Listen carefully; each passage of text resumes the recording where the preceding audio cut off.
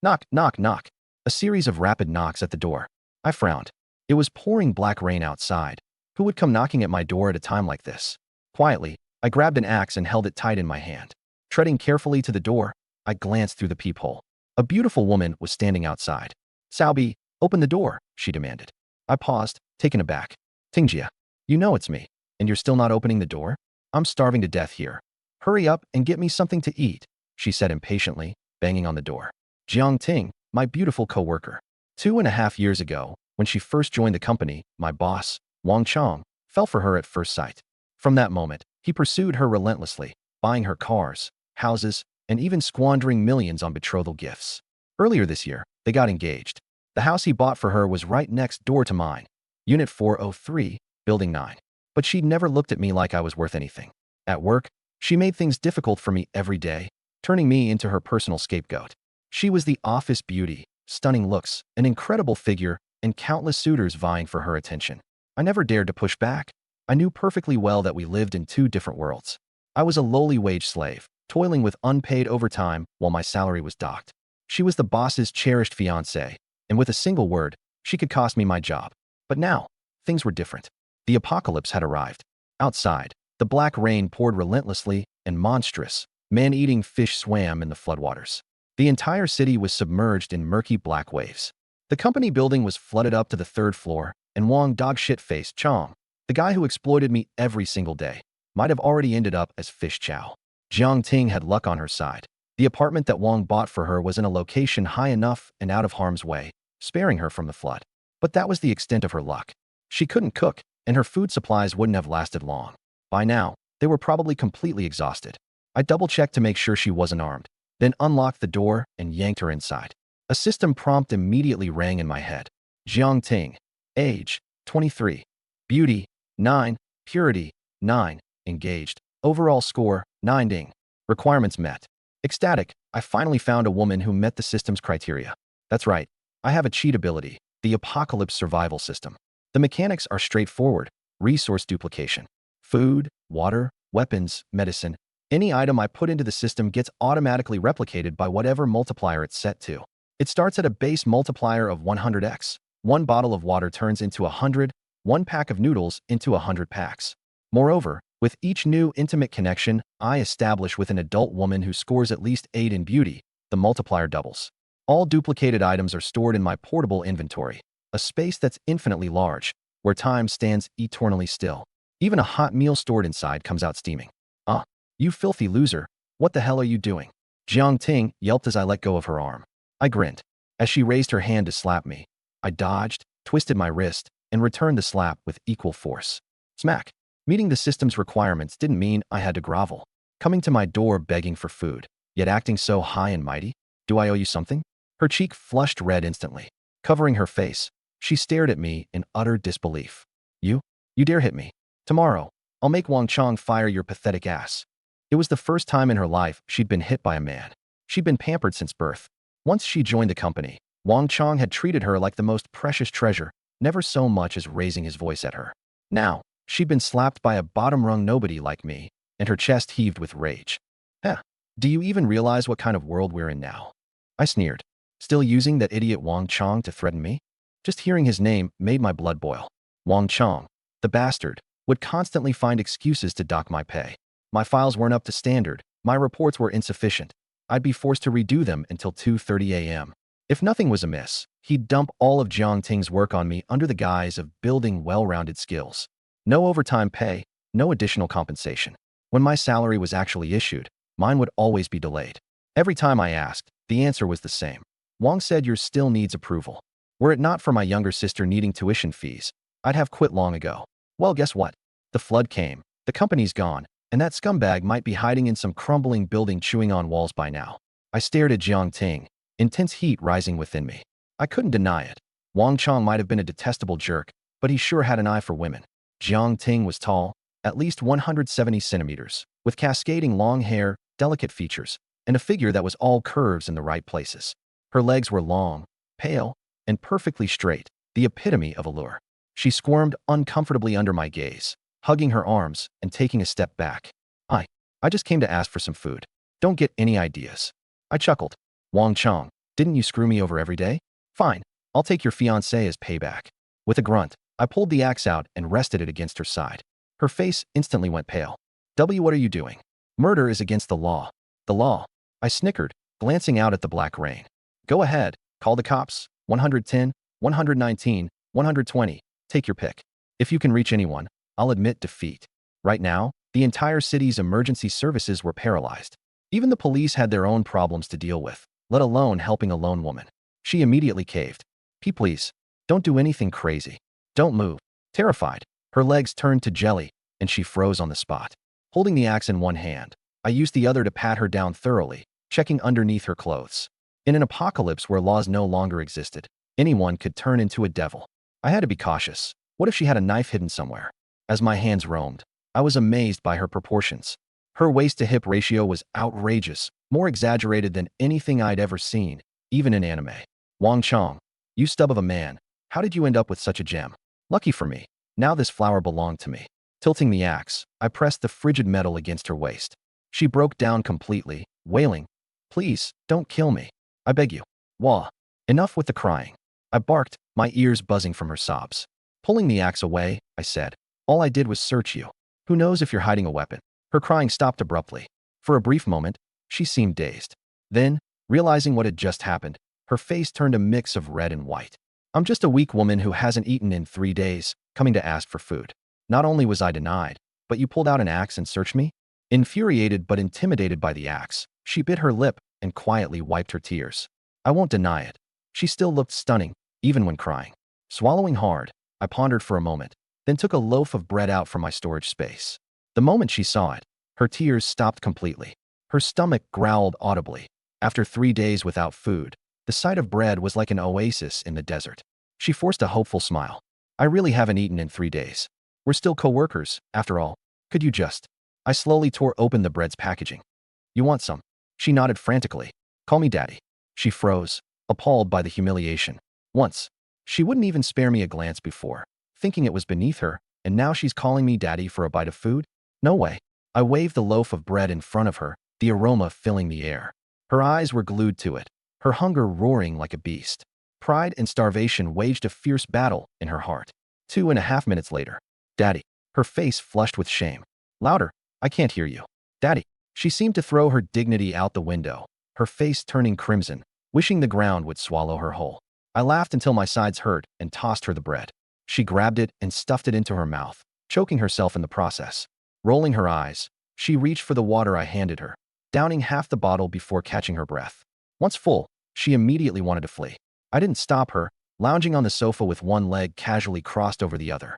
If you go, don't even think about coming back for food. Her steps faltered. Of course, leaving meant starving again. She must have figured out my intentions by now. She had nothing to her name aside from a pretty face, and I wasn't foolish enough to provide for her with nothing in return. Shame and helplessness flashed across her face, but she knew there was no other choice. Without food or water, death was inevitable. Taking a deep breath, she hesitated. How much food do you have left? If she gave herself up only to find my supply was too low, wouldn't that be a massive loss for her? I smiled faintly and snapped my fingers. Instantly, the table overflowed with self-heating hot pots, steaks, roasted chickens, snacks, and bottled drinks, too many to count. She stood dumbfounded. Smirking, I didn't waste a second before scooping her into my arms and carrying her into the bedroom. Her resistance was half-hearted, barely token, and soon she gave in. Afterward, the system displayed an update. The multiplier had doubled, now reaching 1,000-fold. I walked over to the window and looked outside. The sky was smothered with thick clouds, torrential rain accompanied by flashes of lightning and rumbles of thunder. It was like the apocalypse had arrived. This black rain had started 2.5 months ago, never once stopping. The water was inky black, carrying the stench of rust and decaying vegetation. No one knew where it came from or when it might end. The entire city of Aiken was submerged beneath the endless black waters, with only a few tall buildings piercing through the surface like lonely islands in a dark sea. The Aiken residential area, being elevated and packed with high-rises, still allowed people to live above the 21st floor. Residents below that were forced to relocate higher up. The hallways were crammed with moving debris, bedding, and plastic buckets, a mix of mildew and sweat tainting the air. I lived on the 40th floor. Back then, I avoided the very top because of the heat, but now it turned out to be an undeniable advantage. Standing by the window, I looked down at the black water below. Floating on the surface were car rooftops, broken tree limbs, overturned trash bins, and occasionally a bloated corpse drifting by. It was impossible to tell whether it was human or animal. This sudden flood had dismantled the very core of civilization.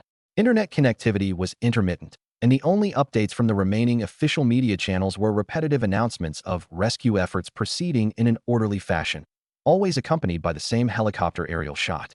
But I knew this was just the beginning. After a month of the black water's arrival, strange fish and sea serpents began appearing in it. No one knew where they came from. Oceanic creatures couldn't have evolved into such forms in just a month, nor could they magically appear in the floodwaters of an inland city. But there they were, swarming in groups. Some had black, iron-like scales and sharp teeth, while others grew membranous wings on their backs, gliding underwater and leaping up to 3 meters high into the air. I had seen a 2-meter-long mutant fish jump out of the water to attack people with my own eyes. A fortnight ago, the 20th floor of the slightly shorter building across from mine hadn't yet been submerged. A man standing by his window had tried to fish with a makeshift harpoon.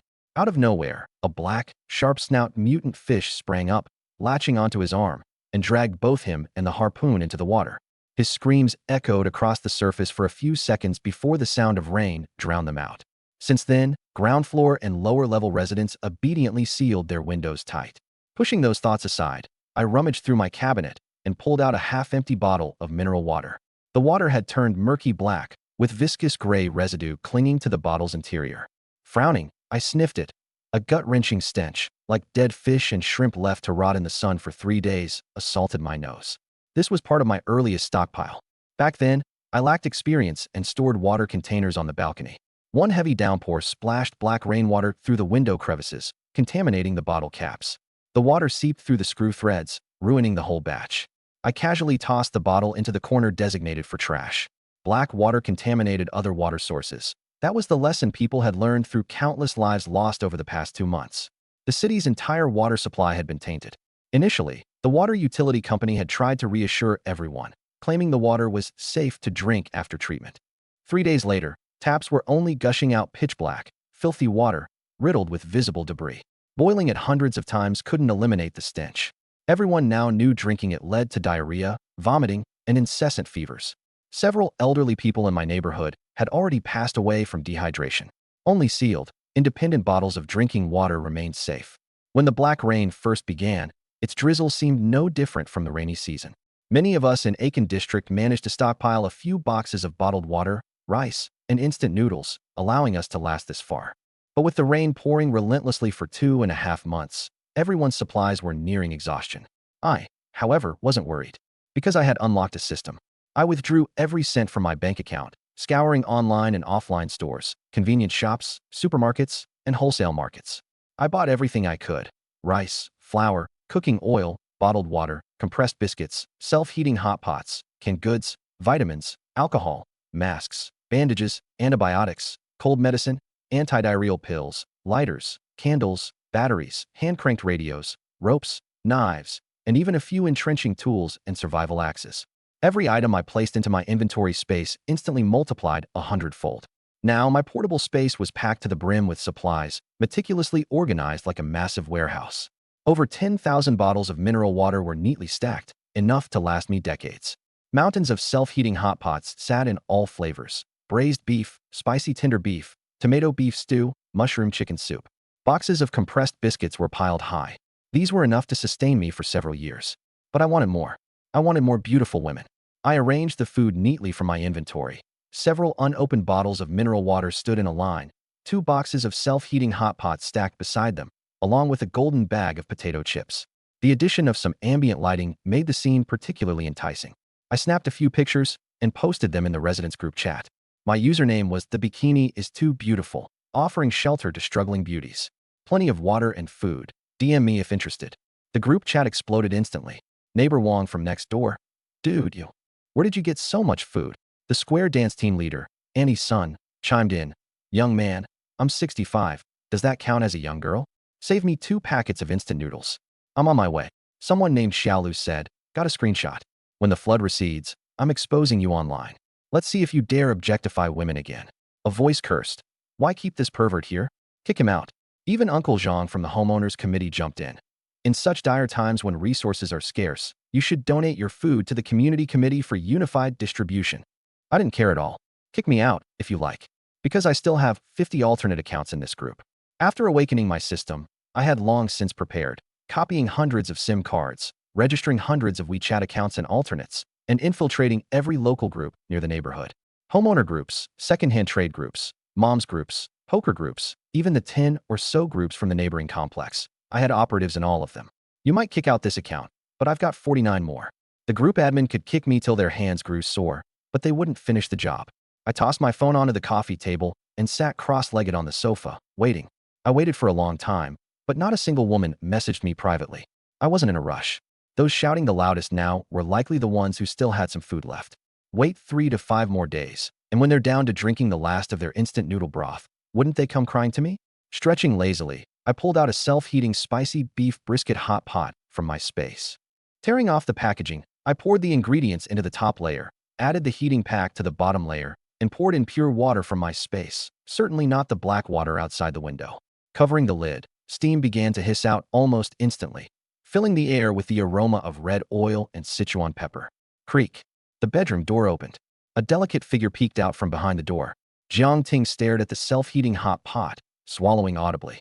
She'd only eaten a piece of bread since yesterday, and after being tormented by me all night, she was absolutely famished. I smirked.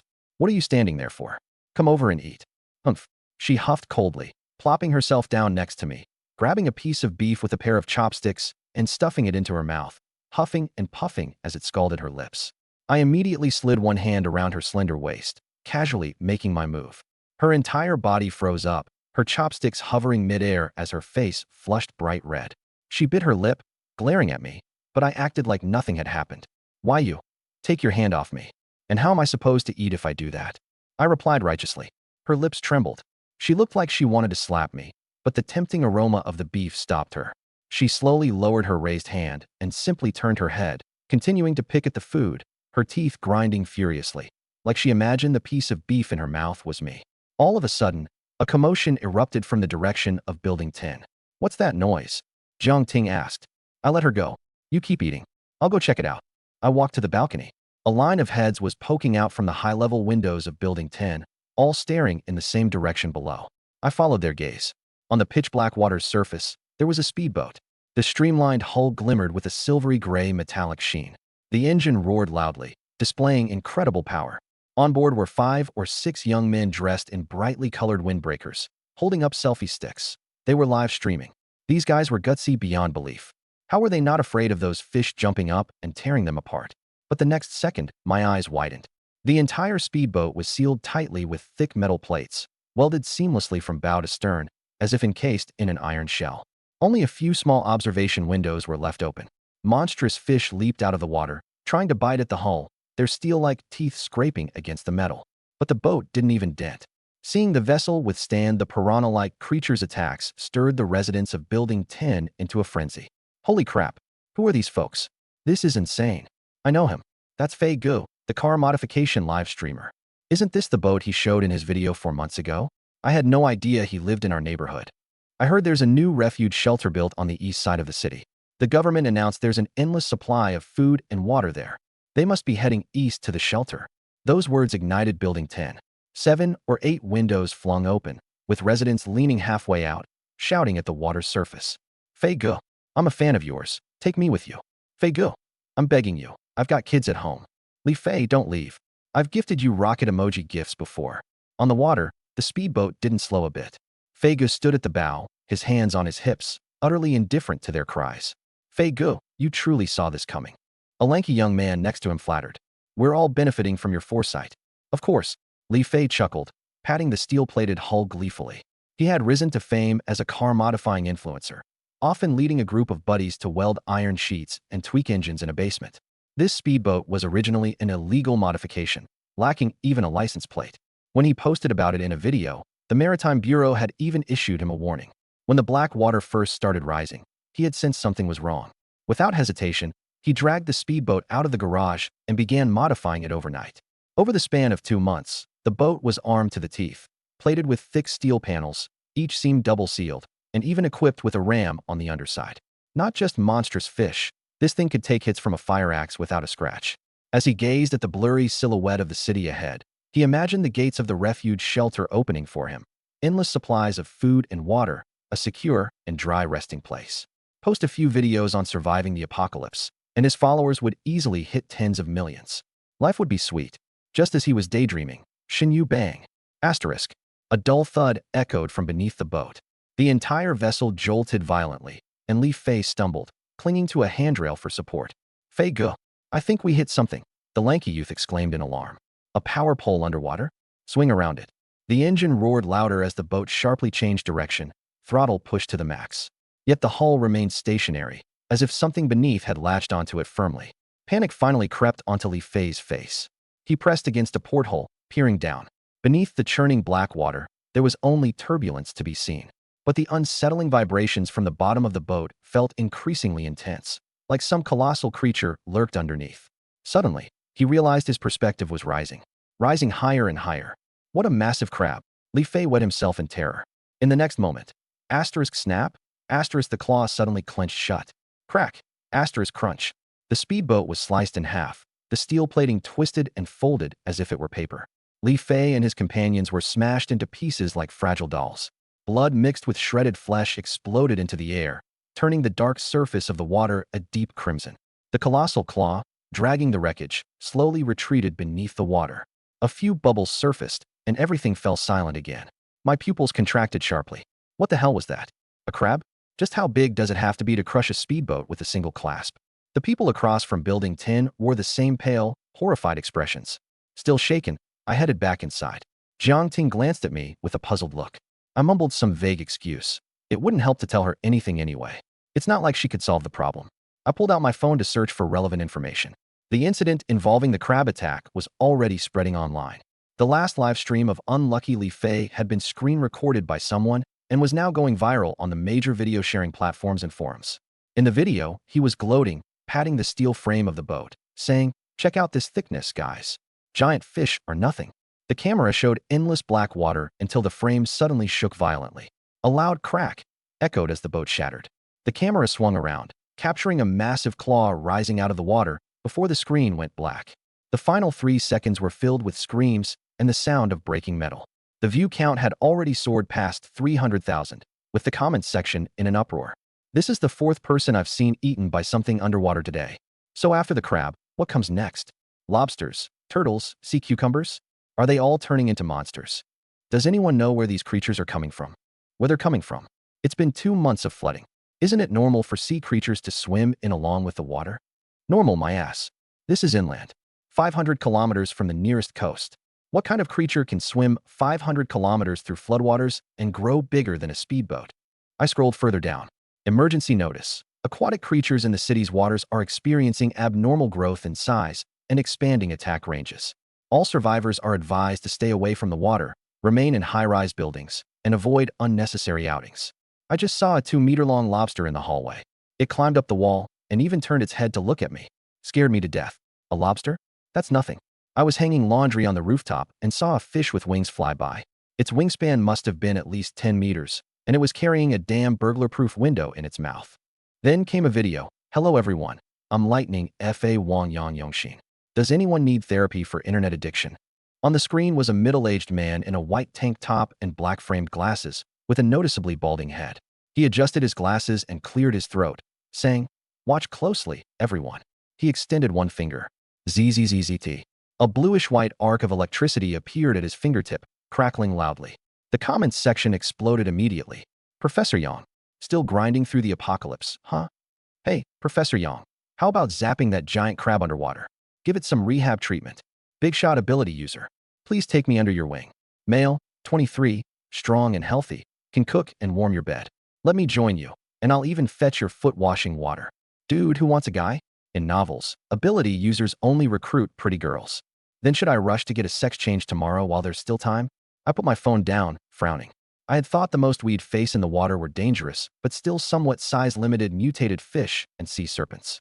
But this crab, so absurdly powerful that it could crush steel, was completely beyond anything I'd comprehended. And there was something even more alarming: ability users. That internet rehab guy, Yang Yongshin, He handled his powers so effortlessly that it was clear he hadn't awakened his abilities just yesterday. He must have been practicing for at least 1 or 2 weeks. These things had obviously been around for a while, and the government must have known but kept it under wraps. Now, with things spiraling out of control, the truth was leaking out. I looked out at the pitch-black water and fell into deep thought. I had awakened a system, but unfortunately, it wasn't combat-oriented. My storage space had plenty of weapons, engineer axes, machetes, survival knives, even a few black market crossbows. But these were mostly useful against ordinary people or maybe some mutated fish. Against a monster crab or an ability user. Completely worthless. I needed to find a way to acquire the power to protect myself. Like those abilities I saw in the video.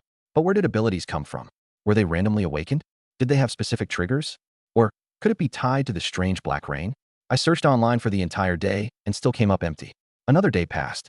Finally, some girls started sending me friend requests. I accepted all of them, then asked each one to send me a video. Sadly, none of them met the standard, so I deleted them all. It's worth mentioning that after the crab event, no one kicked me anymore. With food supplies dwindling, colossal crabs guarding the area outside, and official rescue nowhere in sight, the people in the building had become more cautious. They figured keeping me around might prove useful later on. The number of women sending me requests kept increasing, including some who had insulted me before. Building 10, apartment 603, Bambi. Little black brother, could you spare me some bread? Voice message. Her voice sounded gorgeous, the perfect sultry yet innocent tone of a mature woman. My eyes lit up. Send me a face reveal video, full body, no delays. Bambi, oh, I'm so shy. Not wanting to waste time, I called her through video. Of course, I didn't turn on my camera. The moment the call connected, I nearly tossed my phone. Holy shit. A pig demon had reincarnated. On the other end, Bambi didn't notice my expression. Her chubby face was filled with faux shyness. Little black brother with a wife like me, when are you coming home? My face turned green. I instantly ended the call and blocked her, deleting her contact in one move. As I stared at the red exclamation mark indicating I'd blocked her, she finally realized it and furiously started spamming the group chat with voice messages. That little black's nothing but a scammer. He tricked me into video calling him, then blocked me after watching. Don't fall for his tricks, sisters. Without saying a word, I dropped 2 screenshots from earlier into the chat. Misery loves company, after all. Nicknamed, Bikini Too Beautiful. Be glad I'm sparing you a lawsuit for emotional distress. Image. The group chat absolutely erupted. Damn my eyes. Report. Someone's posting ghost images here. What are you doing, kid? This late at night. Do you want to scare people to death? Girl. Yeah. No, this isn't on them. Bambi was so embarrassed that she immediately left the group. I struggled against the nausea for a long time before I finally calmed down and continued to search for information about supernatural abilities. Yet, even after half a day, I hadn't made any progress. Just as I was contemplating whether to bypass the internet's restrictions to explore foreign websites, a sharp scream suddenly came from the bathroom. Startled, I bolted over. What's wrong? The bathroom door was violently yanked open from the inside. Jiang Ting stormed out, not even having pulled up her pants properly. Her bare legs were exposed as she raced out in a frenzy, her face pale. She pointed at the toilet and stammered. There's a monster in there. I frowned.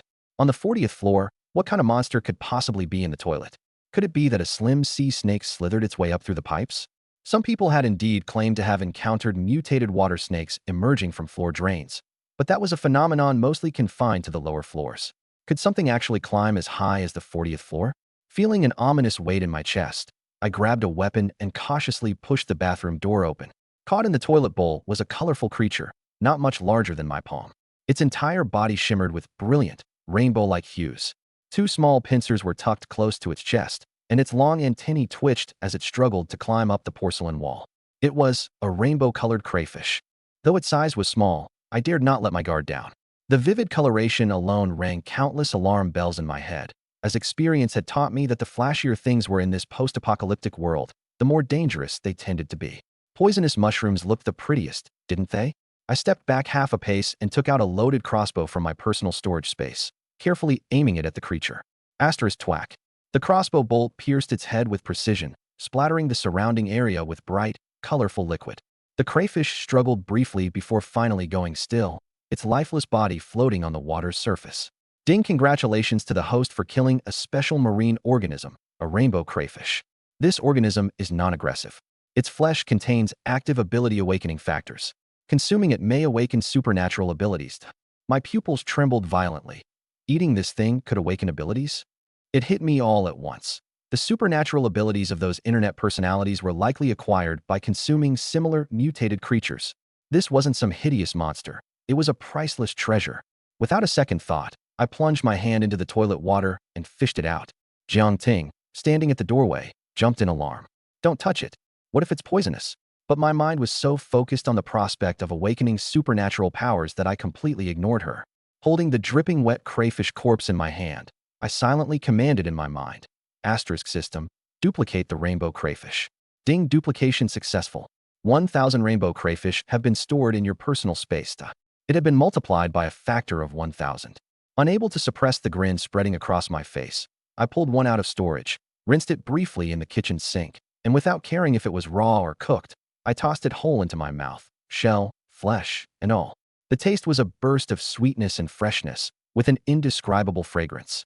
It was reminiscent of sashimi, but crunchier. I chewed it a few times, broke it down, and swallowed. Ding detected that the host has consumed a rainbow crayfish. Awakening abilities. Awakening successful. Acquired ability. Enhanced physique LV.1. Ability detected. Personal status panel initiated. A status panel? Delight filled me as I commanded. Open panel. And a translucent virtual screen immediately popped up before my eyes. Host. Chow Bai age. 20 combat power. 10. Ability. Enhanced physique LV.1. Strengthens muscles, bones, and tendons, improving strength, speed, reflexes, and other basic attributes. I clenched my fist, feeling a surge of boundless power coursing through my limbs. I couldn't have been more exhilarated.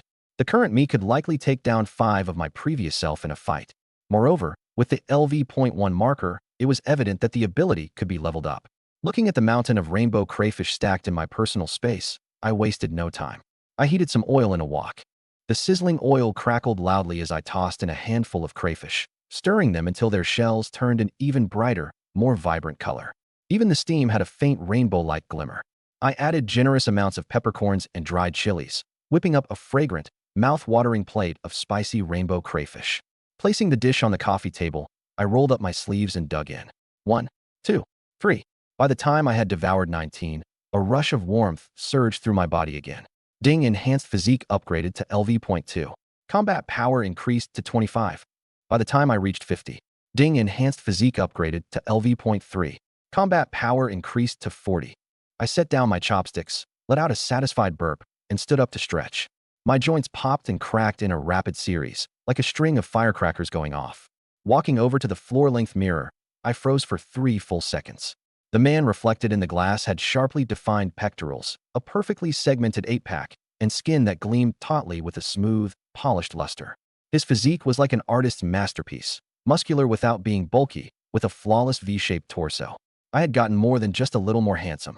Touching my face, I noted that my jawline was now razor-sharp, my eye sockets deeper, and my overall appearance exuded a tougher, more striking masculinity. I bent down to grab an old 20-kilogram dumbbell lying in the corner. What used to require considerable effort to lift now felt as light as plastic. Curling my fingers, I forced the iron bar into a bend as if it were Play-Doh. Twisting my wrists, I turned it into a knotted shape, and with one final squeeze, I compacted it into a solid iron lump. Ha! I'm invincible. Chow! Chowbot! A timid voice called out from behind. Jiang Ting had peered out of the guest bedroom, hearing the commotion in the living room. She froze in place the moment she saw me. Her wide eyes darted between the twisted piece of iron on the ground and my visibly bulked-up figure. Shock was etched across her face. In her mind, I had always been a nobody, ordinary-looking and utterly unremarkable. Yet here I stood, broad-shouldered, V-shaped, and sharply handsome, as if I had turned into an entirely different person. How did you? I turned to glance at her and suddenly caught a whiff of a strange odor wafting from my body, a result of the impurities expelled during my physical transformation. A thin layer of gray-black residue clung to my skin, sticky and unbearable. Perfect timing, I said, pulling out 7 or 8 cases of bottled water from my space and stacking them outside the bathroom, before tossing her a towel and a scrubbing mitten. Help me scrub my back. She instinctively caught the towel, blanking slightly. Under normal circumstances, she'd have rolled her eyes at such a request. But now, with my sculpted physique and chiseled features in view, her cheeks betrayed a faint blush. Mumbling under her breath, she hesitated briefly before her feet carried her unbidden toward the bathroom. As she scrubbed, Jiang Ting mulled over what had just transpired. Recently, she'd also come across videos of supernatural ability users. One person conjured lightning, electrocuting fish in the water. Another created fireballs from thin air, which turned the murky surface into a haze of steam. She had felt envious at the time, knowing that having abilities in a post-apocalyptic world meant having the capability to survive. What Xiaobai had just exhibited was undoubtedly the awakening of a supernatural ability. The more she thought about it, the more elated she became. I'm his woman. If he's become an ability user, doesn't that mean I have a strong protector now? In a world surrounded by deadly black waters, surrounded by someone with supernatural abilities, the safety factor was countless times higher than that of ordinary survivors. She no longer needed to live in constant fear every day. What was even more surprising was that after my awakening, I experienced a complete transformation. My looks skyrocketed. She, who once found some flaws in my appearance and figure, now felt entirely content. Thinking about it, being by his side and becoming his woman wasn't such a bad idea after all. She thought gleefully, scrubbing harder with the towel in her hand, already daydreaming about following me and living a life of luxury, walking confidently through this chaotic world. Suddenly, she noticed that I was looking down, holding my phone with both hands, my thumb swiping back and forth across the screen, deeply engrossed. Curious, she thought. This absolute beauty is giving you a bath, and you still have the mind to play with your phone? Not even touching me like usual. This doesn't match your behavior at all. She leaned closer, her wet hair brushing my shoulder, her chin almost resting on it, as she glanced at my screen. Her eyes widened in shock instantly. I was actually sending messages in the group, looking for women again. Plenty of supplies available, willing to shelter distressed beauties. Message privately if interested. Accompanying the message was a photo of neatly stacked bottled water and self-heating hot pots. Several people had already scolded me in the chat below, but I ignored them, eagerly waiting for some destined beauty to approach me. Jiang Ting was furious. This shameless bastard. He already had her, and yet he was still trying to lure other women from outside. She had a great figure, stunning looks. How could she lose to those outside women? And he wasn't satisfied? Couldn't this gorgeous beauty alone be enough for him? Xiaobot, her cold voice rang out, filled with an accusatory tone. Busy sending messages. I didn't even lift my head. What? She snorted coldly. I forbid you from looking for other women. I froze for a second, but quickly understood. Jiang Ting likely had too much food and drink over the past few days and was starting to act out again. I sneered coldly. And who the hell do you think you are to tell me what to do? She was stunned, clearly not expecting me to respond like that, and instantly exploded in anger. Xiaobai, you bastard. I'm your woman. How could you treat me like this? I said disdainfully. You sleep with me, and I give you food. It's a fair trade. Her words got stuck in her throat. After thinking for a moment, she realized that was indeed the case, but she couldn't possibly admit it. Otherwise, how could she hold her ground anymore? So, she put on a pitiful expression. How could you see me like this? Is it really about food for me? I've liked you for a long time and just didn't dare to say it. Otherwise, with so many people having supplies, why would I come specifically to you? She spoke with deep sincerity, her eyes glistening with tears, looking both wronged and captivating. If it had been someone else, they might have been swayed by her. But unfortunately for her, before the apocalypse, I had fallen victim to her schemes plenty of times and was all too aware of how cunning she could be. I let out a dismissive laugh. Give it up. Back when we worked for the same company, you wouldn't even look at me. Now you're telling me you like me all along. Do you think I'm a 3-year-old? Caught. Her face turned red, and she stopped pretending, instead justifying herself with confidence. Why are you so petty for a man? That was just teasing back then. You took it seriously? Besides, can't I like you now? If it really matters to you, I'll make it up to you. Angered and amused at the same time, I grabbed her hair and dragged her toward the room without saying a word. She yelped in shock and pain. What are you doing? Let go of me. She tried to pry my hand off her wrist with both hands, but it was like an iron clamp, unmoving. She had no choice but to stumble forward as I dragged her. Xiaobai, you jerk. Let go of me, it hurts. You're going to kill me. She was on the verge of tears, overwhelmed by the injustice. Never in her life had she been treated like this before. I ignored her, tossing her onto the bed and beginning to teach her a harsh lesson. With my body now strengthened to level 3, she, a delicate woman, was completely no match. Soon, she let out ear-piercing cries. Xiaobai, I was wrong. Please go easier on me. I won't say anything more. Sob. I was wrong. She cried and begged for mercy. The night passed. The black rain outside continued unabated, showing no signs of letting up, as if it would never end. The silhouette of the distant city was swallowed by the dense rain, blurred and indistinct. It had been nearly 3 months since the flood apocalypse began. Official rescue efforts were nowhere in sight, and societal order teetered on the edge of collapse. Countless survivors fought desperately for even a crumb of food or drop of water. With laws no longer binding people, human evil surged forth like an unrestrained flood, stealing, robbing, murdering, and conquering. The city had become a dark, primal jungle. Building 9, Unit 1, Apartment 404. I sat cross-legged on the living room mat, positioned in front of a large plate of steaming, fragrant spicy crawfish, their red oil shimmering. The delicious aroma filled the entire room. With the tail of a crawfish pinched in one hand and a cold beer raised in the other, I savored the meal with unabashed delight, my lips glistening with oil. Jiang Ting was curled up in a corner of the sofa, sobbing. Her hair was a mess, her eyes were red and swollen, and her stomach growled noisily. All she could do was stare hungrily as I devoured my meal. The spicy aroma wafted over to her again and again, making her mouth water, but I hadn't allowed her to eat. After finishing the last crawfish, I wiped my hands, took a couple of gulps of water, and leisurely lifted my head. This was just a small punishment. If you disobey me again, I'll throw you out. She might be beautiful, but if she dared to try any schemes again, I wouldn't hesitate to abandon her. I had no use for manipulative women. I swear I'll never upset you again. She quickly sat up straight, nodding desperately. I'll do whatever you ask from now on. Hunger and fear combined had completely subdued her. I hummed in acknowledgement, then pointed toward the dining table. Go ahead and eat. Relieved, she practically scrambled off the sofa, barefoot, rushing to the table. She snatched up the chopsticks and plunged them into the leftover dish.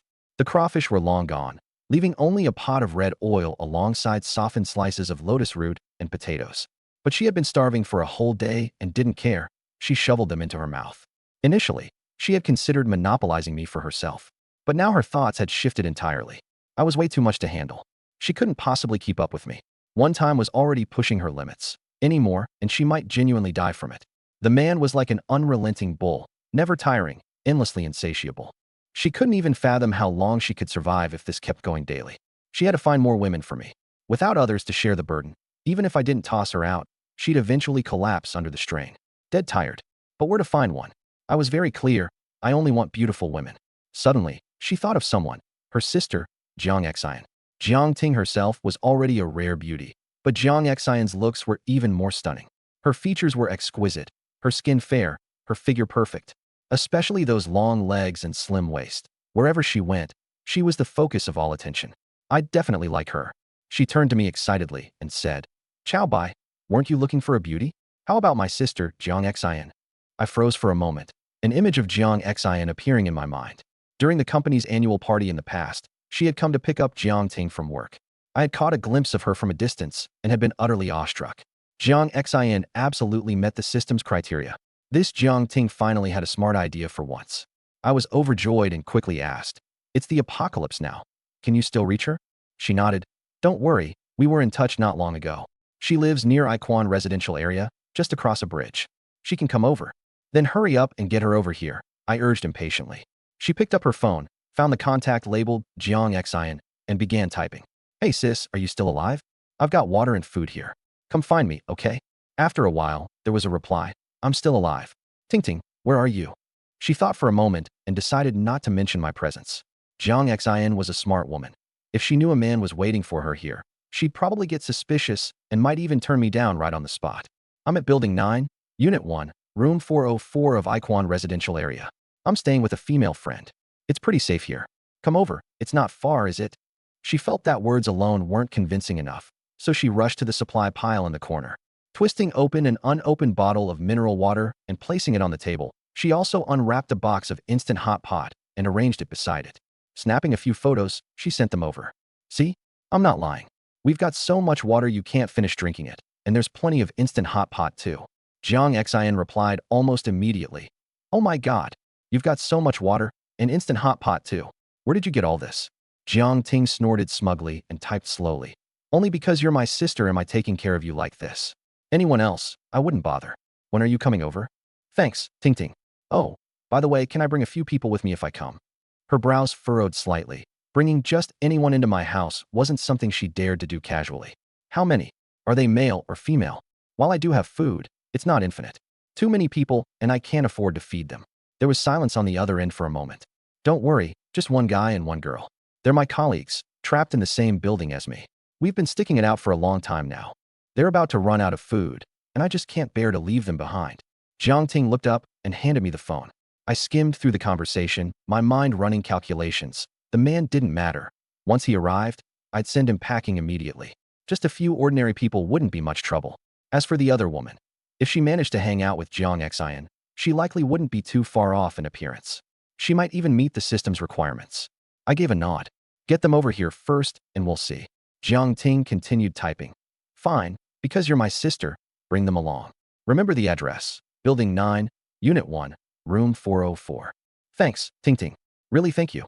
I'll let them know now. We'll head out soon. She handed the phone back to me, grinning proudly. Done. Pleased, I snapped my fingers, instantly summoning several plates of spicy crayfish onto the table as a reward. The mission was halfway complete. First, lure them here. Kick the man out. Evaluate the woman's appearance. If she's good, she stays. If not, she's out too. They're just 3 ordinary people, 2 of them women. With the strength I have now, I wouldn't hesitate even against 300.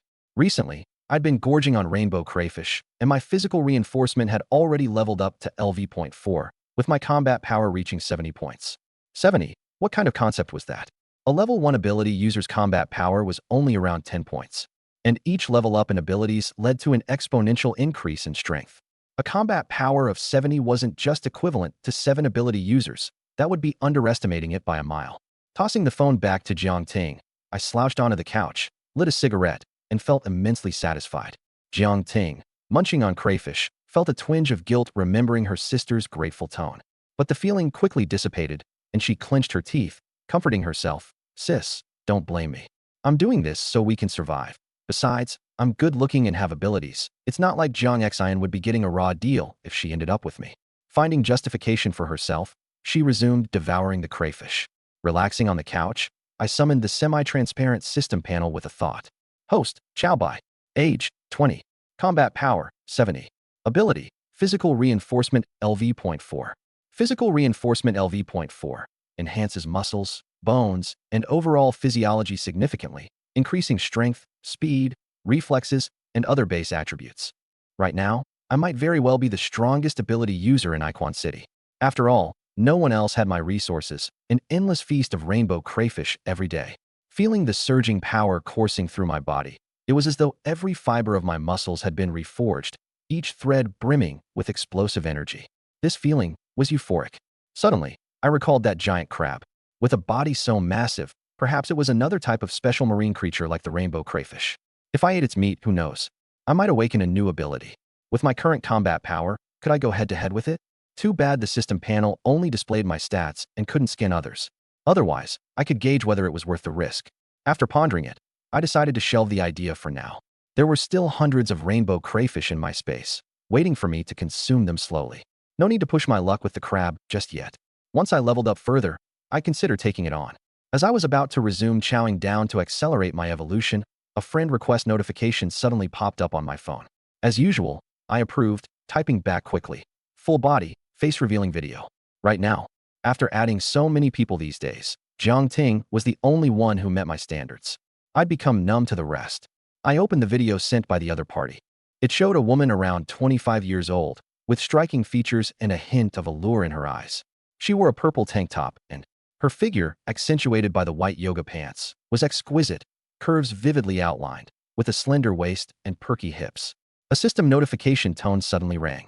Name, Zhou Yingying. Age, 24. Appearance, 8. Purity, 10. Overall score, 9. Asterisk ding. Meets system requirements. Asterisk. My eyes lit up instantly. Hell yeah, finally found one that qualifies. My phone vibrated again. She had sent a voice message. Her voice was soft and sugary. Brother Gorgeous, I'm so hungry. I haven't eaten for 2 days. Could you give me something to eat? The corner of my lips curled up as I typed. No problem. But you know my rules, right? Her reply came quickly. Yes, yes, I'm willing to use my body in exchange. As long as you give me something to eat, I'll do anything.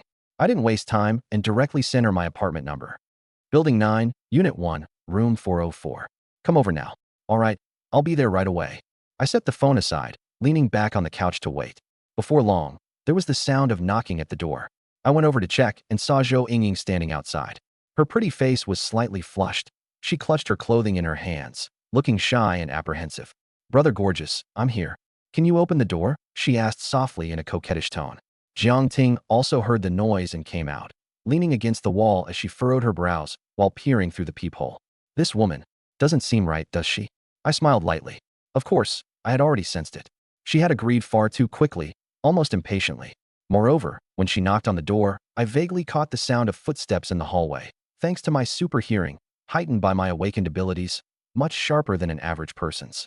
Those were unmistakably the footsteps of multiple people. I instantly understood. I'd been posting pictures of lavish meals in the group chat every day. Clearly, someone mistook me for an easy target. This woman must have brought several thugs, waiting to ambush me outside. But am I an easy target? Of course not. I'm a hungry wolf. Before awakening my abilities, perhaps I would have been wary. But now that I'm a level 4 ability user, bring it on. The woman in front of me was indeed attractive, but clearly up to no good. She dared to pull a scam like this. Time to teach her a proper lesson. With a sneer, I called through the door. Inging, darling, I can't wait anymore. Outside, the woman feigned shyness, rubbing her long legs clad in yoga pants together, her voice dripping with allure. Brother, hurry up and open the door. I'll make you feel so good. She twisted her body for effect, flaunting her figure right in view of the peephole. Her curvaceous hips stretched taut against those yoga pants, looking round and firm. I extended my hand and unlocked the door. Click. The door opened. Her eyes gleamed with excitement, and she immediately leaned forward, trying to wedge herself through the door. But I was faster. With a swift movement, I grabbed her wrist in a vice-like grip and yanked her inside. Ah, she screamed as she was forcibly pulled in. Let her go, kid.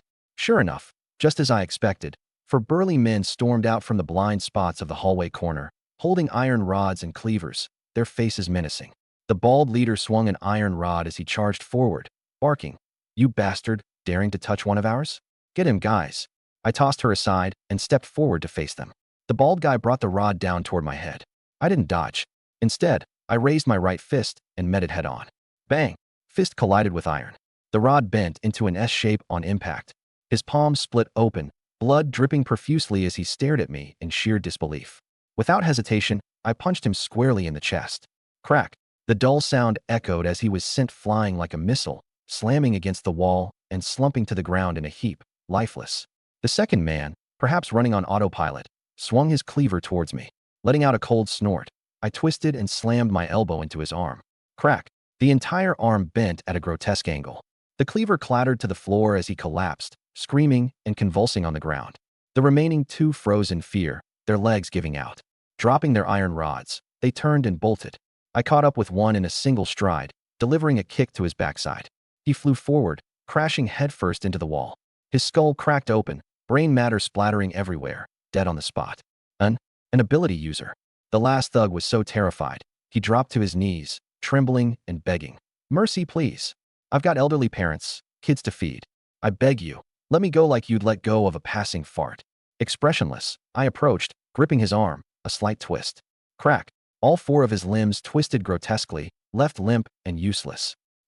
You monster! You won't die a good death. Realizing his fate was sealed, he hurled curses at me. I frowned and stepped down with force. Squelch! Blood splattered everywhere as his head burst beneath my foot. The hallway fell into complete silence. The woman slumped by the doorframe, trembling as she stared at the gruesome scene. She probably never imagined she'd run into an ability user, a ferocious one, no less. Someone who, without hesitation, had turned her accomplices into mangled bodies right before her eyes. Big brother, I was wrong, she cried, dropping to her knees, kowtowing. I towered over her, staring down coldly. I had to admit, her figure was out of this world. As she knelt, her shapely curves, particularly her round, taut hips, were impossible to ignore. The purplish yoga pants hugged her form perfectly, emphasizing her sexy, long legs, tantalizing. A thought sparked in my mind. Yet this scheming woman, who had set me up in a trap, had a heart too devious to overlook. She needed a stern lesson, ensuring she wouldn't pose a threat later. I stepped forward, kicking her pert backside. She fell forward, sprawling across the floor. Afraid to resist, she crawled toward my feet, clutching my leg as she pleaded, "Please don't kill me, big brother. You can do anything to me, anything at all. I'll do whatever you want, I swear." Looking at her face, there was an uncanny familiarity nagging at me. I frowned and demanded, "Introduce yourself properly." She hastily replied, "Big brother, my name is Zhou Yingying. I'm exactly 167 centimeters tall, have a D+ cup size, am a virgin, no health issues, no criminal record." Enough of that crap. I interrupted, kicking her again. Say something important. She sulked. I live right below you, apartment 304. I'm a dance instructor. Memories clicked.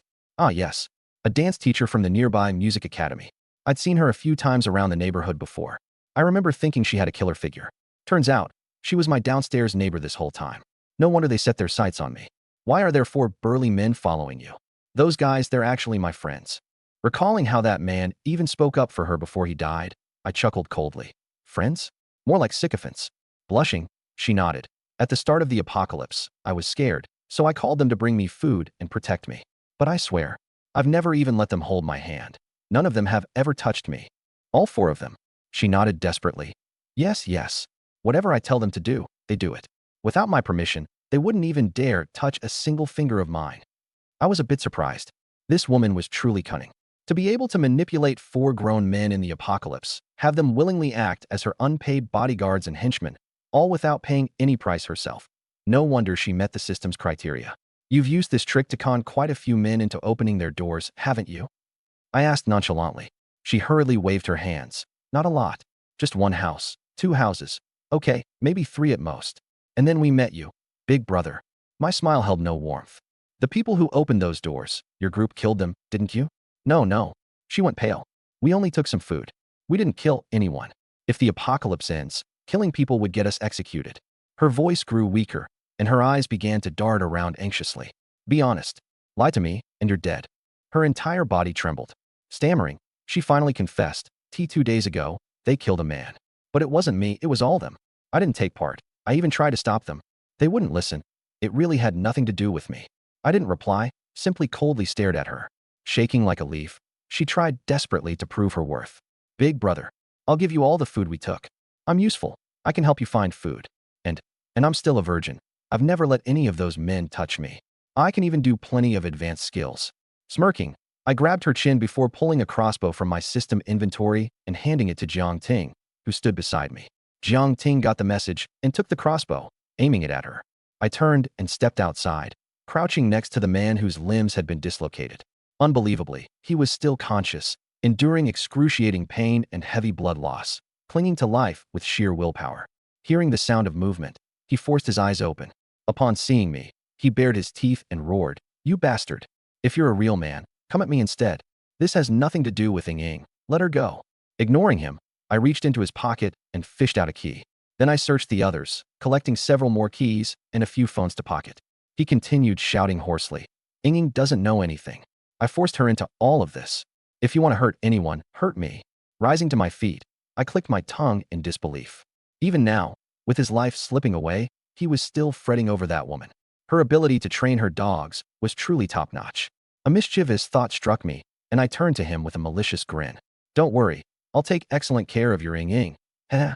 His eyes bulged out in rage, veins popping on his forehead. He bellowed, "If you dare lay a finger on Ying, you'll die a horrible death." Before he could finish, his eyes rolled back, and he breathed his last. I turned back toward the house and locked the door behind me.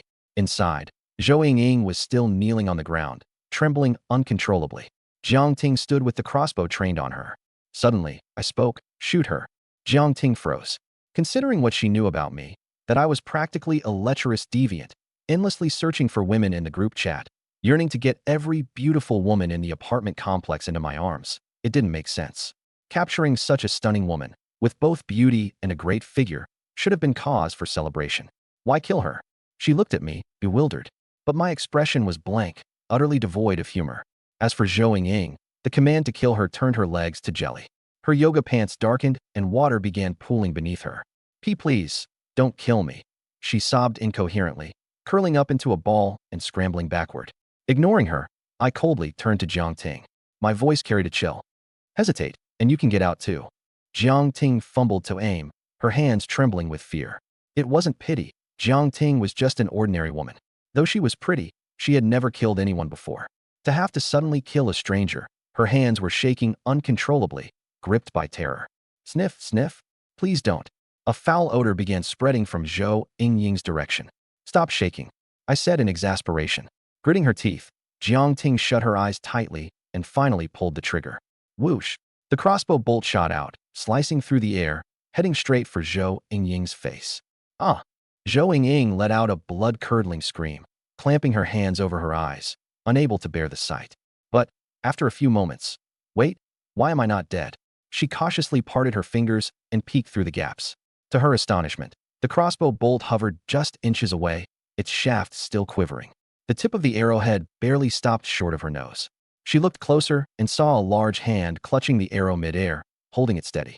Before she could react, I had stepped up to her unnoticed and snatched the bolt from its high-speed trajectory. With a casual toss, I discarded it onto the ground, taking a glance beneath her. This woman sure could produce a lot of water. With a look of utter disgust, I barked, "Clean the floor, and clean yourself too."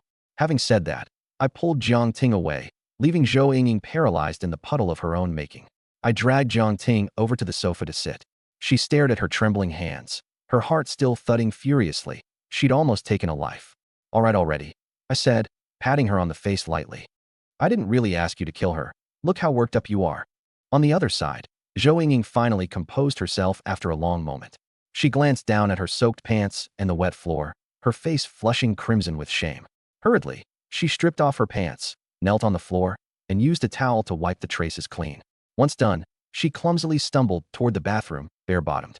She took a quick shower, but upon finding no towel, she had no choice but to come back out soaking wet, using only her hands to cover herself shakily. In the living room, Jiang Ting and I were sitting side by side, enjoying a hot pot. The small electric stove bubbled and steamed, the crimson broth churning as rolls of beef and wide noodles dipped in and out of sight. I slurped on the noodles, savoring the flavor, while Jiang Ting ate with equal relish. Zhou Yingying lingered in the corner, watching us, gulping audibly. After hesitating for quite some time, she finally couldn't resist softly speaking up. "Sister, could you spare me some clothes?" Jiang Ting raised her gaze, her eyes roaming over Zhou Yingying's exposed, dripping figure. As she looked, in that sorry state, I felt an inexplicable sense of satisfaction. She glanced at me, saw that I remained silent, and coldly said, "No, stand there first." Zhou Yingying bit her lip, too afraid to speak further. Left with no choice, she shrank against the wall, covering her front with both hands, and watched us eat. I put down my chopsticks, wiped my mouth with a napkin, and spoke lazily. "Give her a pack of compressed biscuits and a bottle of water." Jiang Ting got up, retrieved the items, and when handing them to Zhou Yingying, she deliberately loosened her grip, letting the biscuits fall to the ground. She then picked them up and stuffed them into Zhou Yingying's hands. Zhou Yingying dared not complain, tearing open the package and stuffing the food into her mouth, almost choking in the process. She quickly gulped down some water to wash it down. "Thank you, big brother, big sister," she mumbled as she chewed, her eyes filled with gratitude. As night fell, I grabbed an old blanket from my storage space and tossed it to her, pointing to the tiny storage closet the size of a palm. "Sleep there tonight." She obediently hugged the blanket and squeezed inside. After that night, a system notification sounded in my mind. Ding. "Congratulations, host. Your item multiplier has increased to 10,000 times."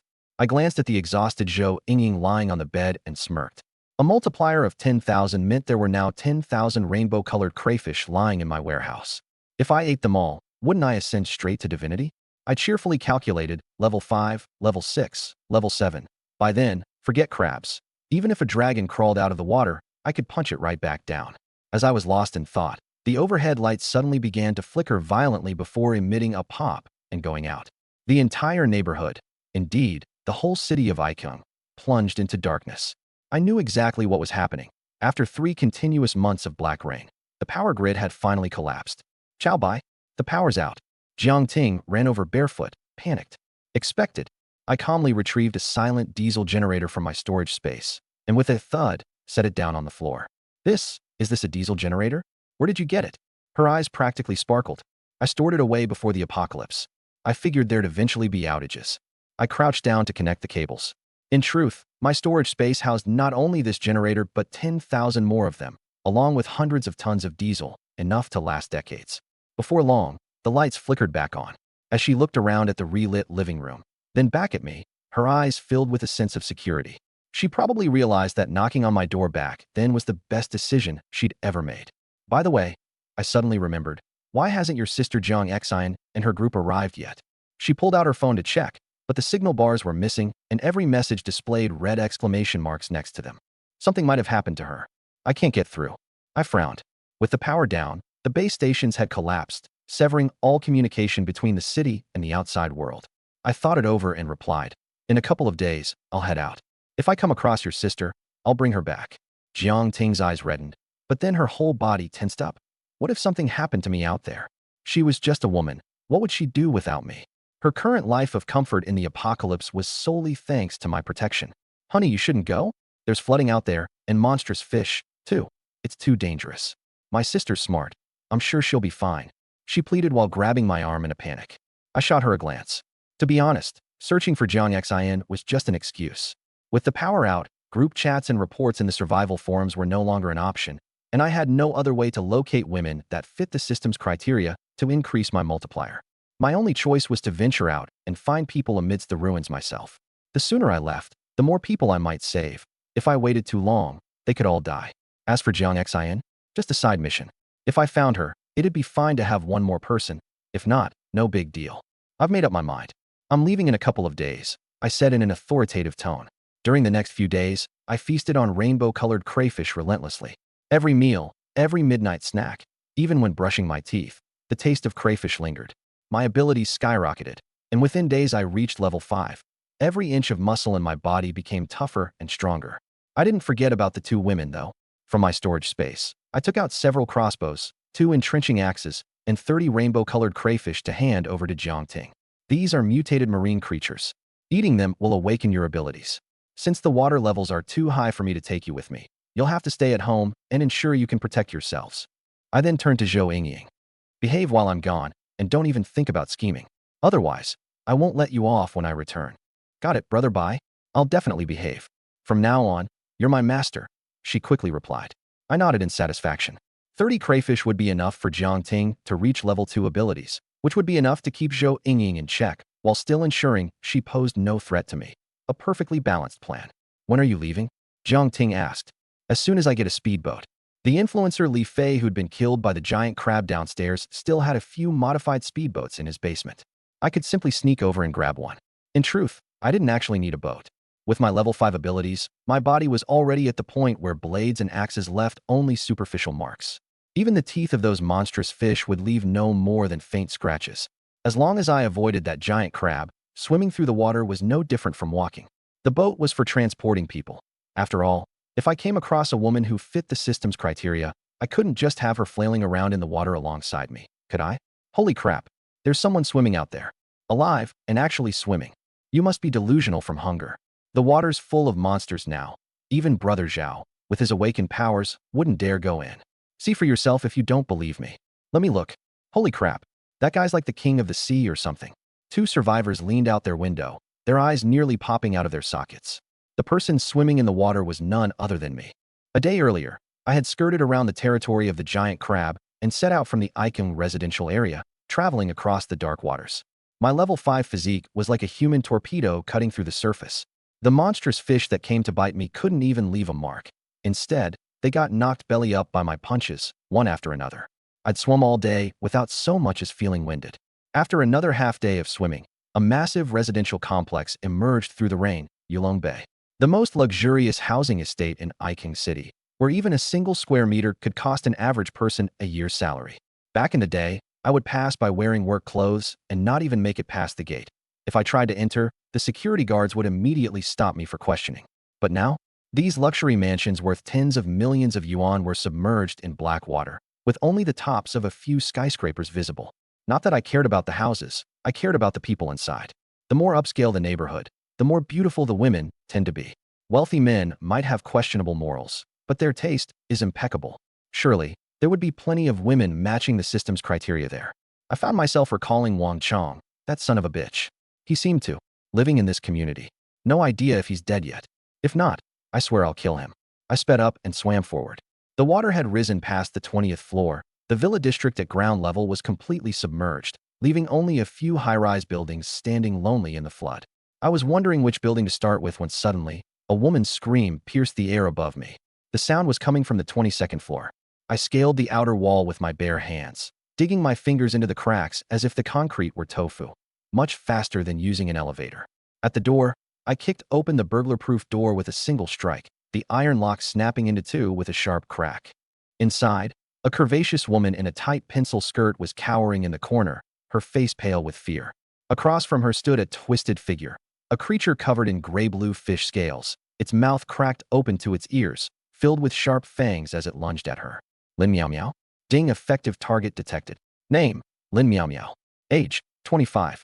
Appearance, 9. Purity, 8. Surrounded by too many simps. Overall score, 9. Meeting system requirements. Meeting the criteria, I kicked the monster out of the way with a flying kick before smashing its head with a single punch. Its skull burst open on the spot. The room fell silent. Lin Miao Miao trembled in the corner, pointing at the corpse. You killed someone. I frowned, then swung a backhanded slap across her face. Smack. 5 distinct red marks instantly appeared on her fair cheek, leaving her stunned. Shut up, I said coldly. Why did you hit me? She clutched her face. Stop spouting nonsense. I nudged the corpse on the ground with my foot. Was this thing ever human? She nodded timidly. That was one of my simps. I let out a cold chuckle. Take a good look. Your simp has turned into a monster. If I hadn't come in, you'd be dead by now, you idiotic woman. I kicked the monster's distorted face toward her feet. A face that was once decent-looking was now torn to its ears, with milky white, lifeless eyes. She was so scared she collapsed to the floor. After a while, she suddenly squinted at me. Wait a second. You look kind of familiar. She scrutinized me closely, her eyes widening abruptly. You're Chow Bai? That loser. How did you become so handsome? Lin Miao Miao, one of the major shareholders at the company where I used to work. Young, beautiful, worth over $100 million, and always strutting around like a queen bee in the office, surrounded by droves of eager yes-men. She also had a trust fund fiancé, Shui Chong, who shelled out a fortune just to snag a position at the company so he could see her every day. And me? A regular white-collar worker barely making $3,000 a month. Doing the hardest tasks for the smallest paycheck, often humiliated by Lin Miao Miao and Shui Chong in front of the entire office. They called me bottom-feeding trash, made me buy their coffee without ever reimbursing me, forced me to pull all-nighters rewriting presentations only to have them dismissed and redone, and when passing me at the office printer, would bump into me without so much as an apology. Back then, all I could do was smile awkwardly in the shadows, seething with rage inside. But now, an apocalypse has begun. She's about to face hell. I ignored her, squatting down to examine the corpse of the monster on the floor, its body covered entirely in fish scales. She grabbed my arm fearfully. Chow Bai, what do we do? You have to protect me. Outside, it's all floods and freakish fish. I've invested so much money into your company. When danger comes, you have to shield me. I shoved her off. Screw you. I'm just a measly office worker making $3,000 a month. What does your investment have to do with me? You didn't call me anything other than lowly trash before. Now you want this lowly trash to protect you. She was struck speechless by my retort. I asked why her home had no food. Trembling, she explained that she never cooked and hadn't stored much at home, eating through whatever little she had in the past few days. The monster had been one of her simps. Starved, he had gone fishing for food in the black waters outside, only to mutate into what we saw. Eating fish from the black waters causes mutations? My gut tensed. Thank goodness I only eat rainbow crawfish. I shook my head. No food, no water. You'll last 7 days at most. The outside is nothing but black water. No way out. You're done for. This woman wouldn't be grateful to me anyway. Saving her would only reinforce her sense of entitlement, so she could continue treating me like a servant. I needed to teach her a lesson. I pulled out a bottle of mineral water and a bag of steaming fried chicken from my system space. The golden, crispy aroma instantly filled the entire room. Her eyes widened, glinting with hunger. Chow Bai, you have food. Give me some. I'm starving. Smack. Another slap, spinning her halfway around before she crumbled to the floor. You dare hit me? She lay on the floor, shocked and furious. Don't you know I'm a shareholder at your company? With just a word, I could fire you. I burst into laughter. Lin Miao Miao, are you stupid? Don't you realize what's happening? It's the apocalypse now. The company? Everyone there is probably dead. You still think being a shareholder means anything? Without food, you won't make it 3 days. She finally snapped out of her delusion, her gaze turning desperate as she stared at the fried chicken in my hands, tears welling up in her eyes. For the sake of us being colleagues, could you give me a little to eat, please? Colleagues? I sneered. When did you ever treat me as a colleague? When you called me bottom-feeding trash in front of the entire department. When you made me run errands unpaid. If you starve, good riddance. Don't think you're getting a bite from me. Her face flushed with shame before switching to an expression of pitiful vulnerability. I admit I was wrong before. But you're a man and I'm a woman. Couldn't you find it in you to help me out? You saved me. After all, you can't just let me starve. Another slap rang out. It's the apocalypse, and you're throwing moral high ground at me? I saved you because you met the qualifications. Don't think it has anything to do with that condescending attitude of yours. If you keep making me sick, I'll beat you to death, you hear? She clutched her face, finally too scared to say another word. I walked into a vacant room, fried chicken and water in hand, locked the door behind me, and leisurely enjoyed my meal. I needed to let her starve a little, make her behave. A night passed. The next morning, I was awoken by cautious knocking at the door. I opened it to find her face pale and gaunt, clutching her stomach. Chow Bai, I'm begging you, give me just a little food. I've realized how awful I was to you. I'm really sorry. It had been 3 days since she last ate or drank, her stomach twisted in pain, her body weak and frail. I leaned against the doorframe, smirking. Oh, so now you realize you were wrong. I do. I'll never look down on you again. Please, just give me one bite of food. All right, come in. Her dim eyes sparked with light as she stepped inside. I pulled out a piece of bread, holding it in my hand with a grin. Neil. Never. I'd rather starve to death. Smirking, I withdrew the bread. Headed toward the door, I pointed at it and said, then go outside and starve to death. Wait. She gritted her teeth and dropped to her knees in one swift motion. Watching this so-called major shareholder kneeling humbly at my feet, a surge of satisfaction welled up in my chest. The big boss. She's nothing but obediently kneeling now. This apocalypse, truly, is wonderful. She devoured the bread voraciously, not even sparing the crumbs as she licked them clean. Then she looked at me cautiously. Chow Bai, I'm still hungry. Do you have more? I shook my head. No more. I'm leaving. You stay here and wait to die. Of course, I had more. But I couldn't let her know that. In a panic, she shouted, no. You have to take me with you. I even got on my knees. You can't just abandon me. She had witnessed me punch a monster's skull into pieces with one blow and knew I had awakened an ability. Following me would undoubtedly mean survival. There would be food. I looked her over with an amused gaze. In her early 20s, worth over $1 billion, with a pencil skirt accentuating her slim waist and long legs. Her face impeccable. Back at the company, countless men secretly admired her legs, myself included. But at the time, I could only watch her drive her Porsche out of the parking garage from afar. Everything was different now. I was a level 5 ability user. Kneeling for food is already a mercy. If you want to follow me, you'll have to pay a small price. Her face turned pale as she stepped back, wrapping her arms tightly around herself. Chow Bai, what are you thinking? I'm your boss.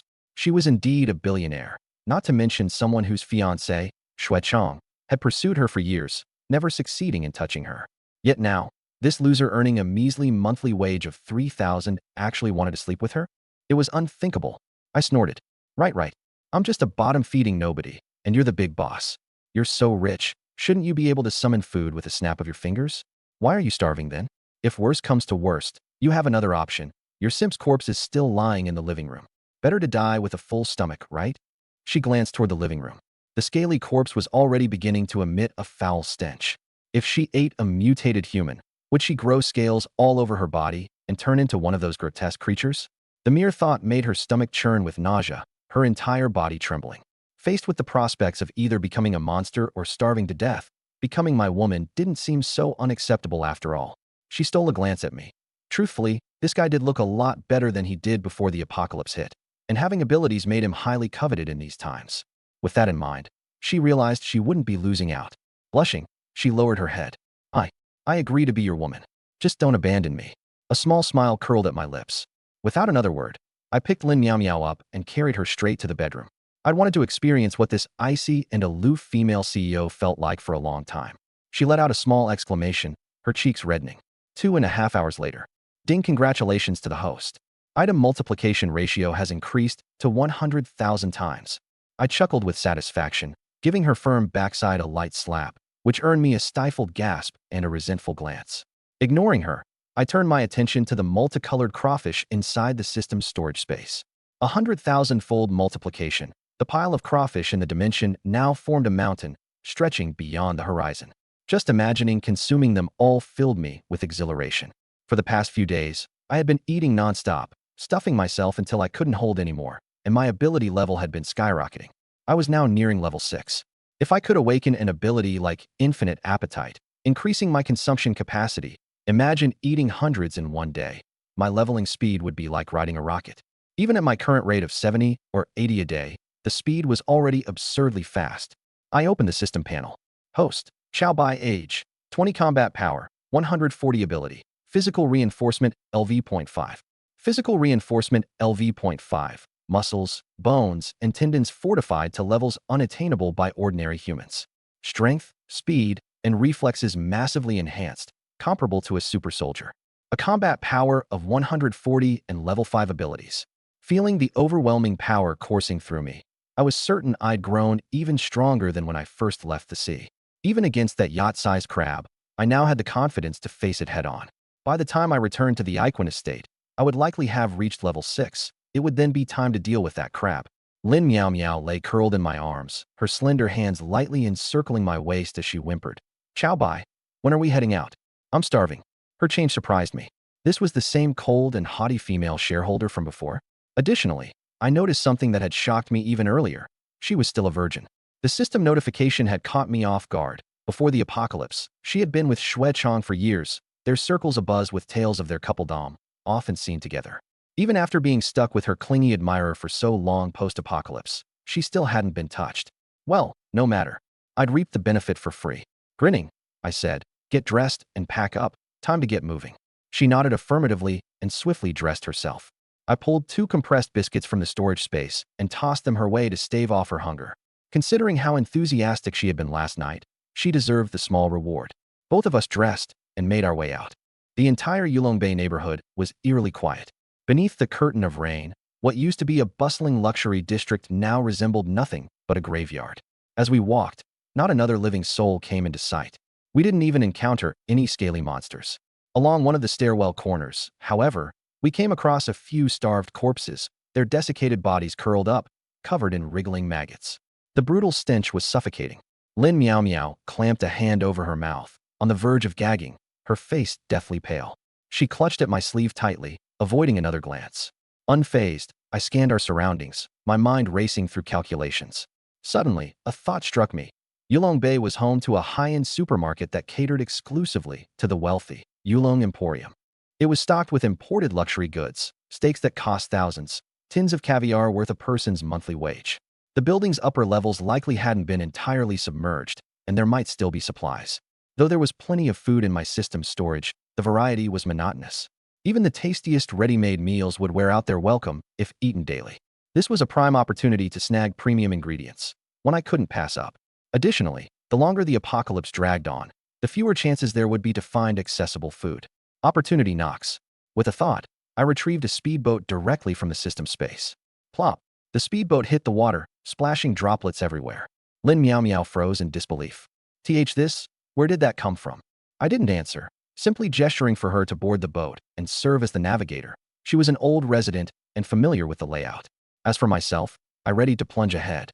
The opposite villa. Reaching the shore, I grabbed the edge of a balcony and hauled myself up with one clean motion. Water dripped off me in rivulets as I landed silently, staring directly at the young woman hunched over behind the railing. Her wide eyes locked onto mine, a mixture of disbelief and desperation painted across her face. She clearly hadn't anticipated my arrival to be this swift or silent. You called for help? I asked, voice steady, scanning her for any sign of injury or potential threat. Up close, she was even more stunning than I'd expected, delicate features framed by dark, wet hair sticking to her flushed cheeks, and bright, round eyes that reflected fear laced with hope. She nodded frantically, her voice trembling. Please, help me.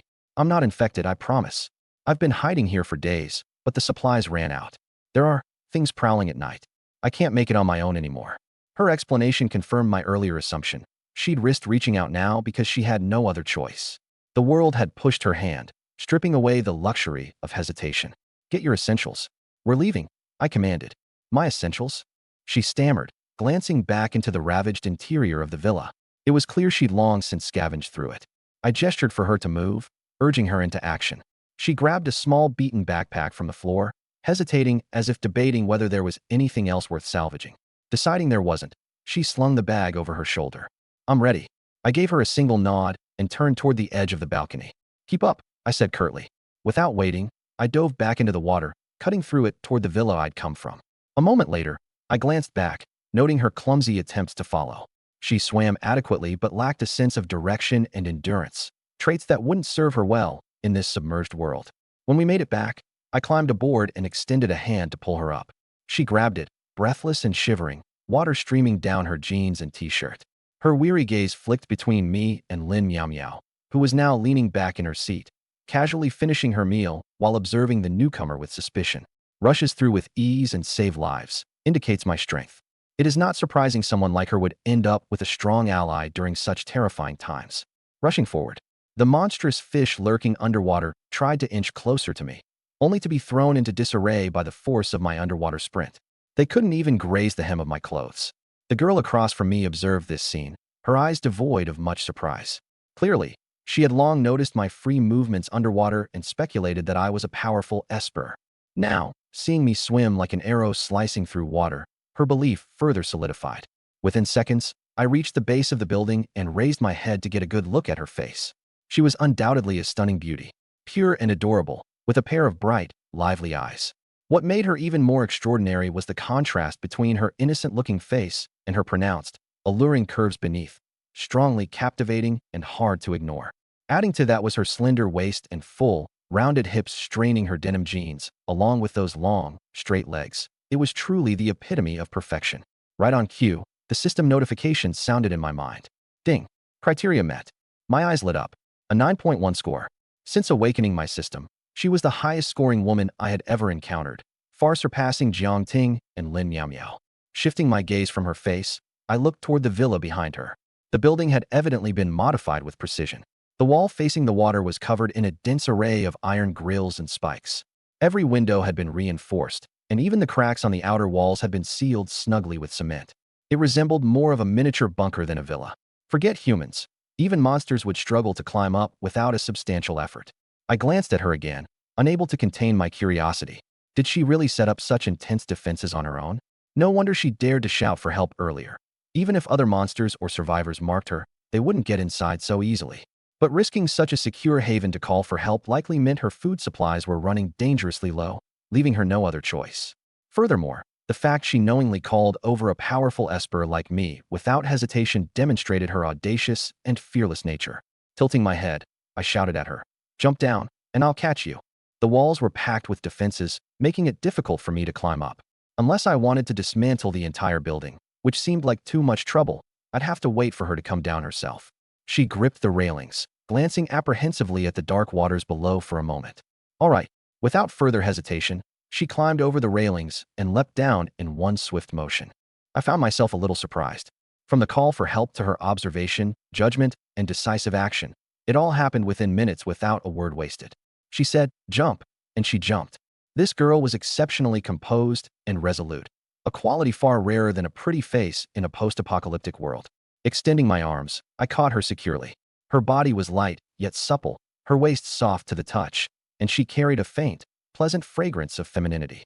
Instinctively, she clung to my neck, her soaked hair sticking against my arm, cold yet silky. Without lingering, I kicked my foot and propelled us rapidly toward my villa. Hearing the commotion, Lin Miao Miao emerged and asked in surprise, "Chow Bai, where did you go?" "Got you a new sister," I replied, grinning as I turned around to reveal the completely soaked girl behind me. Lin Miao Miao froze at the sight of her face, her eyes widening in astonishment. You're the jewel of Chief Shinzai, Miss Shin Qianjin." The girl shivered uncontrollably from the cold, her face pale and lips purple from the chilling black water. Despite her condition, she attempted a polite smile. Her soaked clothes clung tightly to her body, outlining an enticing figure that was impossible to miss. So, this was the legendary Shin Qianjin, a name well known in AI Kuan City. Her father, a police chief, was highly influential, and she was his only daughter. Rumor had it that anyone who married her not only received a lavish dowry, but also gained significant career advancement under Chief Shin's powerful connections. Many had tried to court her, but failed to find even a sliver of an opportunity. "That's amazing. I never thought I'd meet you here, Miss Shun." Shinyu began with a cheerful yet trembling smile as she rubbed her frostbitten hands. "This must be your fiancé, right? You two make such a perfect pair. Thank you for saving me. Once the disaster is over, I'll make sure my father repays your kindness generously."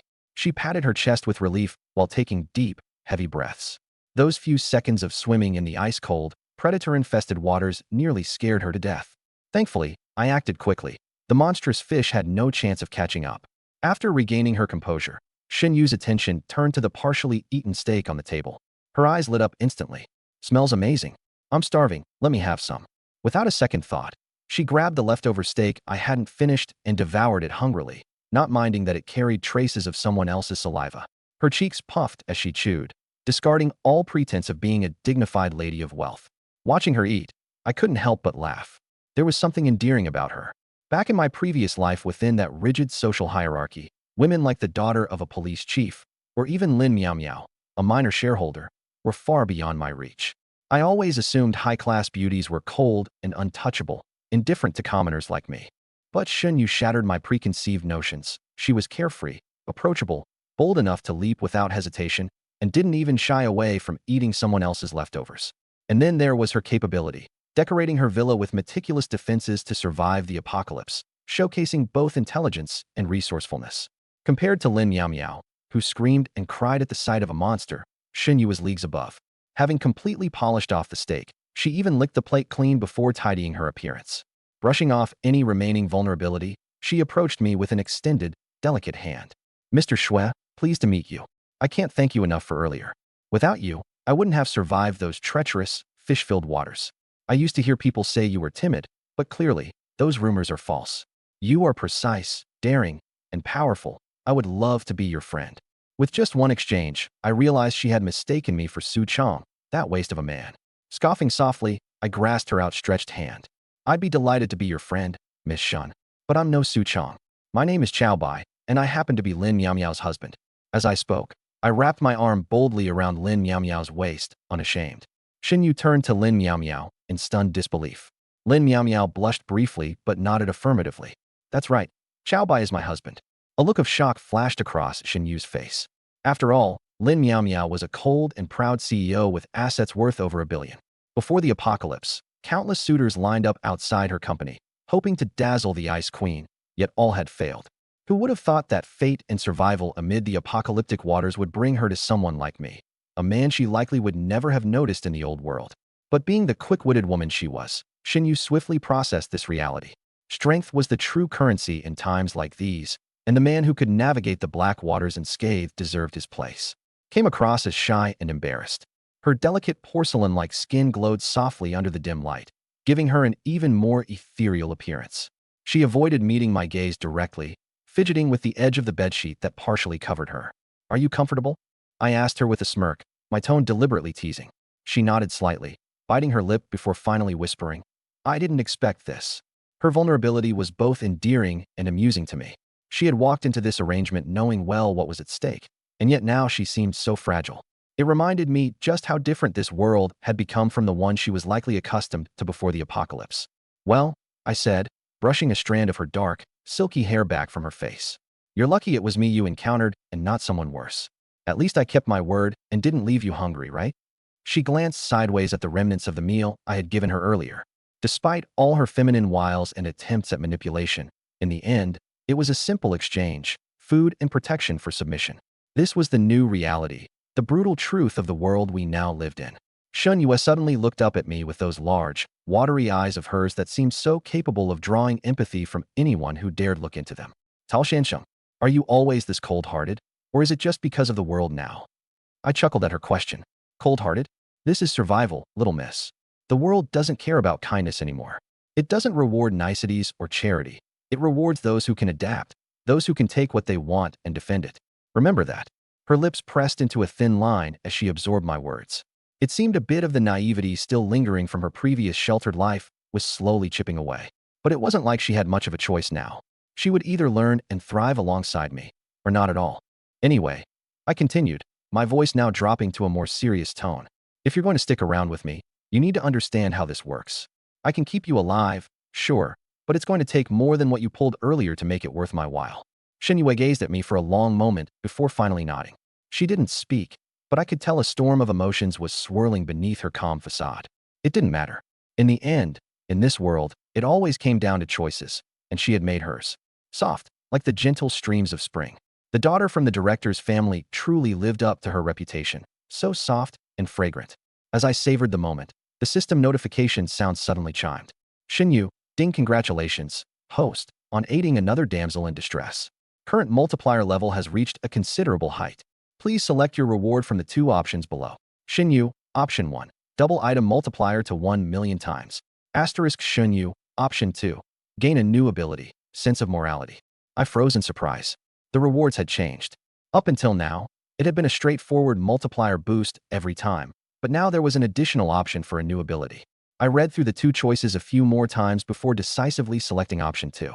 A multiplier of 100,000 was already more than enough.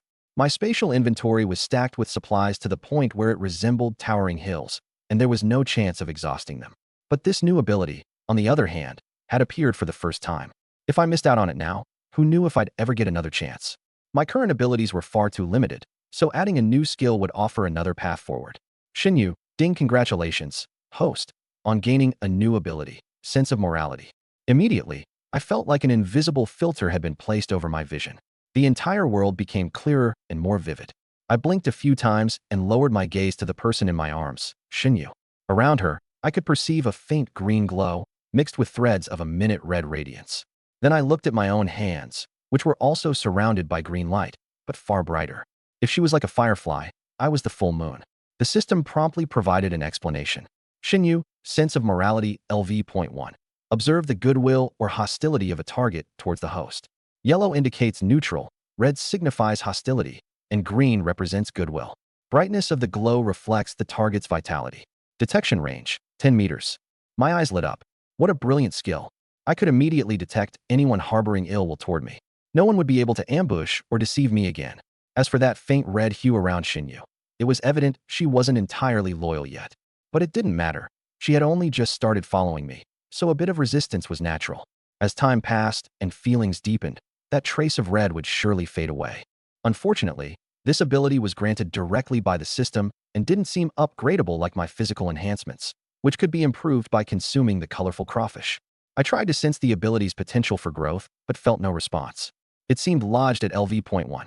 I was slightly disappointed, but on second thought, even if it couldn't level up, it was already more than useful enough. If anyone within 10 meters meant me harm, I'd know immediately. It was like carrying around a personal hostility radar.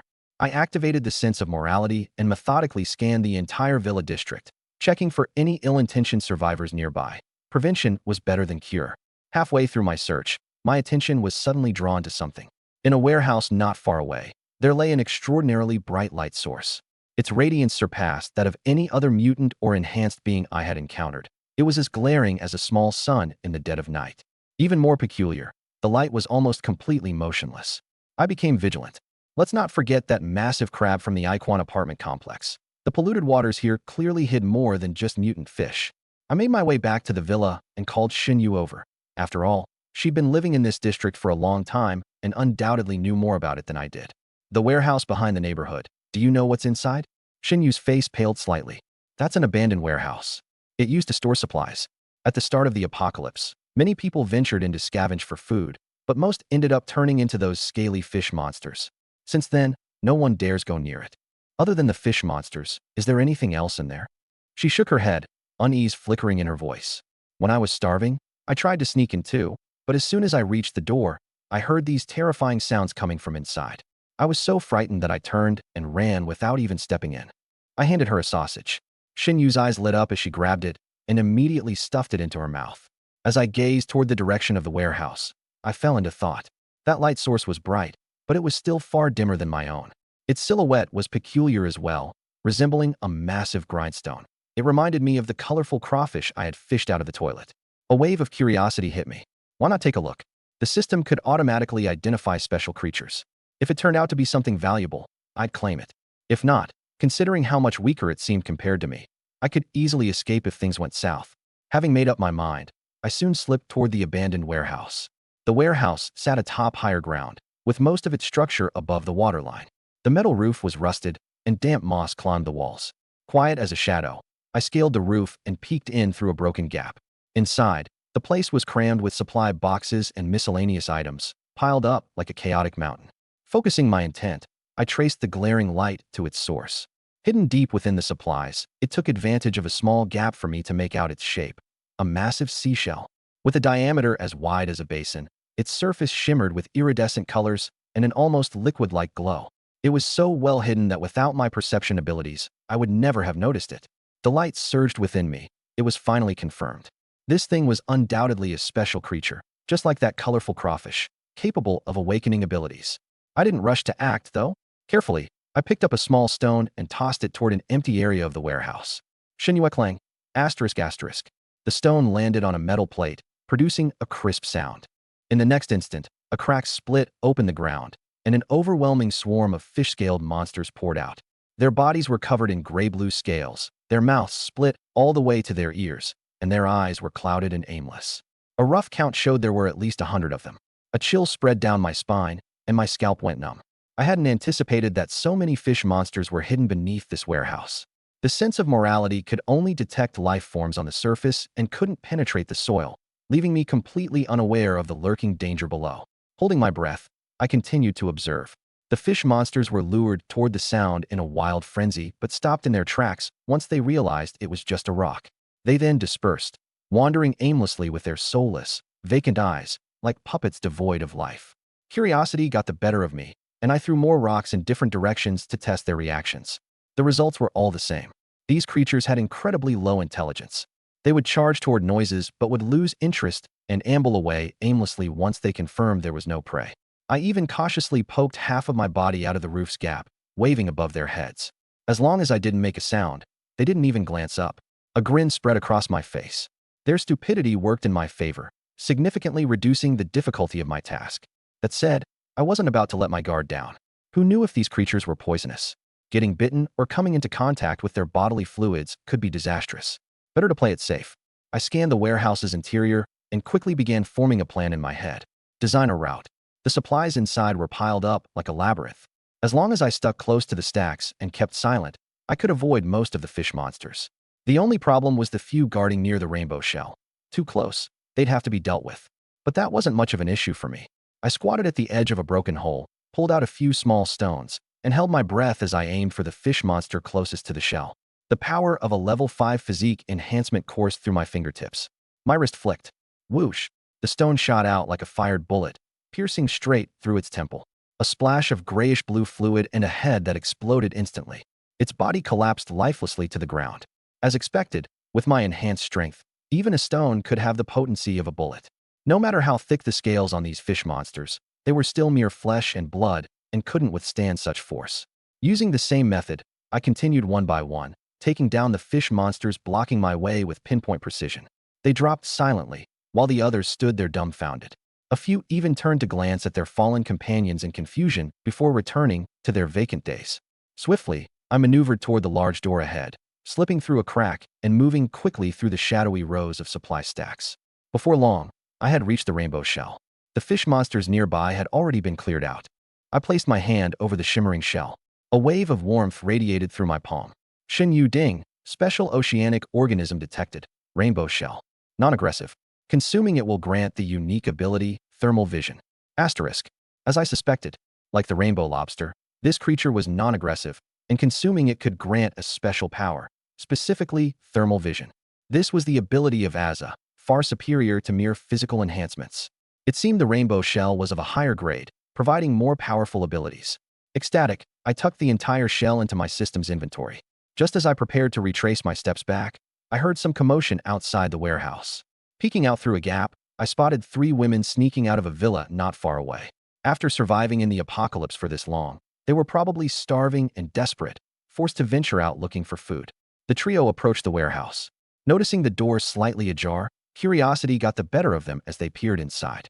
When their eyes landed on the towering stacks of supplies, their faces lit up with excitement, and they dashed in eagerly, only to run headfirst into a cluster of fish monsters. Faced with the writhing mass of grotesque creatures, they froze in terror and broke into panicked screams, instinctively turning to flee. The shrieks immediately activated the otherwise dazed fish monsters. Their clouded eyes snapped to the source of the sound, and with guttural roars, they surged toward the women in a frenzy. In an instant, the warehouse erupted into chaos as the creatures abandoned their idle states, rushing after their targets. I couldn't help but grin. What fortuitous timing. These unintentionally helpful women had distracted and led the monsters away. Sliding out from my cover behind the supply stacks, I briskly made my way toward the exit. Just as I stepped out of the warehouse, a sharp, agonizing scream echoed in the distance. The 3 women stood no chance against the fish monsters.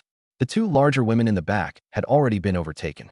A swarm of creatures descended on them, tearing hungrily into their flesh. Their horrifying cries pierced through the desolate villa district as the scent of blood only drew in more monsters. Within moments, the 2 were devoured to the bone. I noticed that one woman was still alive. She was slender and quick on her feet, outpacing the other two. Their sacrifice had bought her precious time to flee. Yet, the sheer number of fish monsters guaranteed her plight. She would be caught soon enough, their relentless speed surpassing hers by far. I observed for a moment, ready to depart, until suddenly, the system's notification chimed. Xinyu, Summer Yao Yao. Age, 23, attractiveness, 9, purity, 10, overall score, 9. Ding, compatible with system requirements. Asterisk. My eyes lit up as I scrutinized the woman sprinting with all her might. Slender figure, long legs, a trim waist. Despite her panic-stricken face, it was clear she was a beauty. Without hesitation, I pushed off the ground and bolted toward her. These fish monsters, it wasn't my first time sizing them up. Faster than ordinary humans, but still far from being a match for my enhanced speed. I quickly overtook her, and with a clenched fist, I dispatched each fish monster that lunged at her, their heads exploding one by one under my blows. The woman, Summer Yao Yao, stared at me, this man drenched in monster blood, her body trembling in fear. Who are you? What do you want? Shut up. If you want to live, follow me. I barked at her. In a dystopian world, survival was paramount. Risking your life for strangers was foolish. If the system hadn't flagged her as compatible, I wouldn't have bothered. Instead of gratitude, the woman responded with nothing but wariness, glaring at me indignantly. The roars of the pursuing fish monsters drew closer, their ghastly figures ready to encircle us at any moment. Without any room for nonsense, I threw her over my shoulder like a sack of rice and started running. In no time, I had shaken off the monsters and returned to the villa. Once we were safe, Yao Yao immediately regained her attitude. You carried me on your shoulder? Do you have any idea how dirty you are? You're covered in monster goo, disgusting. She frantically wiped at herself, her expression a mix of revulsion and irritation. I couldn't help but chuckle coldly. Disgusting? Let me remind you, if it weren't for me, you'd already be a pile of bones, gnawed clean by those monsters. At that point, would you still care about getting dirty? That's nonsense. If it weren't for you, I would have already run back to the villa. I wouldn't have ended up like this, covered in this revolting mess. She tilted her chin haughtily and glared at me. Then, narrowing her eyes and scrutinizing me for a few seconds, a smirk curled on her lips as she said mockingly, Wait a second. You look familiar. Aren't you that loser Chow Bai who used to obsess over me online? Hearing that, I froze. If she had this much lip, surviving the apocalypse would take more than divine intervention. Looking closely, she was indeed beautiful. She looked even better in person than online. Her features were naturally delicate, unlike the standardized, cookie-cutter faces of many internet celebrities. She carried an air of innocence mixed with allure, her voice sweet and coquettish, dripping with charm and capable of effortlessly piquing a man's interest. Back when I stumbled into her live stream by accident, her dancing caught my attention almost immediately. On impulse, I sent her a sizable gift, a virtual plane.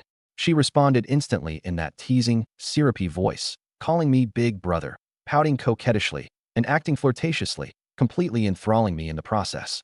For the next several days, I visited her stream every night, sending her gifts continually. As time passed, we became familiar. After her streams ended, we often video called. She'd lean close to the camera wearing sexy sleepwear, her gestures laced with insinuations, leaving me utterly infatuated. Earning merely 3,000 yuan a month, I somehow managed to spend several tens of thousands on her gifts. Whatever she wanted, I gave, as if I couldn't hand over my heart fast enough. Then, one month, I hit a financial rough patch and couldn't send gifts for a few days. The moment she learned I was out of money, her demeanor flipped, acting like a big shot without a penny to your name. You're nothing but a disgusting loser. I can smell your pathetic stench through the screen. Leave now. That very night, she blocked me. I was furious, livid. I had spent so much money on her, not even getting a single thank you in return, only to be cast aside without hesitation. What's wrong? Feel attacked, filthy captain? Struck a nerve, didn't I? Xia Yao Yao stood with her hands on her hips, chin tilted upwards, her expression smug and arrogant. All right, since I'm a fair-minded beauty, I'll grant you a chance to redeem yourself. Hand over the food you've got here, and I might consider forgiving you. She said this so righteously, as though her forgiveness was some invaluable treasure. She didn't seem to recognize her own position as someone I'd just saved mere moments ago. If anything, she acted as if I were the one groveling at her feet. I let out a cold laugh. I pulled you out from a horde of monstrous fish. You have no gratitude. Fine, I can live with that. But now you disdain me? Have the gall to ask me for food? Do you believe I won't beat you to death? What? You dare threaten to hit me? Xia Yao Yao shrieked, completely losing her temper. I'm a big-time streamer, a huge internet influencer. Lay a finger on me. I'll expose you online immediately. You'll be ruined, socially executed. I could see it in her eyes. She didn't see me as anyone of importance. Men had always fawned over her, pampered her, never even daring to utter a harsh word in her presence. In the past, back when I'd frequent her streams, just a single reply to one of my messages from her could keep me elated for hours. No doubt she still thought I was that same submissive, penniless pilot. Without pause, she whipped out her phone and turned on the camera, positioning it squarely at my face. Go ahead. Hit me. I dare you. With the camera rolling, let's see if you've got the guts. She was so confident, as if the mere act of recording would make me retreat. But Lin Meow Meow, standing nearby, broke into laughter. She knew me too well. Why waste words when you can take action? The slaps she had received from me in the past still lingered fresh in her memory. And, predictably, the very next moment, I raised my hand and slapped her. Smack. The sound echoed sharply as Xia Yao Yao was sent sprawling onto the ground. Her pretty face instantly turned red and swollen. Lin Meow Meow, watching from the side, reveled in satisfaction. Ah! Xia Yao Yao clutched her face, wailing in pain, tears streaming uncontrollably. You actually hit me. I'm going to expose you online. Ruin your reputation. I'm a major streamer, with over 100,000 fans. They'd drown you with spit alone. She cried and screamed hysterically. Of course she did. All she'd ever had to do was sit in her streaming room, chatting casually, and dozens of wealthy benefactors would line up just to shower her with gifts and treat her to lavish meals. She was beyond accustomed to being indulged, flattered. The idea that someone like me, a pathetic, broke pilot, would dare to slap her was utterly unthinkable. I glared at her coldly. Pilot, huh? You look down on pilots? Let me tell you something. Just because you're some low-tier internet personality doesn't make you special. This is the apocalypse. Your so-called 100,000 followers. Can they feed you? Defend you from monsters? Since I saved you, you're under my care now. Obey, or I'll toss you back into that horde of creatures. The words hit her like a thunderclap, stunning her into silence. She had experienced firsthand the horror of being hunted by those monsters. The screams of her companions as they were torn apart, the crunching sounds of bones being chewed, the stench of blood mixed with decay. All of it was seared into her memory. She knew all too well that if the fish monsters got their hands on her, she'd be shredded into pieces. I won't expose you online. Just don't do anything rash. Her tone shifted, desperate now. Here, how about this? You give me some food, and I'll trade you a custom video, personally made. You'd be getting a great deal. My custom videos are exclusive. Tons of fans would kill to see them. She clearly thought this offer was ingenious. After all, I had once been her dedicated fan, gifting her tens of thousands. Surely, she assumed, I wouldn't resist her taking the initiative to offer a custom video. I scoffed. Are you out of your mind from hunger? This is the apocalypse. What good are a few of your worthless videos to me? Do you really think I'm still that naive virgin from before? If I knew you were this brainless, I wouldn't have bothered saving you. Better to let the fish monsters tear you apart. At that, Xia Yao Yao completely broke down. Please, no. I don't want to be eaten. She sobbed pitifully, gripping her knees, tears streaming as she looked up at me with watery eyes. Chow Bai, please just give me a little food. You wouldn't really let the streamer you once adored starve to death, would you? I sneered. Adored you? You scammed me out of tens of thousands, and I haven't even begun to settle that score. Now you've got the gall to ask me for food. Her shoulders slumped in guilt. She bit her lip, avoiding eye contact, clearly at a loss for words. Here's the deal, I said, smirking coldly. Unless you're willing to spend the night with me, don't even dream of taking a single grain of rice from me. Gazing at her, I felt a surge of vindictive satisfaction. So, you scam me out of money? Then pay it back with your body. She'd been streaming provocatively for years, wearing skimpy outfits, adopting a sultry tone, expertly enticing viewers. I'd always assumed some wealthy patron had already had their way with her. Imagine my surprise when my system revealed she was still a virgin. What a steal. Back then, she had taken my money without a shred of remorse, ghosting me without explanation. Now that she'd fallen into my hands, did she really think she could walk away scot-free? If she didn't want to starve, she'd pay her debt, with interest. But the moment I made the demand, Xia Yao Yao erupted in fury. How dare you suggest something so disgusting? You. Got it. She abruptly stood up, crossing her arms over her chest, her tone righteous and firm. I'm a beautiful host, and you're just a stinking pilot. At best, I might give you some materials for flying content. You think you can win me over with just a bit of food? Dream on. I'd rather starve or get bitten to death by monsters before letting you succeed. Oh, really?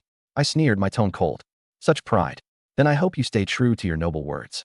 But let me remind you, if you don't come looking for me tonight, you won't get another chance. Tomorrow morning, I'll kick you out, and you can forget about any food. Think it over. Having said my part, I couldn't be bothered wasting more words on her. With long strides, I walked into the living room. Lin Meow Meow and Shunyu were already seated there, waiting for me. The table was empty, with only 3 glasses of water in each of their hands that they were sipping slowly on. Every single scrap of food was stored in my system inventory space. Without my permission, no one could have a bite. Seeing the hopeful expressions in their eyes, I smirked to myself and began pulling items out of my inventory. Plates of king crab, lobsters, abalone, and sea cucumbers appeared on the table, steaming hot. The aroma filled the room instantly. Lin Meow Meow's eyes sparkled like fireworks. Wow, honey, you're amazing. How come the feast is this luxurious today? Shen Yu's face lit up with joy, a grin so wide it was irresistible. King crab, lobster, and abalone that big. Thanks to you, darling. We're in for a treat. I chuckled, sitting down across from them. Snapping a crab leg, I gave each of them a piece. If you want to eat, eat. Stick with me, and I guarantee you'll never go hungry. You are my wives, after all.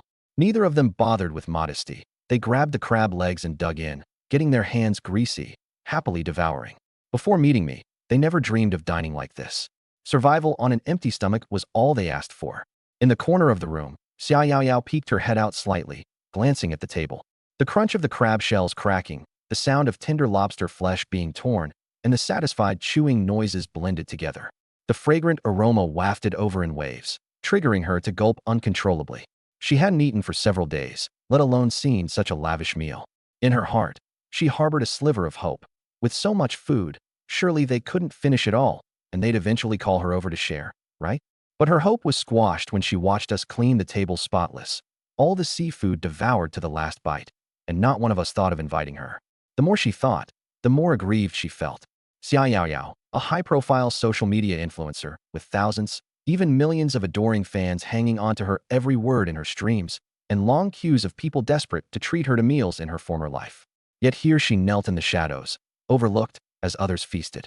Humiliated and starving, Xia Yao Yao buried her face in her knees, her shoulders trembling as muffled sobs escaped her lips. My name is Chao Bai, a level 6 ability user. Xia Yao Yao's quiet tears didn't faze me in the slightest. After the meal, I instructed Lin Meow Meow and Xin Yu to clean up the table, then returned to my bedroom alone. From my inventory, I retrieved a dazzling 7-colored clamshell. Taking a small bite, a notification buzzed in my mind. I had unlocked a level 1 heat ray ability. Eating a single bite granted me powers? My heart skipped a beat. This 7-colored clamshell was leagues above the rainbow-hued lobsters I'd consumed before. Eager to test the ability, I wasted no time.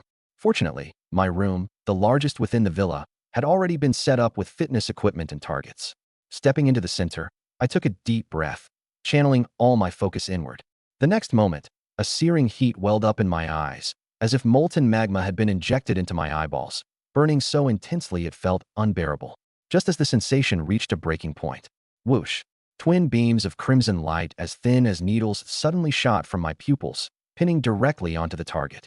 Blackened gaps the size of pinholes appeared at the center, smoldering with curling smoke at the edges. I walked over and gingerly touched the surface, searing heat bit at my fingertips. For a level 1 ability, the damage was impressive. If I advanced it to higher levels, could it burn straight through steel? Pleased with my discovery, I turned my heat rays onto what was left of the clamshell's meat. Sparks flew and sizzling sounds filled the room as the rays hit the shell, quickly cooking it through. The meat emerged tender and steaming, emitting a subtle yet irresistible seafood aroma. Scooping the clamshell to my lips like it was a bowl, I wolfed down the succulent meat. Although I'd just eaten my fill, being a level 6 ability user had drastically transformed my appetite. My daily consumption now required hundreds of those rainbow lobsters just to sustain my abilities. This seafood was no more than a light hors d'oeuvre to me. Within moments, I had devoured all the clam meat, leaving nothing but its gleaming, empty shell. Wiping my lips, I flung the empty shell back into my inventory space. Another notification chimed. Heat ray ability upgraded to level 2. Clenching my fists, I felt the surge of energy now radiating from my enhanced vision. Satisfied, I nodded to myself. This 7-colored clamshell was truly exceptional. Just one of them was enough to raise my heat ray to level 2. Turning my gaze to the target, I tested again. 2 thicker beams of red light shot forward, perforating the bullseye instantly. When I inspected up close, the 8-centimeter thick high-density alloy target had been punctured clean through. Smoke still curled lightly from the opening. Even with my level 6 physique, punching through such a target would leave me winded. Yet this upgraded heat ray at level 2 breezed through it. It was remarkably powerful. My mind raced. When this ability reached higher levels, wouldn't I essentially become a comic book superhero, shooting lasers at will to obliterate whatever annoyed me? The very thought had adrenaline coursing through me. I had to find a way to enhance this ability further. That said, devouring them raw wasn't exactly palatable. Cooking them into a decent meal would be much more satisfying. Opening the door to the living room, I found Lin Miao Miao and Shun Yu still tidying, while Xia Yao Yao remained curled in the corner, quietly sobbing into her arms. Inspired by a sudden idea, I retrieved from my inventory another 7-colored clamshell, nearly the size of a millstone. Its blinding, radiant hues bathed half the room in shimmering light as I placed it on the table. Shin Yu's jaw practically hit the floor. You found this in the warehouse? Wasn't it crawling with those fish-scale monsters? How'd you even manage to grab this? Those brainless fish freaks? Not an issue at all. I took down hundreds without breaking a sweat. I replied breezily. Hundreds? Both their eyes widened in sheer disbelief, and even Xia Yao Yao momentarily stopped crying to glance up at me in shock. I'm a level 6 ability user. Those fish monsters are nothing more than pests. I dismissed their astonishment with a wave of my hand, then tossed 2 rainbow lobsters onto the table alongside the clamshell. Cook up the clam and bring it to me when it's done. You two can keep the lobsters for yourselves. Not only are they delicious, but eating them will also grant you abilities that enhance your physical strength. Lin Miao Miao gasped. Eating these things gives us abilities? Shin Yu seemed equally floored. She'd always assumed abilities were either innate or activated by random chance, never suspecting they could come from consuming these extraordinary sea creatures. The revelation left her dumbstruck. It must be incredibly precious, yet I'm actually willing to share it with them. Something this rare. You're really willing to let us eat it? Shin Yu said, her voice touched. I conjured another small rainbow crayfish and proudly replied, I've got plenty of these. As my women, if you serve me well, you'll get even more. Now, colorful rainbow crayfish piled up like mountains in my warehouse. Giving a few to these women wouldn't hurt. At most, it'd elevate them to level 1 abilities, which posed no threat to me. Plus, it would give them a small measure of self-defense. The two of them were utterly stunned.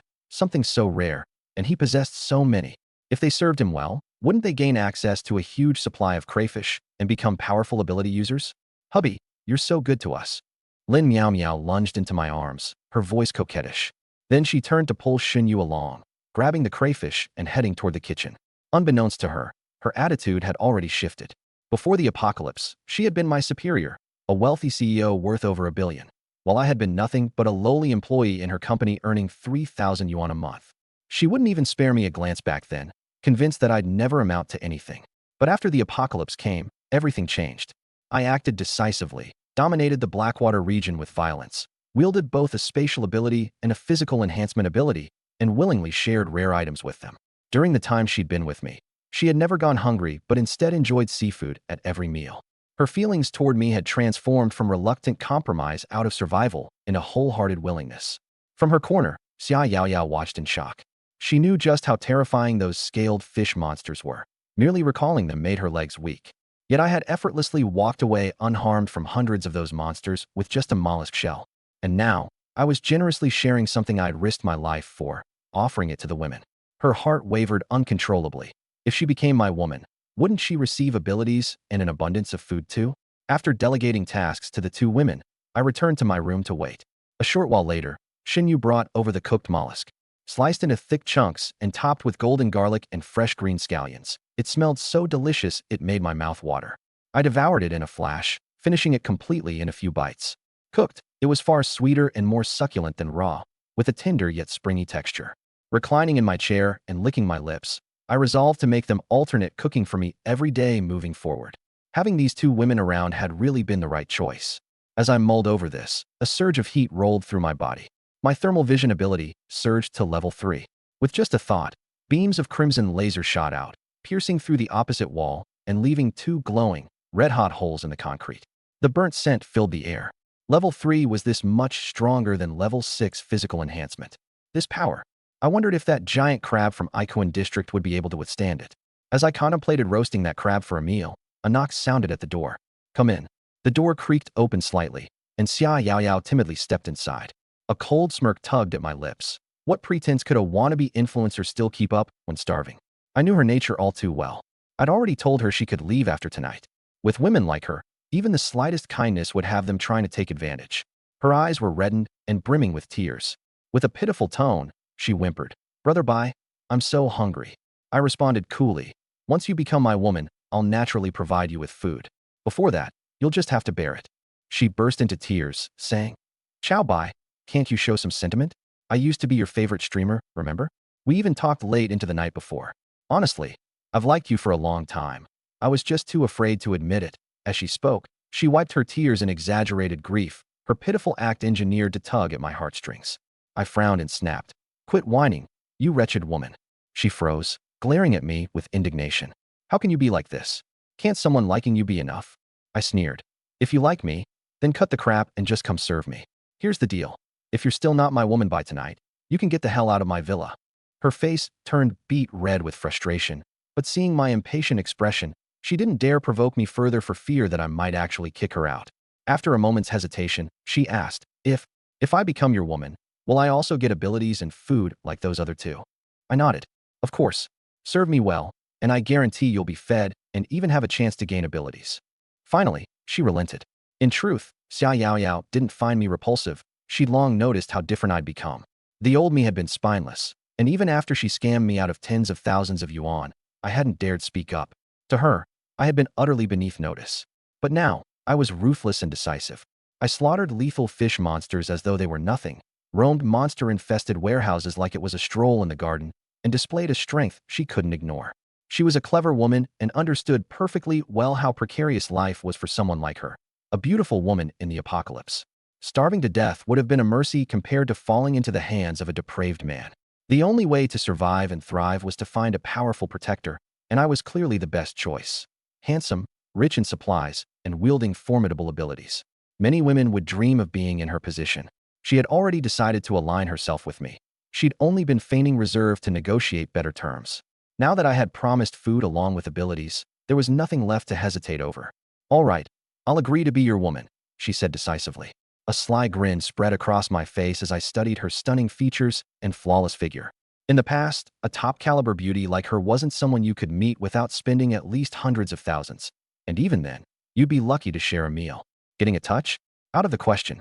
Back then, I'd been too poor to do anything besides watch through a screen. I'd think twice before even sending a virtual gift like a plane. But now, I could finally enjoy the top donor experience. Without hesitation, I leaped at her. Who knows how much time passed before a familiar system notification chimed in my mind. Ding! Congratulations, host, for successfully assisting a new, beautiful survivor. Resource multiplier has been increased to 1,000,000x. Looking at the mountainous pile of resources within my system space, I couldn't be more satisfied.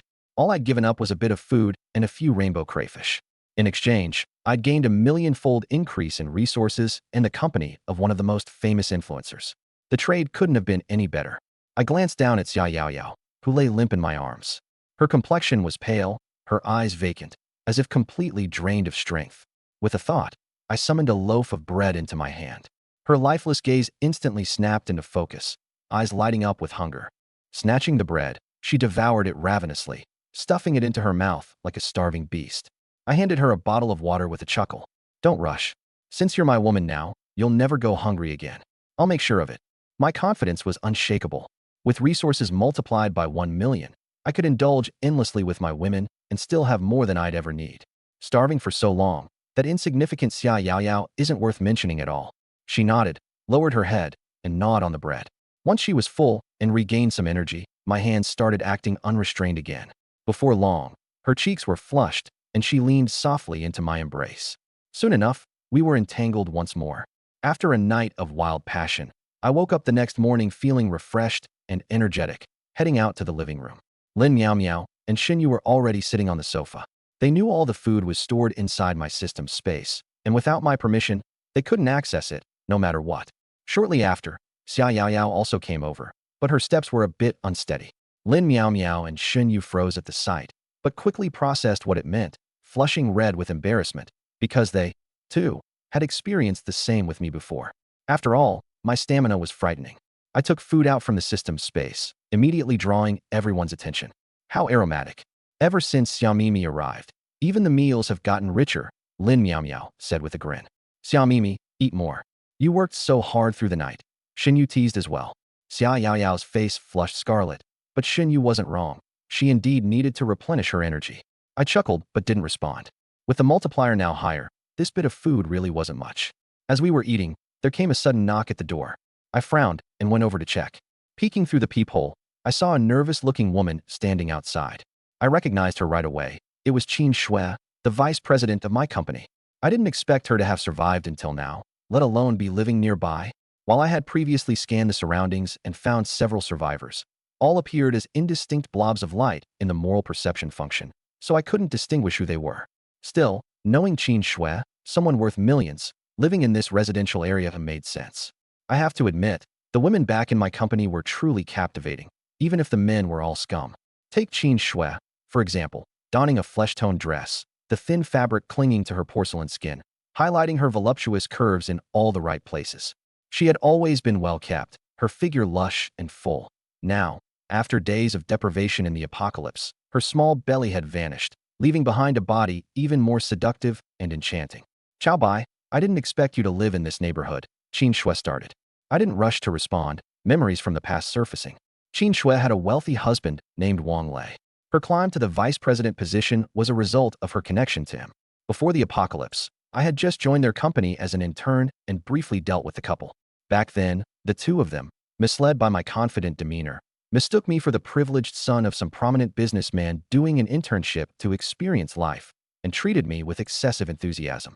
At first, I was flattered, thinking it reflected a positive company culture. But once the conversation revealed their misunderstanding and I honestly admitted I was just an ordinary intern with no backing, their attitudes turned ice cold. Qin Shui, feeling humiliated over her mistake, punished me by assigning restroom cleaning duties, tormenting me for an entire month. I couldn't understand. Why should I be made to suffer from their error? Ever since that incident, she would always look down on me with an air of disdain every time she saw me. All I could do was endure it in silence. Fate is strange, isn't it? Now, in the post-apocalyptic world, here we were crossing paths again. Judging from the light clusters I had scanned earlier, both she and Wang Lei were trapped inside their home.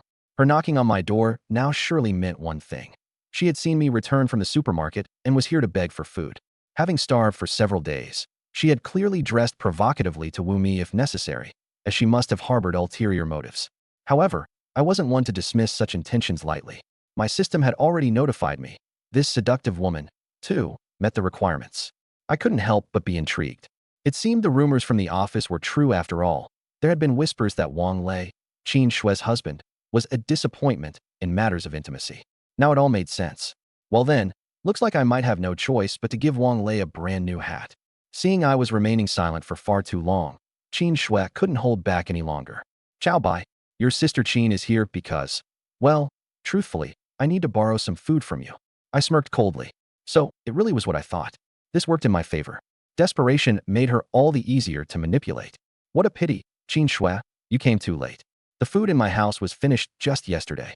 She didn't seem too surprised. After all, she had bullied me every day back at the company, so why would she expect me to lend her food? Instead, she put on an act, twisting her body in a playful manner as if to beg. "Brother Bai, I was wrong before. I know I was in the wrong during our time at the office. Please forgive me. Your brother Wang is lying at home, starving to the point of collapse. If you don't give us a bit of food, we're going to die. Forget about him for a second, but surely you wouldn't want to see someone as beautiful as me starving to death, would you?" I couldn't help but be entertained. That Wang Lei, a good-for-nothing.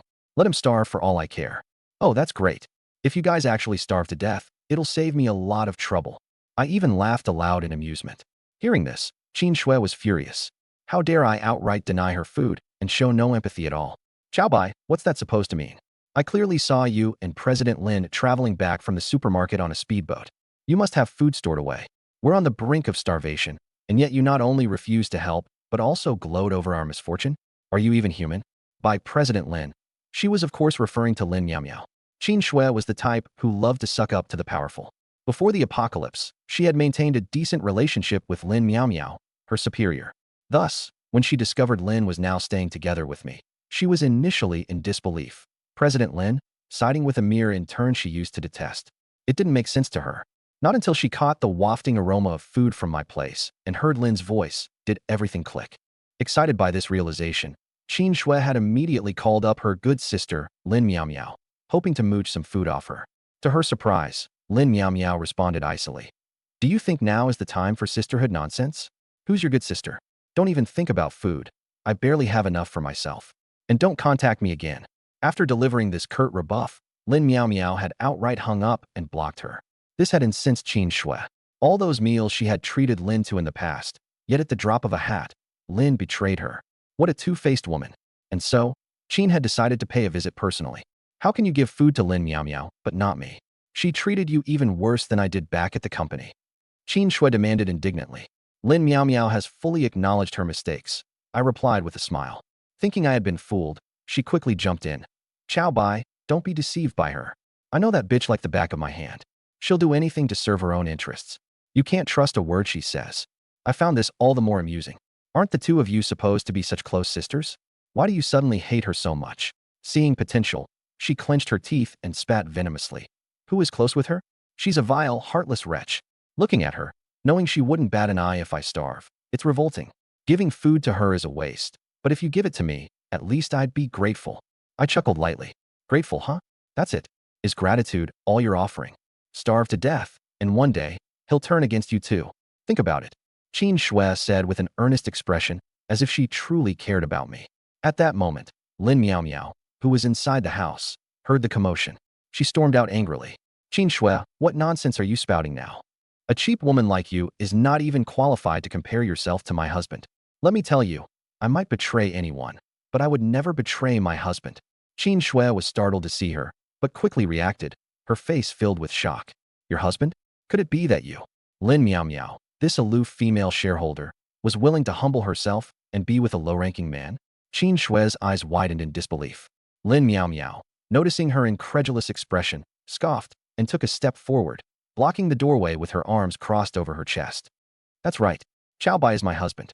Do you have a problem with that, you bitch? Qin Shui was taken aback by her sudden approach and stepped back involuntarily. She opened her mouth to speak, but Lin Miao Miao cut her off immediately. Listen, Qin Shui. Back when I helped you at the company, it was because your husband, Wang Lei, was still somewhat useful. Otherwise, who would care for an opportunist like you? Before the apocalypse, you sucked up to me shamelessly, and now that you're starving, you come running to my husband? Who do you think you are? Qin Shui's face turned red and then white from the scolding, her whole body trembling with rage. When did I ever suck up to you? Lin Miao Miao, don't spew lies. Huh? Lin Miao Miao laughed mockingly. Spew lies?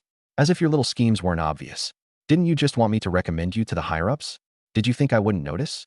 Feeling exposed, Qin Shui's face fell, and even her ears turned red with embarrassment. She was utterly humiliated and turned her pleading gaze to me. She had already realized that since Lin Miao Miao was defending me so aggressively, I must be the real decision-maker here. As long as I agreed, she could get food, and Lin Miao Miao wouldn't dare to oppose me. But I remained indifferent, watching with great amusement as the two women, once my superior goddesses, tore into each other. I've seen plenty of people like you, Lin Miao Miao sneered, glancing back at me from the corner of her eye. Seeing that I still hadn't intervened, she felt confident and appraised Qin Shui's revealing flesh-colored dress with a scornful smile.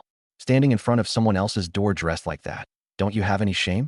Does your husband, Wang Lei, know that you're parading around like this? Qin Shui's face turned ashen as her sore spot was exposed. She glanced down at her dress, its neckline low and hemline just barely covering her thighs. It was indeed not something a decent person would wear. But now, facing starvation, did it even matter anymore? Qin Shui snorted coldly. You're no better. After all, you're living with Chow Bai now, right? Didn't you used to look down on him the most?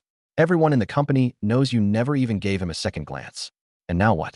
You're shacked up under his roof like a mistress. Who are you to criticize me? Lin Miao Miao was furious. How dare Qin Shui talk back? She immediately retorted, Mistress? I am nothing like you bitch. Chow Bai and I like each other genuinely. But you? I remember every disgusting thing you did to Chow Bai back then. Now you're playing the poor victim?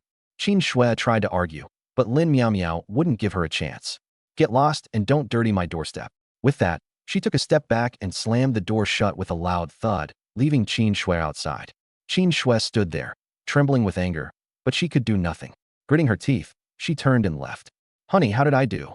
Lin Miao Miao looked at me smugly, leaning back on the couch. I had been thoroughly entertained by the show. Watching my former goddess-like superiors tear into each other for a bite of food was incredibly satisfying. I smirked as I set my cup down and gestured for her to come closer. Lin Miao Miao eagerly ran over, plopping herself down in my lap, her face tilted up, waiting for praise.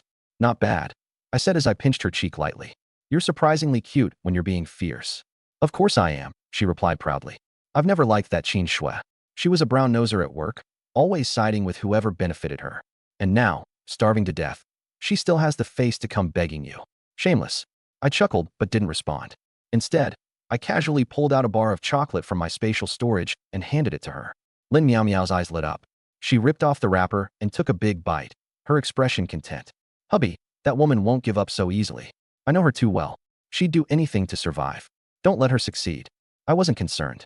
With my awakened abilities, what could she do to me?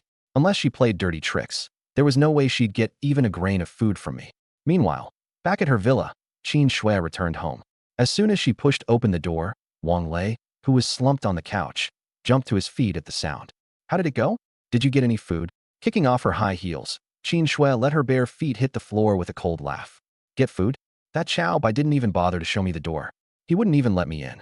Didn't you tell him we're starving to death? I told him. He seemed thrilled about it. Wang Lei's face turned shades of green and white with anger.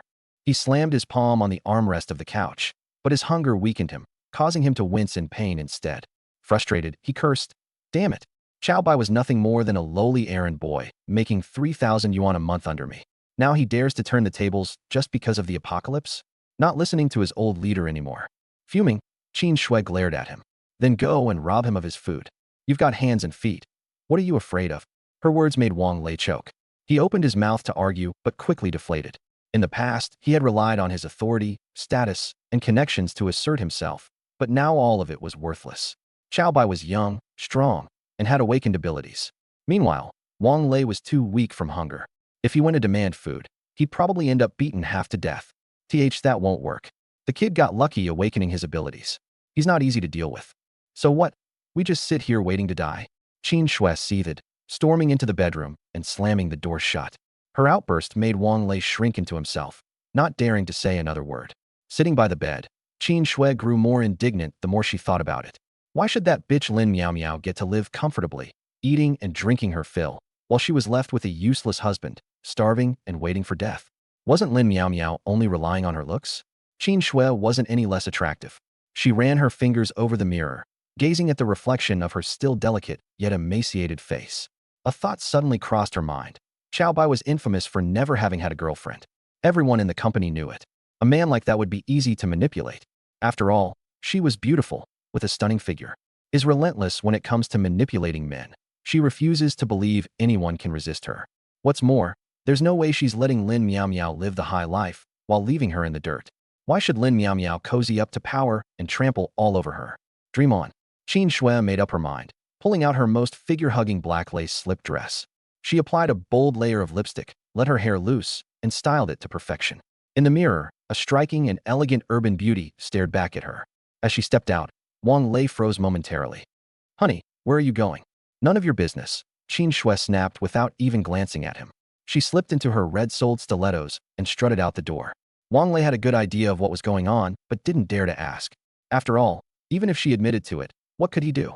He wasn't about to stop her and let them both starve to death. Torn, he finally collapsed back onto the couch in silence. Meanwhile, I had already returned to my bedroom. Outside, the relentless black rain continued to pour. Pulling open the curtains, I began practicing my heat vision. Focusing on the target on the wall, its surface already riddled with holes from previous shots, I concentrated my thoughts as my vision grew slightly heated. Zap! 2 crimson beams of laser shot out, leaving 2 charred holes dead center on the target. Walking over to inspect, I frowned. Level 3 heat vision had solid power, but accuracy was lacking. It was off by a centimeter or 2 at times. In real combat, even that tiny deviation could mean the difference between life and death. I adjusted my stance and practiced repeatedly, shooting and recalibrating over and over again. Gradually, the beams became more precise, reducing the deviation from half a centimeter to striking exactly where I intended without fail. Just as I was fully immersed in practice, Xinyu entered, carrying a glass of water. She paused in stunned disbelief as she saw 2 blazing red beams piercing through the target. Startled, she nearly dropped the glass. Honey, your eyes can shoot lasers? Her voice was tinged with both awe and shock. I turned to look at her, and with a flick of thought, the lasers were instantly retracted, leaving only a faint red glow at the corners of my eyes. I waved her over. Come here. She cautiously handed me the glass of water, leaning in to touch my eyelids. Does it burn? Does it hurt? It was a bit warm at first, but you get used to it. I chuckled, taking a sip. Xin Yu's eyes were full of admiration.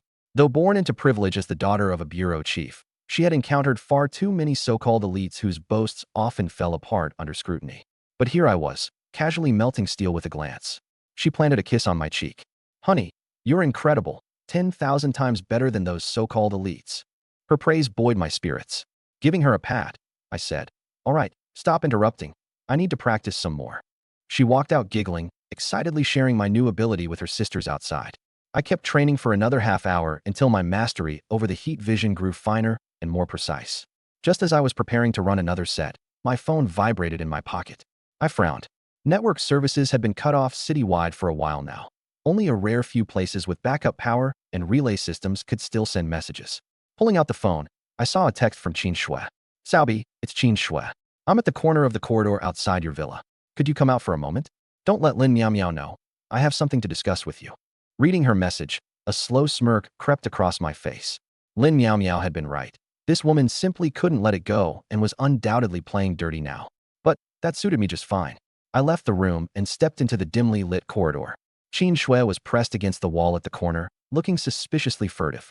She had swapped into a black lace slip dress, complete with makeup that screamed seduction.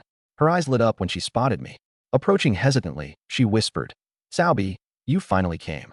Leaning against the wall, I gave her a once-over. She was undeniably attractive. What do you want? Chewing on her lip, she inched closer until she was all but pressed against me. With a voice tinged with vulnerability, she said, I'm really out of options. If I can't get some food, I'll starve to death. Okay, fine, maybe forget about Wang Lei. But would you really be heartless enough to see me die too? And what has that got to do with me? I replied coldly. I treated you poorly before, I admit it. She placed a hand on my arm, her fingers brushing lightly through the fabric. But come on, think of me as your former superior. I just need a little food, just a little. I glanced down at her wandering hand, then back at her watery eyes. Her intentions were as clear as day. My smirk deepened. You think a few soft words will earn you food? Qin Shui was prepared for this. Her cheeks flushed red, but her movements were resolute.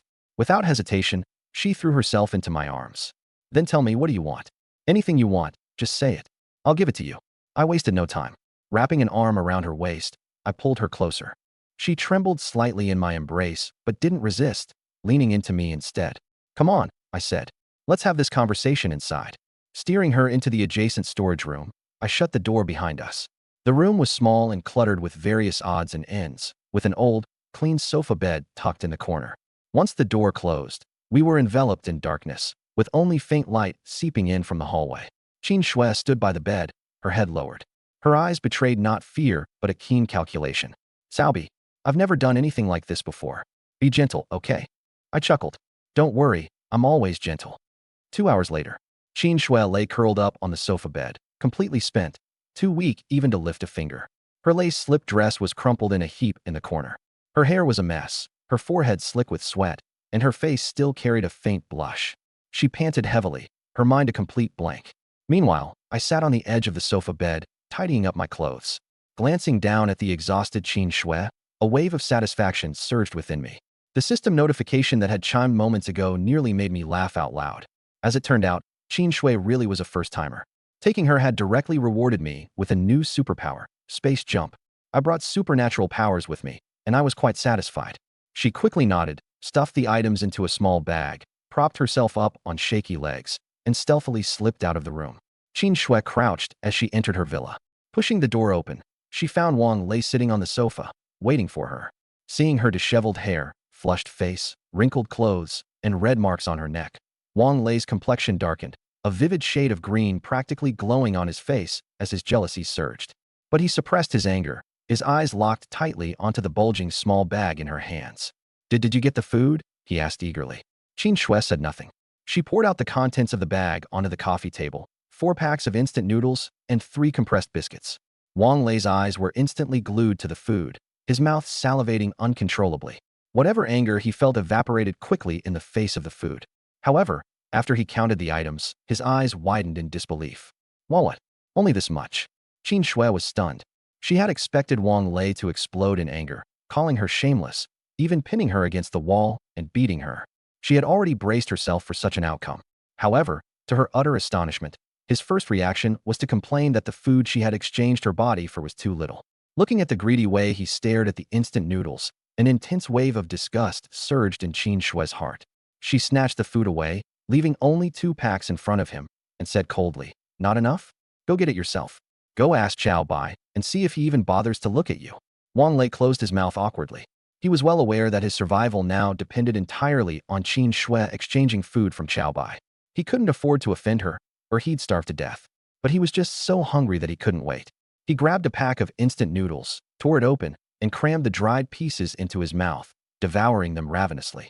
Qin Shui felt nothing but disappointment and revulsion. This once powerful, high and mighty man was now indifferent to what his wife did just to secure 2 packs of instant noodles, and even wanted her to go back to Chow Bai for more. The more she thought about it, the angrier she became. She slapped Wang Lei hard across the face, smack. Wang Lei was stunned, holding his face as he looked up. Why did you hit me? Why not hit you?" Qin Shui gritted her teeth and shouted, "You green-capped, spineless scumbag.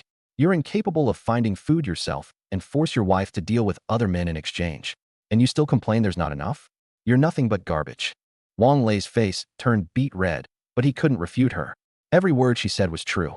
As these facts sank in, his anger dissipated, and he quickly tried to appease her. "Wife, don't be mad. That's not what I meant. I just meant, with how beautiful you are, he should at least give you more food.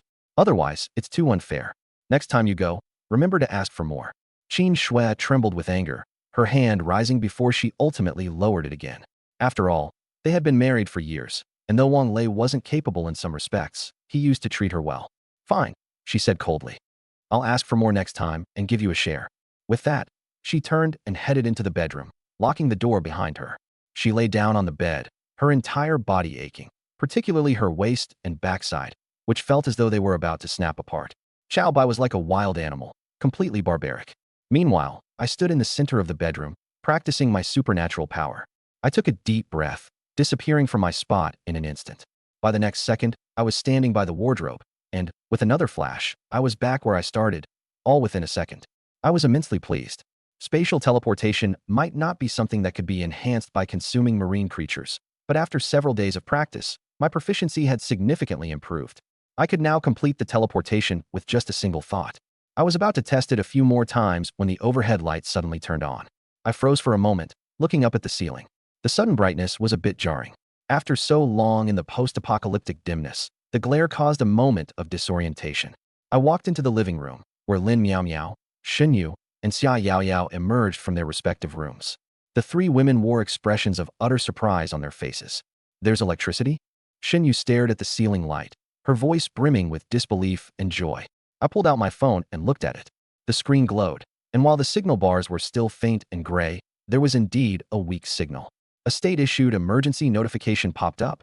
"To all survivors, rescue forces are currently mobilizing at full capacity. Daily half-hour power restoration will be implemented to maintain basic communication. Please remain calm and avoid unnecessary outdoor activities. Rescue forces will be dispatched to all designated shelters in an orderly fashion to transfer survivors to secure bases. National Emergency Management Department." I was slightly surprised. Given the circumstances, it was impressive that the government could still organize and provide scheduled electricity. However, I had no faith in the so-called rescue forces. I was well aware of how terrifying the creatures in the water outside were. Even I dared not claim absolute safety in the black waters. Ordinary soldiers, no matter their equipment, would be sent to their deaths when facing those monstrously powerful creatures. This rescue effort was most likely a joke. The women all saw the message too, their gazes instinctively turning toward me, eyes filled with hesitation. They were mine now, but it was an arrangement born of the apocalypse and necessity. If rescue truly came and the world outside returned to order, what then? Xia Yao Yao couldn't help but mutter softly. "Does this mean it might end soon?" I let out a derisive laugh. "You've all seen those monsters out there. They're not something humanity can contend with. If the government could have saved us, they would have done so long ago. Waiting till now? This so-called rescue is hopeless." The women processed my words, quickly coming to the same conclusion. Indeed, what I said made sense. "All right, stop wasting time and get back to whatever you were doing. If the apocalypse could have ended, it would have ended already." I paid it no further mind and was about to put my phone away when a notification popped up at the top of the screen. It was from the Icon Tech employee group, a group chat from my old company. Curious, I clicked into it. There were already over 100 new messages, and someone had even tagged me. "A Chow Bai bro, are you still alive?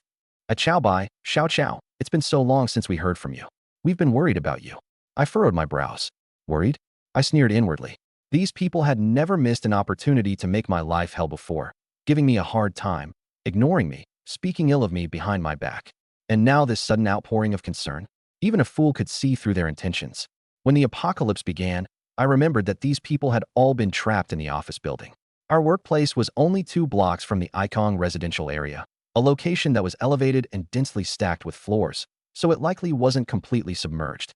Plus, the company had stockpiled a considerable amount of instant noodles, self-heating meals, and ready-to-eat biscuits, a stash I had often dipped into when staying up until 2 a.m. revising presentations. Those supplies should be enough to sustain dozens of people for quite a while. Humans enduring 2 or 3 months. It's no wonder this group has managed to survive until now. But so much time has passed, they must be at the end of their rope. I can imagine them now, starving, with sallow faces and emaciated bodies, slumped in their chairs, clinging to life. They probably got twisted ideas after I posted pictures of my food in the group earlier. Back when the power was out, they didn't get a chance to ask for anything. Now that electricity has returned, why would they let the chance slip away? I saw through them but remained outwardly calm, typing, "What's up?" The group chat immediately lit up with replies. Manager Zhao. Xiao Chao. We're all worried about you. Where are you now? Are you safe? I curled my lips in a smirk. Like hell they care about me. Ignoring the message, I just sent a question mark. After a moment, someone finally couldn't hold back anymore. Ciao bye. I saw the photos of food you posted in the residential group earlier. Do you have a lot of food? Can you help us out? The government has restored power and the rescue teams are on their way. If you can bring some food, it'll just need to last us until the rescue arrives. We won't ask for much, just enough for everyone for a few days. Leaning back on the couch, I laughed. Before I even responded, the group members started chiming in. Technical Department Manager Zhao. Ciao bye, I used to look out for you at the company, didn't I? The warehouse was emptied 2 days ago, and everyone's been starving. Do something for your old colleagues. We'll remember this when the rescue comes around. Manager Lu. Exactly, Xiao Chao. We're all in the same boat now. If you help us out here, once the company reopens, I'll promote you 2 levels. Seeing the screen full of pleas for food, I stifled a laugh. Even in a post-apocalyptic world, they're dangling promotions like a carrot. These idiots have been managers for so long, it's made them delusional. But I had to admit, training my abilities has been a bit dull lately, so I figured I might as well have some fun. I typed. You all know what's out there. Nothing but black water teeming with terrifying creatures. If I go out to deliver food and die halfway, what then? Logistics manager sister's son. Oh, come on, Ciao bye. You're young and strong. You'll be fine. Exactly, you can handle it. Ciao bye. Please help us. We really can't hold on any longer. These people were truly shameless, completely unconcerned about my survival. Message after message flooded in, escalating from soft requests like, can't you help just a little, to outright demands like, you have to help us. Their language growing increasingly self-righteous. The smile on my face faded. We're in a damn apocalypse, and they're trying to guilt-trip me with moral coercion? I got up and walked to the kitchen. From my system inventory, I retrieved a whole A5 Wagyu beef slab, a box of diamond caviar, 2 large lobsters, and several king crab legs. I laid them neatly on the countertop, then pulled out my phone to snap a photo. Under the kitchen light, the marbled Wagyu looked exquisitely tender, the caviar beads glistened darkly, and the lobsters and crab legs gleamed a vivid red. Just looking at the spread could make anyone salivate. I sent the photo to the group with 2 words, feeling hungry. Gonna eat a little something first. The group chat exploded instantly. Holy crap, that's A5 Wagyu, right? 1 piece is worth tens of thousands. And that black stuff, is that diamond caviar? Just 1 bead costs hundreds. Ciao bye, just how much food do you actually have? Watching the chat fill with astonishment and jealousy, I smirked coldly. Why not? I'll feast while these scum seethe with rage. Yang Wei sent a voice message. Ciao bye? It's me, Yang Wei, from the same department before. You're doing so well now. Surely you can help your old colleagues? Just a couple of steaks will do. Soon enough, a few higher-ups chimed in as well. Ciao bye. I was the one who processed your onboarding. What's the harm in sharing a little food? We'll pay you back once things get better. Ciao bye. My wife and kids haven't had food for days. Can you really bear to watch children starve? I burst out laughing. These fools. Back when they processed my onboarding, they treated me like a workhorse, making me stay late without compensating me for overtime. Yang Wei even humiliated me in front of the whole department, calling my code garbage and forcing me to rewrite it 3 times overnight. I typed intentionally. I can only help a limited number of people. You all decide amongst yourselves who that'll be. Yang Wei immediately replied. Well, clearly me first. I'm the closest with Ciao bye. Logistics manager sister's son. Oh, shut it, Yang Wei. Who's closer to him than me? I've been here longer than you. Factory manager old Zhang. My kid is starving. Of course, I should have priority. The group chat instantly devolved into chaos. Some suggested prioritizing by position, others by seniority. A few even started bringing up old grudges. The quarreling went on for over 20 minutes before the group admin, General Manager Liu, intervened. Liu, full name Liu Ziyuan, was the former deputy general manager, a man of real authority back in the company. His word was often final. Everyone calm down. Stop fighting. Chao Bai's resources are limited. Let's align our thoughts. He should bring more, and we'll divide it equally based on headcount. It won't be much per person, but at least it'll be fair. Fair. Using my resources to feed others and calling it fairness? In the end, I get nothing, and I'd risk crossing dangerous waters to bring them food? I had no words for their audacity, so I simply typed, I suggest you all just starve and die. Morons. The group fell into stunned silence. A few seconds later, those who'd been polite earlier started showing their true colors. Yang Wei burst out cursing. Chao Bai, are you even human? You'd let us starve? Sister son, we old employees helped you survive, and now you're turning your back on us? Old Zhang, ungrateful bastard. We shouldn't have let you pass probation. The accusations flew one after another, as if not sharing food was some unforgivable sin. I responded calmly with a single, oh. The insults intensified, with Yang Wei hurling the harshest words. Suddenly, a new notification popped up in the chat. Yang Wei has been muted by the group admin for 360 days. General Manager Liu. At Yang Wei, shut your mouth. Can't you be more considerate of Chao Bai's struggles? The group froze. Liu continued. Chao Bai, it's true that people at the company weren't fair to you before. I'd like to personally apologize. Yang Wei's an idiot, so I've muted him. The food issue isn't urgent. Take your time to think it through. Soon after, Liu sent me a private message. Chao Bai, don't mind Yang Wei. He's brainless. If it's inconvenient, just bring a little, even enough for just a few people. Back when you were on my team, I knew you were a conscientious young man. Reading his message, I found it laughable. This bastard used to make my life hell, disputing my every move, slashing my year-end review score out of spite, costing me a hefty bonus sum. And now he knows I'm a conscientious young man. Where was this appreciation before? I replied directly. To my recently acquired ability to accurately sense living beings within a mile. I am no longer the same person who used to dodge and hide. Taking down that gigantic crab now seems not just feasible, but necessary. A creature like that would yield an abundance of high-quality meat, enough to sustain us for weeks, maybe even months. I smirked at the thought of it. Survival is no longer about rationing scraps. It's about thriving amidst the chaos. I turned back to the room, where Lin Miao Miao and the others were still lounging, their conversations light and carefree as they sipped on their post-meal drinks. They truly looked out of place in this grim post-apocalyptic world, basking in comfort and safety, a stark contrast to those scrambling for basic necessities. Get ready, I said flatly, breaking their moment of ease. Tomorrow, I'm bringing back something big. You'd better have space cleared in the storage freezer. Lin Miao Miao raised an eyebrow, sitting up straight, clearly intrigued. Something big? What do you mean? You're not planning on doing something insane, are you? I gave her a half smile, the same one she's grown so used to seeing on my face ever since I stopped being the pushover employee they once dismissed. Don't worry about it. Just make sure we're prepared for a feast. With the recently acquired spatial jump ability, stacked upon my 3 other superpowers, I was confident enough to crush that giant crab to death. What's more, given its enormous size, it might turn out to be a special marine creature like the rainbow lobster or colorful clam. If eaten, it could possibly awaken a new superpower. Beyond all that, there was another reason. The 2 women, Jiang Ting and Zhou Yingying, were still waiting for me back at the Ikuan community. Though I had already granted Jiang Ting a superpower, I still felt uneasy letting them stay there. It was probably best to bring them over to this villa district. It was more spacious, less crowded, and would save me the trouble of having to run back and forth. Determined, I focused my mind. In a flash, I vanished from my spot. The next second, I appeared in the Ikuan community. Beneath my feet was a concrete platform, and a saline, fishy breeze greeted me. Random debris floated over the water's surface, and in the distance, a few pitch-black buildings loomed. Occasionally, faint sounds echoed out, likely whispers of survivors still clinging to life. I didn't immediately go search for Jiang Ting, but instead veered toward the waters where that crab had been seen. From my system storage space, I pulled out a massive slab of raw meat and nonchalantly tossed it into the water. A loud splush echoed as the hunk of meat broke through the dark surface, sending ripples spiraling outward as it began sinking. Crossing my arms, I stood silently at the shore, waiting for several minutes.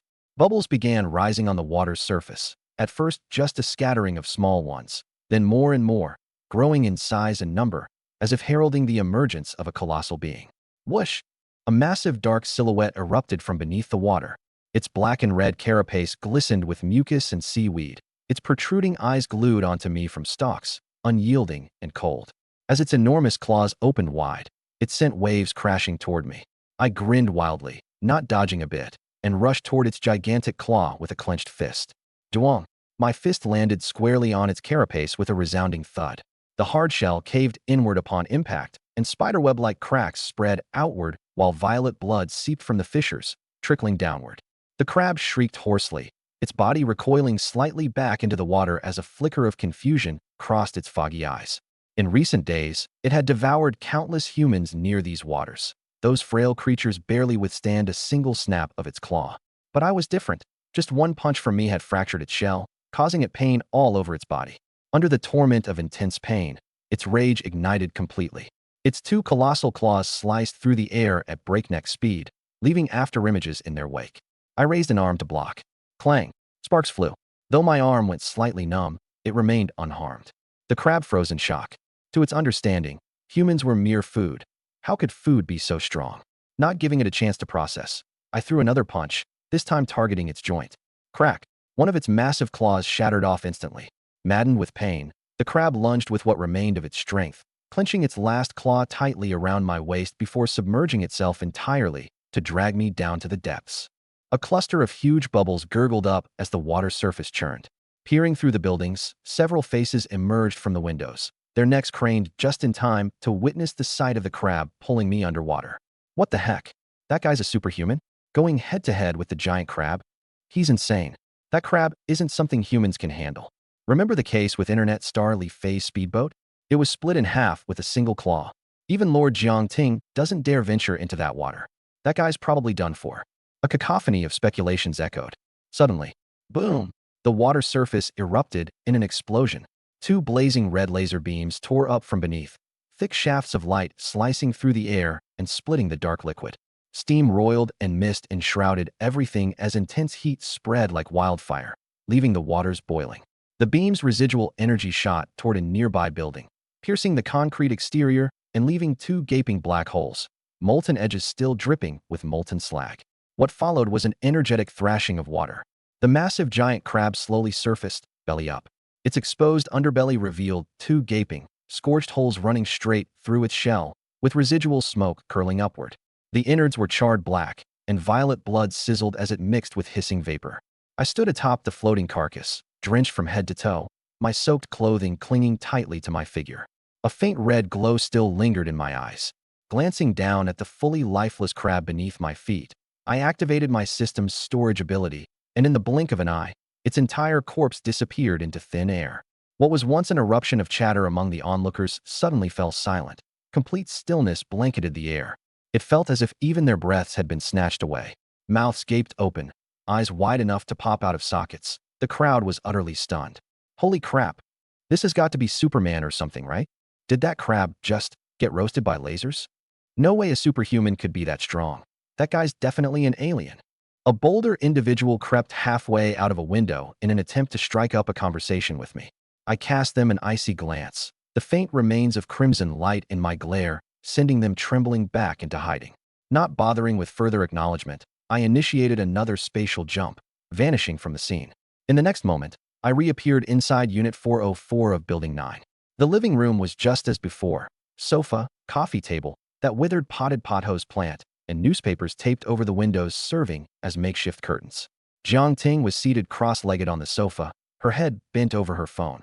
No signals were available anymore, but she was using the generator I'd left behind to read some locally stored novels. At her feet, Zhou Yingying knelt submissively, carefully holding out a freshly made bowl of instant noodles. Sister Ting, the noodles are ready. Please eat them while they're still hot. Without even glancing up, Jiang Ting took the bowl and slurped a mouthful. Not bad, well made. Zhou Yingying let out a sigh of relief before promptly leaning forward, bowing even lower, and asking if she should fetch water or fruit for Jiang Ting. My eye twitched. It hadn't even been that long since I'd last seen them, and Jiang Ting had already managed to train Zhou Yingying like this? That same woman who once dared to scheme against me was now kneeling and serving tea, utterly defeated and docile. But on second thought, it made sense. Jiang Ting herself was someone I'd thoroughly subdued. Naturally, she'd know exactly how to handle others with similar rebellious dispositions. Mid-slurp, Jiang Ting abruptly caught sight of something unusual in the corner of her eye. Startled, she nearly choked on her noodles. Her head snapped up, and upon recognizing me, she set the bowl down with a clatter, springing up from the sofa. Honey, her eyes were wide and explorative as she looked me up and down. How did you just suddenly appear here? Zhou Yingying similarly flinched, shrinking back slightly in alarm. But upon realizing it was me, she immediately dropped back to her knees, bowing her head low and keeping silent. I offered a half-hearted explanation, saying my powers had reached a new breakthrough, allowing for rapid mobility. Jiang Ting's face lit up with admiration, and she clung tightly to my arm. Honey, you're amazing. Did you come back because you were missing me? Patting her pert buttocks lightly, I replied, pack your things.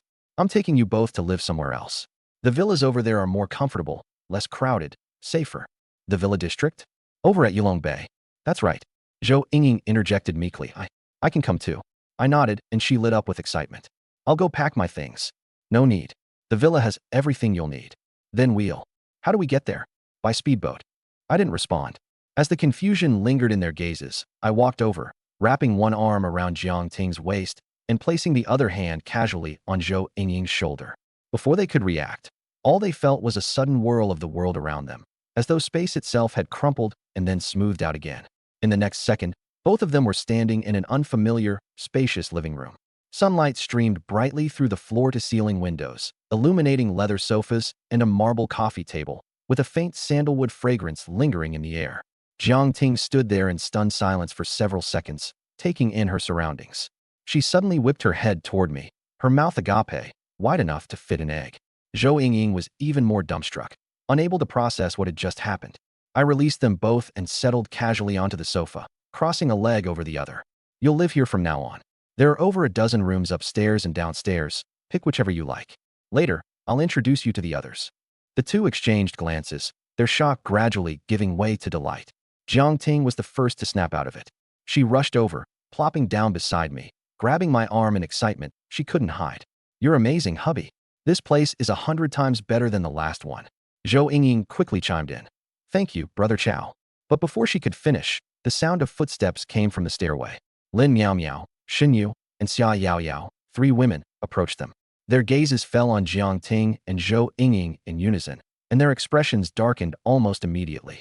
Lin Miao Miao frowned in displeasure, while Xia Yao Yao scrutinized the two up and down, her lips curling into a disdainful sneer as her face visibly soured. Two more women. Xia Yao Yao was the first to speak, her tone dripping with annoyance.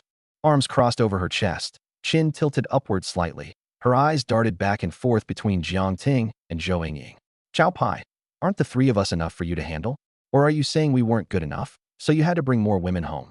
Her voice rose sharply, and that haughty demeanor of a former social media influencer resurfaced once more.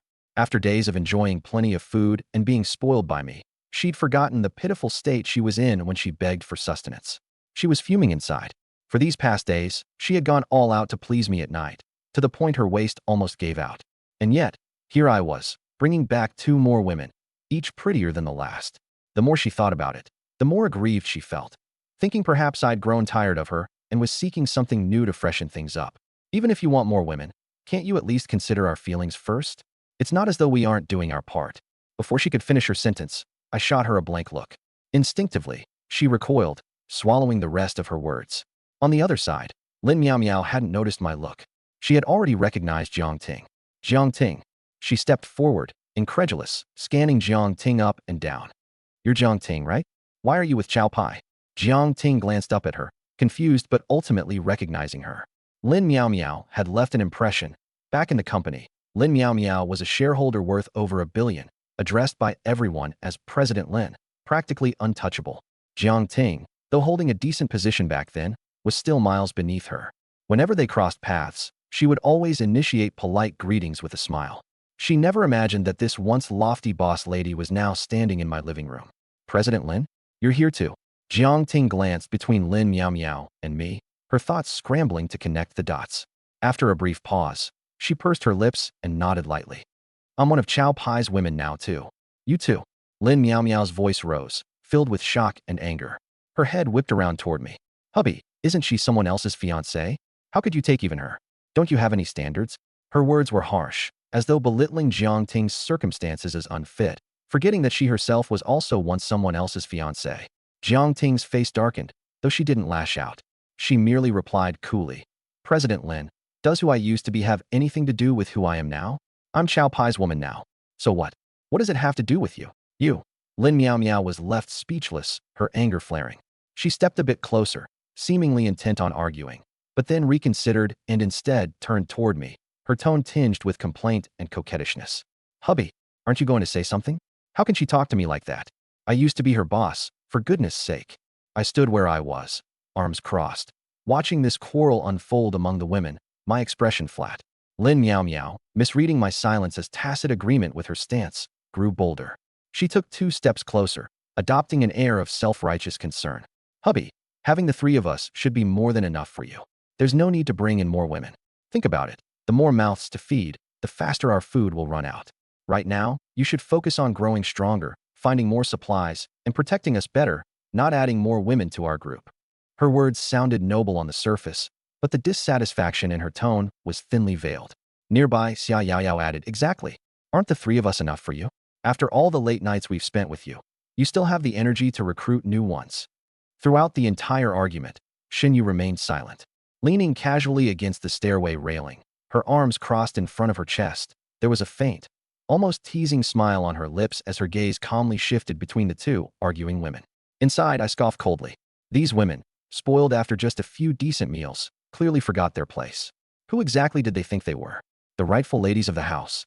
Mistresses? They were nothing more than women I picked up and kept for my amusement. They'd gotten complacent, forgetting how desperate they had been when I found them, nearly starving to death. The next moment, my expression darkened entirely. Asterisk slap. Slap. 2 slaps, 1 for each, landed squarely on their faces. In their stunned and fearful eyes, I spoke in an icy tone. Have you forgotten your place? You are nothing more than my women. To put it bluntly, I keep you around to entertain myself. When I'm pleased, I let you eat. When I'm not, you can be replaced at any moment. Who gave you the right to question me and tell me what to do? They froze, clutching their now swollen cheeks, staring at me with shock and bewilderment, as though unable to comprehend what had just happened. Perhaps they thought that these few days of luxurious living and sharing my bed meant some shift in status. But those 2 icy slaps had shattered their illusions, coldly waking them up. My voice remained steady, without rising or falling in tone. Did you truly think you were the mistresses of this house? Lin Miao Miao's lips quivered faintly. She dared not argue. Xia Yaoyao, covering her face, had tears welling up in her eyes but didn't make a sound. Whatever remained of her big internet celebrity self-image had been thoroughly crushed by that slap. She finally remembered that she once begged on her knees. My life depends on my ability to speak clearly. As punishment, neither of you will eat today. Go back to your rooms and reflect, I said indifferently. If you still fail to realize your mistakes by tomorrow, pack up and leave. The 2 of them trembled, exchanged glances, their faces filled with regret. At that moment, they noticed Xinyu smirking at the side. Lin Miao Miao immediately realized how foolish she'd just been. That Xinyu was clever, obedient, and compliant from start to finish, bound to win my favor. Regretful as she was, she dared not say another word, fearful of provoking me again. She lowered her head and quietly turned to ascend the stairs. Meanwhile, Jiang Ting and Zhou Yingying stood silently in the living room, watching the scene unfold. Jiang Ting secretly felt relieved that she hadn't spoken out of turn earlier. The living room fell silent for a few moments. I turned my gaze to Xinyu. This woman hadn't uttered a single word of dissent throughout the ordeal. The faint, perfectly calculated smile on her lips neither stirred trouble nor sounded like she was taking sides. Her obedience was, frankly, surprising. You're quite clever, I remarked plainly. Xinyu gave a bashful smile at just the right moment, her voice soft and delicate. I understand my place, and I'm well aware of your status and capabilities. Brother Chow, the sisters you've brought back, I'll get along with them just fine. She took a couple of steps closer, her tone growing even gentler. Would you like one of the new sisters to keep you company tonight? I can arrange it for you. I watched her for a few seconds, a smirk tugging at the corner of my lips. No need. The 2 of them have already been with me for a while. Xinyu froze for a moment. She had assumed Jiang Ting and Zhou Yingying were new additions. She hadn't expected them to be veterans. Which meant, before the 3 of them had come along, I already had these 2 women. This revelation rendered the earlier confrontation even more ridiculous. Quick thinking as always, Xinyu maintained her smile and said softly, That was presumptuous of me. Nice to meet you, sisters. Jiang Ting snapped out of her daze and gave Xinyu a small nod. Zhou Yingying, too, murmured a quiet hello. Satisfied, I nodded and turned to Jiang Ting and Zhou Yingying. From now on, this will be your home. There are vacant rooms upstairs. Pick one for yourselves. As for food and drink, no need to worry. There's plenty to go around. Thank you, honey, Jiang Ting said with a bright smile. Thank you, Brother Chow, Zhou Yingying added in a quieter voice. I chuckled and retrieved a heap of food from my storage space, placing it on the coffee table. Here, you must be hungry. Go ahead and eat something. Their eyes lit up as they quickly sat down to eat. Xinyu also joined them naturally, her smile warm and friendly, as if the three of them had been close friends for years. At that moment, I was unaware that in the neighboring building, Qin Shui was once again about to seek me out. Wang lay slumped on the sofa, clutching his growling stomach. Ever since I had given them a few packets of instant noodles last time, he hadn't eaten a thing. Suddenly, the enticing aroma of spicy butter mingled with garlic and cilantro wafted through the window cracks, making his mouth water uncontrollably. He took a deep sniff, his eyes turning red with fury. That bastard Chow Bai again. Must be eating hot pot. Struggling to sit up, he turned to Qin Shui, who was busy applying nail polish. Honey, go to Chow Bai's place again. He's eating now, so if you go to ask for food, he won't have the nerve to brush you off with just 2 packets of instant noodles like last time. Qin Shui didn't pause her task, not even glancing up. What's this? You want me to sell myself again? Her words struck a nerve, leaving Wang Lei momentarily speechless. Still, he plastered on a smile despite the humiliation. This isn't selling. We're just borrowing some food out of necessity to survive. Reason with him nicely. Do you think he'd really dare to force you? You sure didn't say that last time. Qin Shui scoffed, her tone cold. She leisurely capped the nail polish bottle and blew on her fingertips. Weren't you complaining that I brought back too little last time? Why don't you go yourself this time? Wang Lei's face darkened for a moment before he changed his tone to plea. Come on, we're really at our limit. If we don't get food soon, we'll both starve to death here. Qin Shui leaned back into her chair, crossing her arms. Tell me this. How much do you want your wife to sell herself for this time? Wang Lei gulped and mulled it over for a moment. We can't settle for as little as last time. You're a beautiful woman, and the first time for him to give us just a bit of junk food was a total ripoff. This time, we need to demand at least enough for a couple of weeks. Rice, flour, oil, water, everything. None of that cheap instant noodle crap. Qin Shui smirked to herself bitterly, having no faith in Wang Lei to genuinely stand up for her. But she did think she'd been shortchanged last time. First time around, traded for a couple packets of instant noodles? Just thinking about it made her seethe. This time, she'd make sure to get something worthwhile. Her expression steely, she pretended to consider for a moment before standing abruptly. Fine, I'll sell myself. But remember, don't regret it later. With that, she strode toward the door, her high heels clicking loudly against the floor. Wang Lei watched her retreating figure before suddenly yelling. Wait. Hold on. Qin Shui paused mid-step, glancing back at him with mild surprise. What now? Changed your mind. Fidgeting with his hands nervously, he swallowed. About that outfit, wearing something like that. Maybe not the best idea? Qin Shui looked down at her gray, worn-out t-shirt, frowning slightly. What's wrong with this? Make it sexier, Wang Lei urged. Chow Bai wouldn't be able to resist. Hearing this, Qin Shui was utterly furious. She had thought for a brief second that Wang Lei had reconsidered, perhaps out of guilt or concern. Instead, he was complaining about her attire, worried she wouldn't look enticing enough to get sufficient food. Taking a deep breath to suppress her rage, she swallowed her harsh words, turned, and went back into the bedroom. She dug out a black lace slip dress, reapplied her lipstick, and assessed herself in the mirror. The plunging neckline and slender legs looked seductive enough, she decided, before stepping out again. Wang Lei's throat bobbed as he stared at her. With such a beautiful wife about to be sent to another man's bed, there was a hint of reluctance tinged with desperation in his eyes. But the gnawing hunger was stronger. He clenched his fists and said, Here's the plan. Ask him for 15 days' worth of food. Once we've got the supplies, I'll storm over and take you back right away. I just recovered some strength after those noodles yesterday. Watch me beat the crap out of him. Qin Shui cast him a disdainful glance, scoffing internally. If you had the guts, you would have acted ages ago. Without bothering to respond, she opened the door and walked out. Wang Lei stood at the doorway, watching her sway her hips as she made her way toward. At the corner of the corridor, I swallowed my saliva and, after hesitating for a moment, still decided to follow. I hid in the stairway around the corner, secretly observing. Qin Shui walked to the door of my villa, raised her hand, and knocked 3 times gently. The door quickly opened. I was still chewing on a piece of beef when I looked up and saw Qin Shui, standing there in a sexy black spaghetti strap dress. I froze for a second before my eyes gradually lit up and a playful smile curled on my lips. Oh, if it isn't the beautiful Qin Shui. Missing me again. Qin Shui's cheeks turned red. Twisting her waist coquettishly, her voice was soft and sugary. Brother Bai, I'm so hungry. Are you having hot pot? It smells amazing. I could smell it all the way from outside the door. Leaning casually against the doorframe, I glanced her up and down, letting my gaze linger on the deep neckline of her dress for a couple of seconds. What's the matter? Want some? I'm starving to death, Qin Shui pouted pitifully, taking half a step closer and placing her hand lightly on the doorframe. Brother Bai, would you really have the heart to watch such a stunning beauty like me starve to death? I've even come to find you. Seeing Qin Shui acting so flirtatiously and tenderly, I couldn't help but feel delighted. I stepped aside and moved away from the door. Come in.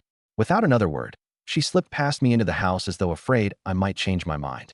Wang Lei, who was hiding at the corner of the hallway, witnessed the whole scene and became completely dumbfounded. This wasn't what he had expected. Weren't they supposed to negotiate terms with me in exchange for food first? How could his wife just go in without even discussing terms? Hey, wait. Wang Lei dashed out, running to my door and pounding on the closed iron gate vehemently. Wife, you haven't negotiated the terms yet. He hasn't given you food. How could you just go in? From inside came Qin Shui's muffled voice. Brother Bai, I'm starving. Let me have some hot pot first. Then my voice followed. I'm dying to eat too. Let me enjoy my rujiamo, Chinese meat buns, first. Wang Lei's face flushed crimson red. He banged on the door with all his might, his hands quickly reddening with the effort as he roared. Chow Bai, you bastard. My wife is here to talk business, and you dare take advantage of her? Open the door. Let her out. The metal door rattled noisily, and vibrations numbed his entire arm. Panting heavily, he leaned closer to the door crack, attempting to eavesdrop, but all he could catch were indistinct sounds of heavy breathing. You beast. Chow Bai, you disgusting beast. Wang Lei slapped the door until his palms were swollen, yet the door remained firmly shut. Exhausted and hungry, he slid down against the cold iron door to the floor, catching his breath for a long while before resigning himself to leaving. 2 hours later, Qin Shui returned. She pushed the door open, stepping in with her spaghetti-strap dress wrinkled and clinging to her skin. Her hair was messy, and her cheeks were still faintly flushed. Wang Lei rushed forward to greet her. Qin Shui showed no expression on her face and casually tossed 2 packets of instant noodles toward him. Wang Lei's face went pale. Just 2 packets of instant noodles. Qin Shui let out a satisfied burp, ignored him, and walked straight toward the bedroom. God damn it. All he gave you were 2 packets of instant noodles after what he did? I'll kill that Chow Bai. Wang Lei stormed into the kitchen, grabbed a rusty kitchen knife, and charged angrily toward the door. Qin Shui remained silent, only watching him coldly. He flung the door open, only for the icy wind outside to hit his face. He froze. The hallway was pitch black, with the emergency light at the far end flickering erratically. His grip on the knife trembled slightly, his mind racing rapidly. After a few seconds, Wang Lei calmed down and slowly lowered the knife. Qin Shui had already retreated into the bedroom. I'm tired, she said. Wife, wait. Bang. The bedroom door slammed shut, followed by the sound of the lock clicking into place. Wang Lei stood there, stunned for a moment. He rushed forward and tried to turn the doorknob, but it wouldn't budge. Wife, what's wrong? There was no response from inside. He twisted and banged on the door, but Qin Shui remained unmoved. Furious, Wang Lei spat out. Damn it, that woman stuffed herself on hot pot at Chow Bai's place and only brought back 2 packs of instant noodles for me. He glanced at the 2 lone packets of noodles on the coffee table. His stomach growled audibly again. Unable to bear the hunger, he tore one open, chewing the dry noodles and devouring them ravenously. The next morning, I woke to the aroma of freshly cooked food wafting through the air. Turning over, I noticed the spot beside me was empty. After Qin Shui left last night, I had pulled Jiang Ting and Zhou Yingying along for more fun until late into the night. Now, fully satisfied, I stretched lazily, got dressed, and headed downstairs. In the living room, a few women were bustling around the dining table. Jiang Ting and Zhou Yingying carried out a pot of steaming congee, while Shen Yu was setting the table with bowls and chopsticks. What caught my attention most was Jiang Ting and Zhou Yingying. Their cheeks were still tinged with a blush that hadn't faded, and they avoided eye contact. Last night, when Qin Shui showed up, they were already here. I had walked into the bedroom with Qin Shui, only to later call them inside as well. Qin Shui clearly hadn't anticipated seeing them there. After all, she and Jiang Ting were acquaintances back when they worked at the same company. Their brief reunion had undoubtedly been awkward. My footsteps startled them, and Jiang Ting looked up and smiled. Husband's up? Come eat. Zhou Yingying murmured softly. Good morning, Brother Chow. I sat down, took the bowl of congee shin you handed me, and took a sip. Savoring the flavor, I smacked my lips and nodded in satisfaction. After breakfast, I returned to my room. With a thought, I retrieved the enormous crab carcass from my system's storage space. With a loud thud, the crab landed on the ground. Its black and reddish exoskeleton still bore 2 scorched holes, the marks left by the heat rays that had pierced it. The surrounding meat near the holes was roasted and emitted a blend of smoky and seafood aromas. Crouching down, I rapped on its carapace with my knuckles. A dull thud echoed back. This crab had grown to such a massive size. Could eating it perhaps enhance one's abilities? I was too impatient to wait. Pulling a cleaver out of the storage space, I aimed at the joint and swung down hard. Crack! The shell split open, revealing steaming white crab meat. Though it had been dead for some time, its preservation in the time-frozen storage space had kept the meat warm and fresh. Without bothering with seasoning, I tore off a large piece and stuffed it into my mouth. The crab meat was incredibly delicious, carrying the unique sweetness of seafood. Its texture was firm and springy, a taste multiple notches above any rainbow crawfish. Piece after piece, I didn't hold back. I ended up sitting atop the crab, devouring it like it was my personal mountain of food. Energy coursed through my body with each mouthful, spreading to my limbs. My skin began to feel slightly warm, especially around my chest and lungs, as if wrapped in a comforting current. The level 6 physical enhancements I had acquired allowed my digestion rate to be several times that of an ordinary person. Just eating and stopping and eating like that. I had been tossing about for most of the day. I let out a satisfied belch, leaned against the wall, and rubbed my stomach. Suddenly, the system prompt sounded. Ding! Host has ingested mutated giant clawed crab essence. Awakening ability. Awakening successful. Acquired new ability. Underwater breathing LV.1. My heart lit up with joy. There indeed was a new ability. Before I even had time to take a look, the prompt sounded again. Due to the large amount of crab meat consumed, the ability has been automatically upgraded. Underwater breathing increased to LV.4. Current state. Can remain active underwater for 18 hours without needing to surface. Underwater visibility plus 50%. Underwater movement speed plus 30%. I calculated silently. With my current stamina and speed, 18 hours were more than enough to explore half a submerged city underwater. And with the added visibility and speed bonuses, this ability seemed tailor-made for surviving in the murky waters. I walked to the window, pushed it open, and saw the dark water pooling not far below, with some broken wooden planks floating on the surface. Rolling up my sleeves, I stepped onto the windowsill and leaped out. Plop! My whole body sank into the dark water. The icy liquid enveloped me, but the suffocating sensation didn't come. It felt as though my lungs were protected by an invisible film, letting me extract oxygen directly from the water. Breathing was as effortless as on land. When I opened my eyes, the turbid black water became much clearer. I could see a few meters ahead. Some strange fish, alerted by the disturbance, swam over with their razor-sharp jaws bared, ready to bite. I wasn't in the mood to dodge. I raised my fist and slammed it forward. The leading fish's head burst open instantly, brain matter splattering out, and black blood dispersed into the water. Another fish attempted a sneak attack from the side, but I sidestepped slightly, grabbed its tail, and swung it in a full arc, smashing it into a third fish's head. Both fish floated belly up immediately. Clean and decisive. I stayed underwater for nearly an hour, swimming from the Villa District's outskirts to the main road of Yulong Bay and circling the sunken commercial street.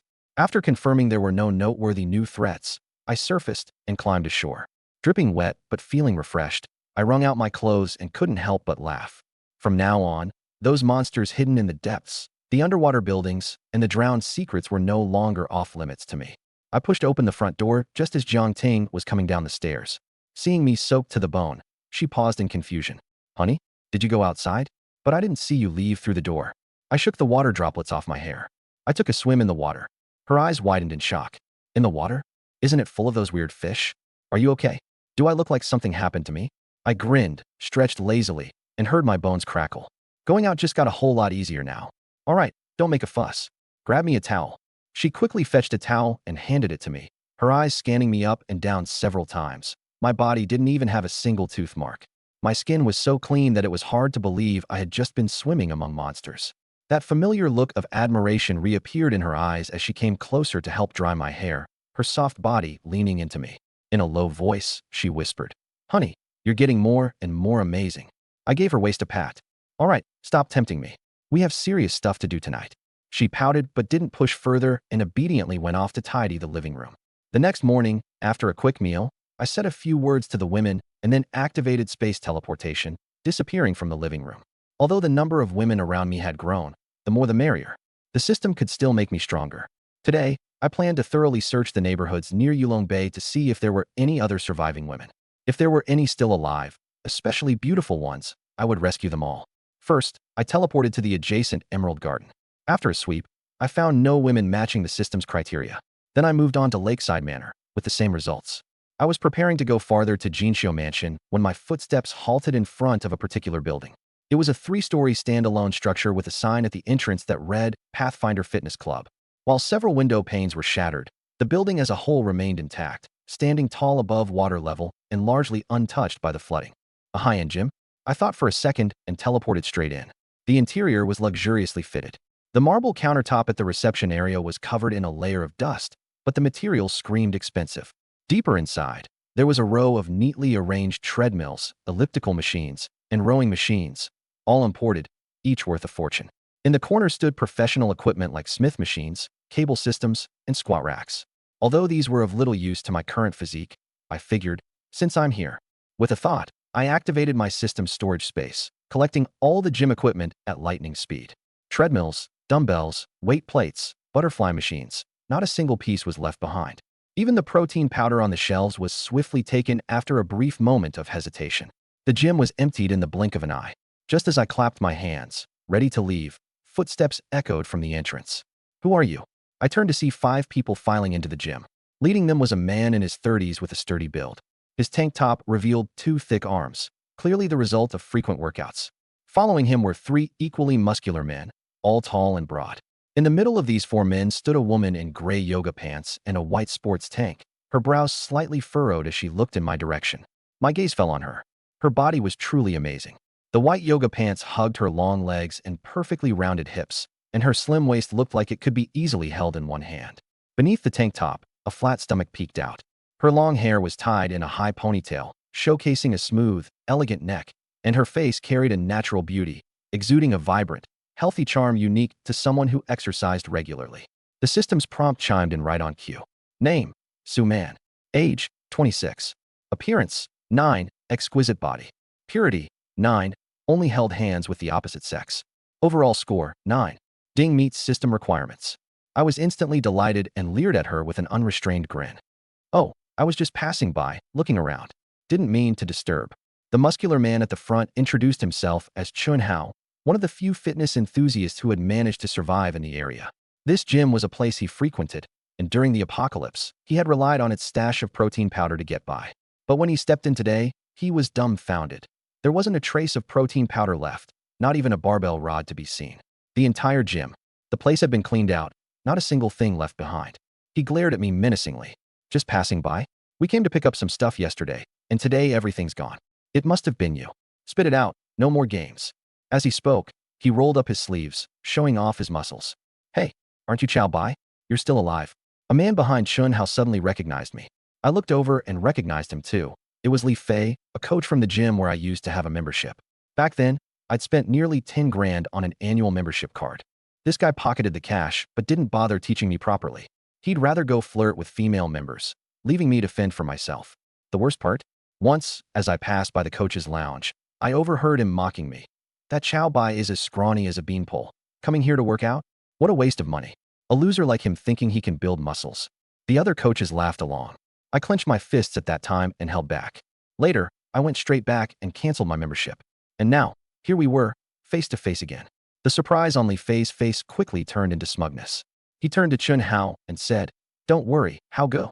This kid used to be one of my students. He's a total pushover. I'll make him talk." Then he turned back to me, put on a fierce expression, and took a step closer. "Chow Bai, spill it. Did you take the stuff from here? If you dare lie to Hao Go, we'll cut you up. In this apocalypse, nobody cares if you die." The murderous intent in his eyes was undisguised. It was clear he'd done this kind of thing before. My gaze turned cold. The world's gone to hell, and this idiot still thinks he can talk to me like this, even threatening to kill me? I spoke, my voice calm but cutting. "Are you seriously that stupid? The world's ended, and you're still here showing off your muscles." Li Fei's smirk froze. "What did you say?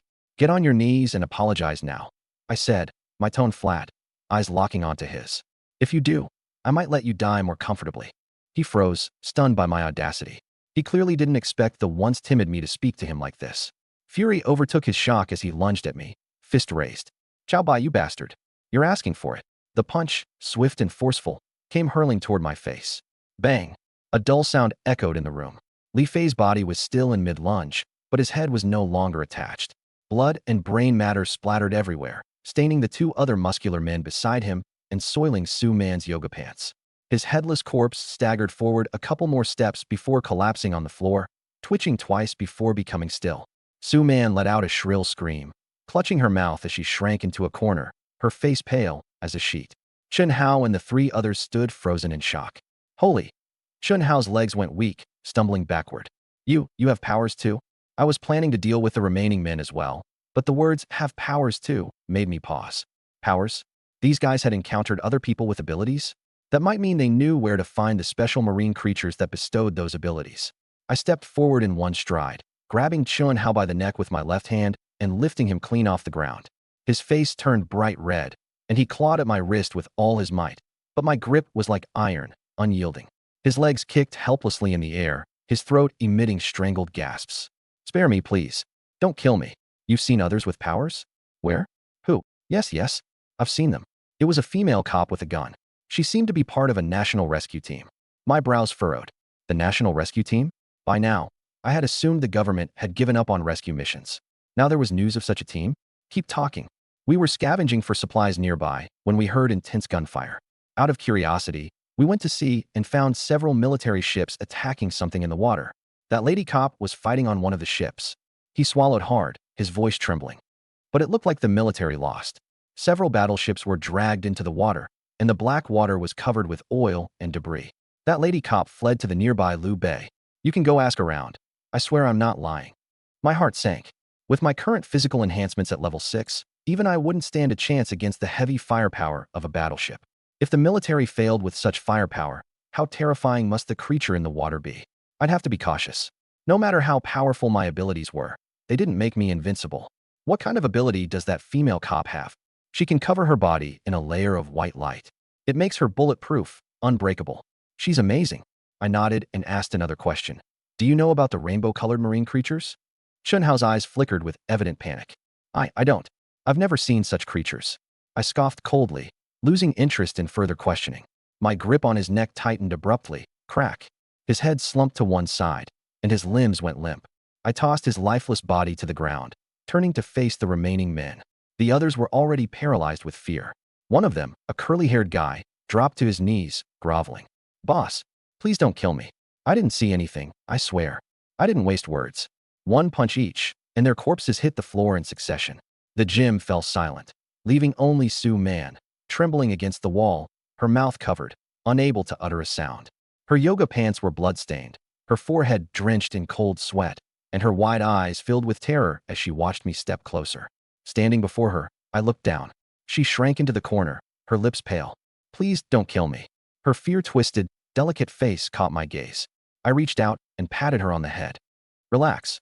I won't kill you, but you'll need to behave. In the next instant, I wrapped my arm around her waist, and with a thought, we both vanished from the room. Su Man's vision blurred as the surroundings shifted. When she opened her eyes again, the empty gym was gone. Instead, she found herself in a spacious, brightly lit villa living room, complete with a sofa, coffee table, and floor-to-ceiling windows, all impeccably clean. She stood there in a daze, unable to process what had just happened. Meanwhile, clang! A heavy thud echoed as the metal door crumpled inward. The lock shattered, leaving shards scattered on the ground. A bald man shook his aching hand. Beside him, his scrawny sidekick grumbled. Boss, these rich pricks sure live well. Even their security doors are built like tanks, way tougher than the wooden door back at my place. The bald man spat. You think your crappy old door compares to this? One of these doors costs more than your whole damn house. But no matter how sturdy the door is, it's still just a door. Keep smashing it. He turned back to his lackeys, giving a sweeping glance. The young man squinted. Whoever smashes the door first gets 2 pieces of dried meat as a reward. As soon as the promise of meat was out, the gang of underlings charged forward like they were injected with adrenaline, howling and yelling as they swung iron pipes and machetes against the door. Though the dried meat came from some unknown creature and had a peculiar stench, in this post-apocalyptic world, where many hadn't tasted meat in ages, it was a rare bounty. Taking turns pounding on the door, The lock began to dent more and more, the door frame starting to loosen under the relentless assault. A skinny man sidled up next to Baldy and whispered conspiratorially, his tone low and secretive. "Boss, I've got some good news for you. I found another villa, full of beautiful women." Baldy shot him a skeptical glance. "I swear." The skinny man held up 3 fingers solemnly. "I used to live in that area, saw it with my own eyes. That villa houses several women, each one tall, fair-skinned, and gorgeous, like superstar material even before the world fell apart. There's a man in there who hoarded tons of food, and he's the reason those women are all living in comfort. If we take that place, we can eat his food and enjoy his women." As he spoke, jealousy burned fiercely inside him. Why the hell does one man get to live like a king in this apocalypse, surrounded by women, while I can't even get a bowl of hot soup? The more he thought about it, the more indignant he became, itching for Baldy to lead the gang over to finish off that man immediately. Baldy didn't respond right away. He squinted at the skinny man, studying him for several long moments, before raising his hand and delivering a sudden slap. Smack. The skinny man clutched his cheek, stunned and bewildered. "Use your damn brain." Baldy snarled coldly. A single man, surviving the apocalypse while providing for a whole group of women and keeping them alive and well. "Do you think that guy is simple?" The skinny man clutched his face, resentful but too afraid to lash out. He knew all too well how ruthless Baldy could be. "Boss, maybe he just got lucky, had a stash of food at home." "A stash, huh?" Baldy snapped, kicking him to the ground. "Do you realize how long it's been since this all started? Even if he had a mountain of food, it'd be gone by now. Use your head for once, will you?" Hunched over in pain, the skinny man curled up like a shrimp, gritting his teeth but staying silent. Turning around, Baldy barked at the rest of his gang. "Move it, boys. Put your backs into it. I passed this villa before and saw a smoking hot woman inside. Her figure, her face. When that door opens, tonight's gonna be a good one for all of us." The gang erupted into another round of raucous cheers, intensifying their efforts against the door. While outwardly scolding the skinny man, Baldy tucked away the information about a villa full of beautiful women for later consideration. If a man could sustain a group of women in the apocalypse, he clearly had plenty of food stockpiled. Taking over that villa would be 10 times more profitable than raiding smaller homes. Once they were done here, Baldy decided he'd lead the gang to take a look, and if it turned out to be a gold mine, he wasn't going to let it slip away. After nearly 10 minutes of continuous battering, the reinforced door finally gave way. The lock shattered, the frame bent, and the entire metal door toppled inward with a loud crash, stirring up a cloud of dust. Inside, a man and a woman crouched behind the sofa. The woman was somewhat attractive, oval-faced, fair-skinned, wearing a floral print nightgown. She huddled in the corner, gripping a phone, her expression frozen in terror as she presumably tried to call for help. The man stood in front of her, trembling violently, cold sweat dripping from his forehead as he gripped a kitchen knife in a feeble attempt at intimidation. Baldy led his gang into the room with sinister grins on their faces. "Shin Yu Ding, congratulations to the host for successfully taking in the new target, Su Man reward. 1 G18 pistol, equipped with 20 rounds of ammunition, stored in the inventory." Asterisk. I froze momentarily. Previously, the system's rewards had always been extra resources or special abilities. But now it had directly handed me a gun? I focused my thoughts and opened the system inventory. The G18 lay silently inside, its sleek black frame gleaming faintly with a slick layer of oil. Its magazine was fully loaded. What surprised me further was the discovery that the gun, like regular resources, could also be duplicated. In an instant, the system inventory filled with rows upon rows of G18s. Exactly 1 million of them, while ammunition crates piled up into mountains, stretching so far that I couldn't see the end. I casually drew one out. It was heavy, the cold metal surface pressing firmly against my palm. Raising it, I aimed at a target affixed to the wall and opened fire. Bang, bang, bang, bang. The shell casings clattered to the ground, each round neatly penetrating the center of the target, a steel plate, without any resistance, leaving clean holes behind. The power was astonishing. I checked the weapon with satisfaction, a smirk curling at the corner of my mouth. Most ability users were still stuck at the first tier and wouldn't stand a chance against firearms like this. A gun like this had more deterrence than any superpower could offer. Even the most arrogant kind of person would calm right down when faced with this carbon-based life-form pacifier. I didn't have much personal use for it, but it would be perfect to arm the women around me for self-defense. Without the means to protect themselves, they could each have one to guard against ordinary monsters or ill-intentioned survivors. In any case, these guns posed no threat to me. Even if they decided to bite the hand that fed them someday, I wouldn't be worried. Nearby, Su Man was already stunned speechless. I withdrew the gun into the inventory without fanfare and tossed her a packet of beef jerky. Take care of me well, and you won't go hungry. She caught it in a daze, quickly tearing it open and stuffing bites into her mouth. Chewing, she nodded vigorously, her initial fear slowly giving way to a complex mix of trepidation and admiration. Just then, hurried footsteps echoed from the staircase. Xinyu descended quickly, clutching her phone, her expression anxious. Chow Bai, something's wrong. A gang of thugs broke into the villa compound. They're smashing down doors and looting every home. One household's already dead. They even uploaded a video of it to the group chat to brag about it. I took the phone from her and clicked on the video. The footage showed the destroyed living room of a luxurious villa, now in complete disarray. A bald man surrounded by 7 or 8 underlings stood over a young couple. The man lay in a pool of blood, his severed head resting near the sofa, his face frozen in terror. The woman was forced onto the couch, her nightgown torn apart. She was barely clinging to life. The group chat erupted with rage, the screen flooding with furious comments. I stared at the video for a few seconds, frowning slightly. This group clearly wasn't from the original villa residents. They had to be outsiders. But considering the water surfaces outside were teeming with mutant fish, how had they managed to get in? Doubt flickered in my mind. Previously, Chen Hao from the gym had mentioned that some official rescue convoys could navigate the water surface. Could something have changed recently? I realized it had been quite a while since I'd personally encountered the water surface, thanks to my frequent use of spatial jumping to travel. Handing the phone back to Xinyu, I made no move to act. Judging by the gang's methodical advance, it would only be a matter of time before they reached this house. We'll protect you, but the days ahead might get a lot more dangerous. Relying on me alone won't cut it. You all need to be able to defend yourselves too. Xia Yaoyao furrowed her brow and murmured, Do we really have to take these? Suit yourself, I said, glancing at her, my tone flat and indifferent. Next time a mob busts in and drags you out to die, don't come crying to me. Whether I save you or not depends on my mood. That comment wiped away the last shred of wishful thinking in their minds.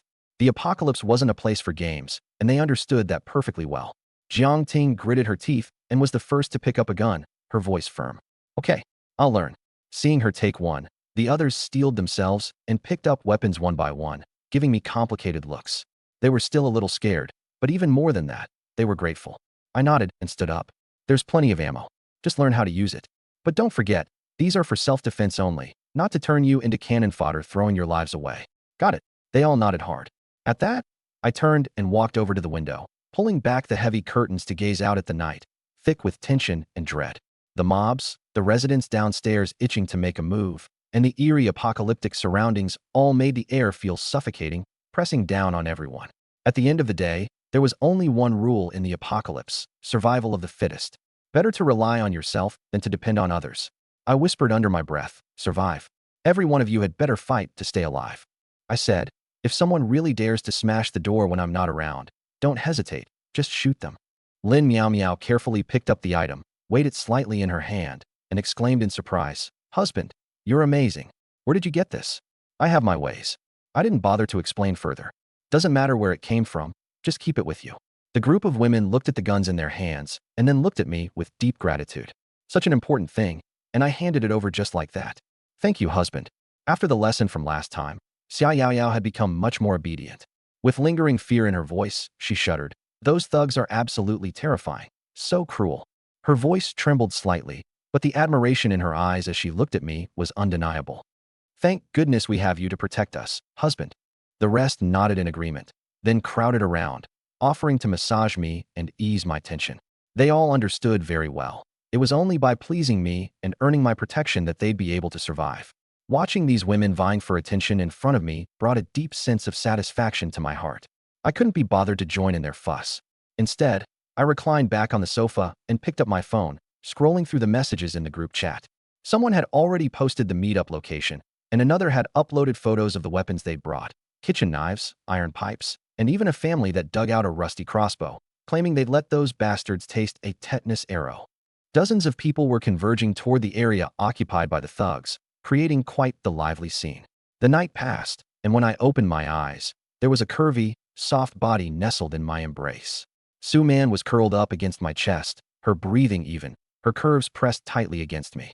I shifted my waist slightly, and a dull ache shot through me, making me click my tongue in amazement.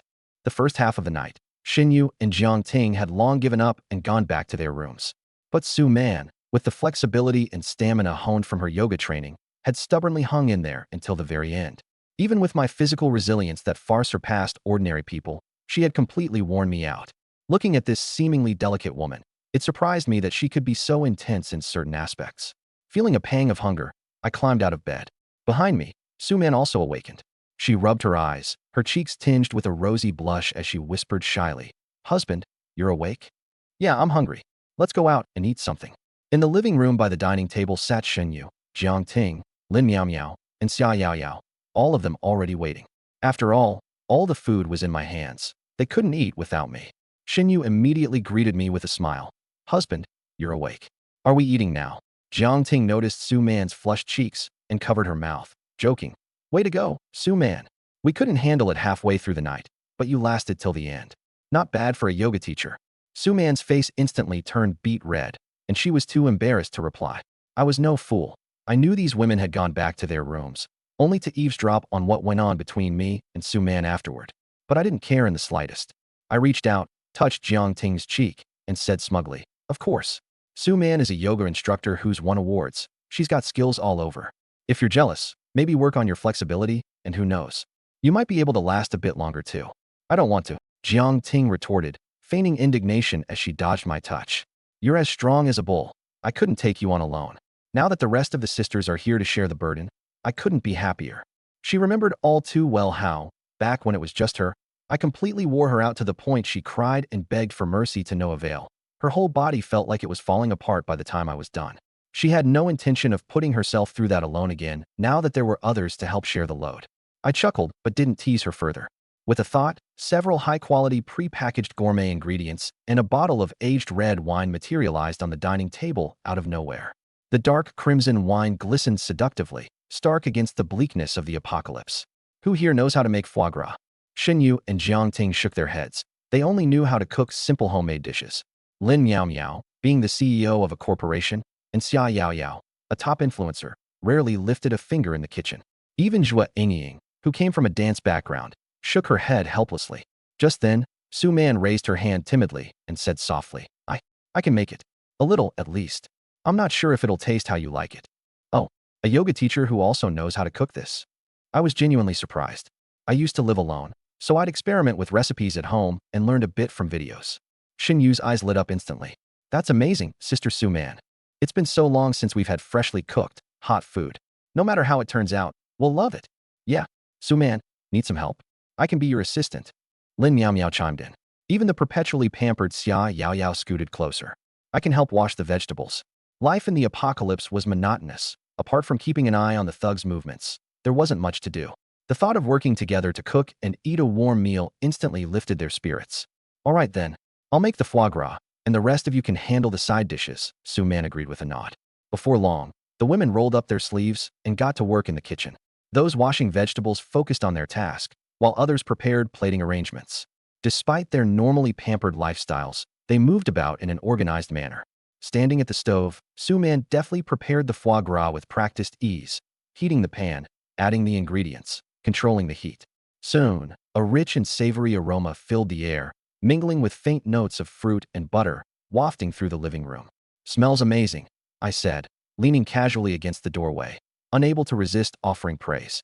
No matter how much pre-packaged food I had in my system space, it could never compare to the appeal of freshly cooked, warm dishes, especially top-notch French cuisine. Minutes later, Su Man carried out the first plate of foie gras, carefully setting it in front of me. Her eyes sparkled with a mix of eagerness and nervous anticipation. "Husband, please try it first." I cut off a small piece and took a bite. The exterior was lightly crisp while the inside was silky smooth, the flavors bursting on my tongue with no trace of gaminess. Taking a sip of the aged 1982 red wine, its rich aroma blended seamlessly with the savory foie gras, elevating the taste to perfection. Amazing. Even before the apocalypse, as an ordinary guy, I'd never tasted something this good. Unbelievable. I gave her a thumbs up. "Su Man, are you sure you've never worked as a chef?" "No, I just cooked for fun when I had free time," she murmured, her cheeks flushing as she added quietly. "If you like it, I can learn and make other cuisines too." My eyes gleamed. I'd hit the jackpot with her. Nowadays, most women were so overindulged they'd barely stepped inside a kitchen. Someone like Su Man, who could cook, was a rarity. "That's great. Placing down my fork and knife, I declared, "From now on, the household meals and resource allocations will be your responsibility." I officially handed over the role of household chief steward to her. The position was given to Sue Man. She was taken aback, quickly nodding. "Okay, thank you, dear. I'll definitely do my best." After dinner, I finally paid attention to the news about the residents of Yulong Bay and the gang of thugs. As expected, the residents' attempt to deal with the thugs had ended in failure. What I didn't expect, though, was how disastrously they had lost. The group chat was filled with cries of despair. Scrolling up, I pieced together the entire sequence of events. Yesterday, a group of homeowners, numbering in the dozens, had banded together, armed with kitchen knives and crowbars, to eliminate the thugs. With their numbers being 3 to 4 times greater than the other sides, they were brimming with confidence in the chat, boasting about skinning that bald thug alive. But when they showed up, that bald thug immediately surrendered. Through the door, he shouted that he was willing to coexist peacefully and even offered to give up half of his resources as an apology. These pampered, wealthy individuals were already afraid of death, and upon hearing that they could avoid a fight and still gain something, they instantly disarmed and agreed to negotiate. Some even patted themselves on the back, thinking they were cleverly victorious. Who would have guessed that in the very next moment, a couple of thugs ambushed them from the stairwell, their machetes gleaming. Without a word, they charged into the crowd, slashing indiscriminately. Caught completely off guard, the homeowners could only scream and scatter in a panic. The scene turned into utter chaos as they fled.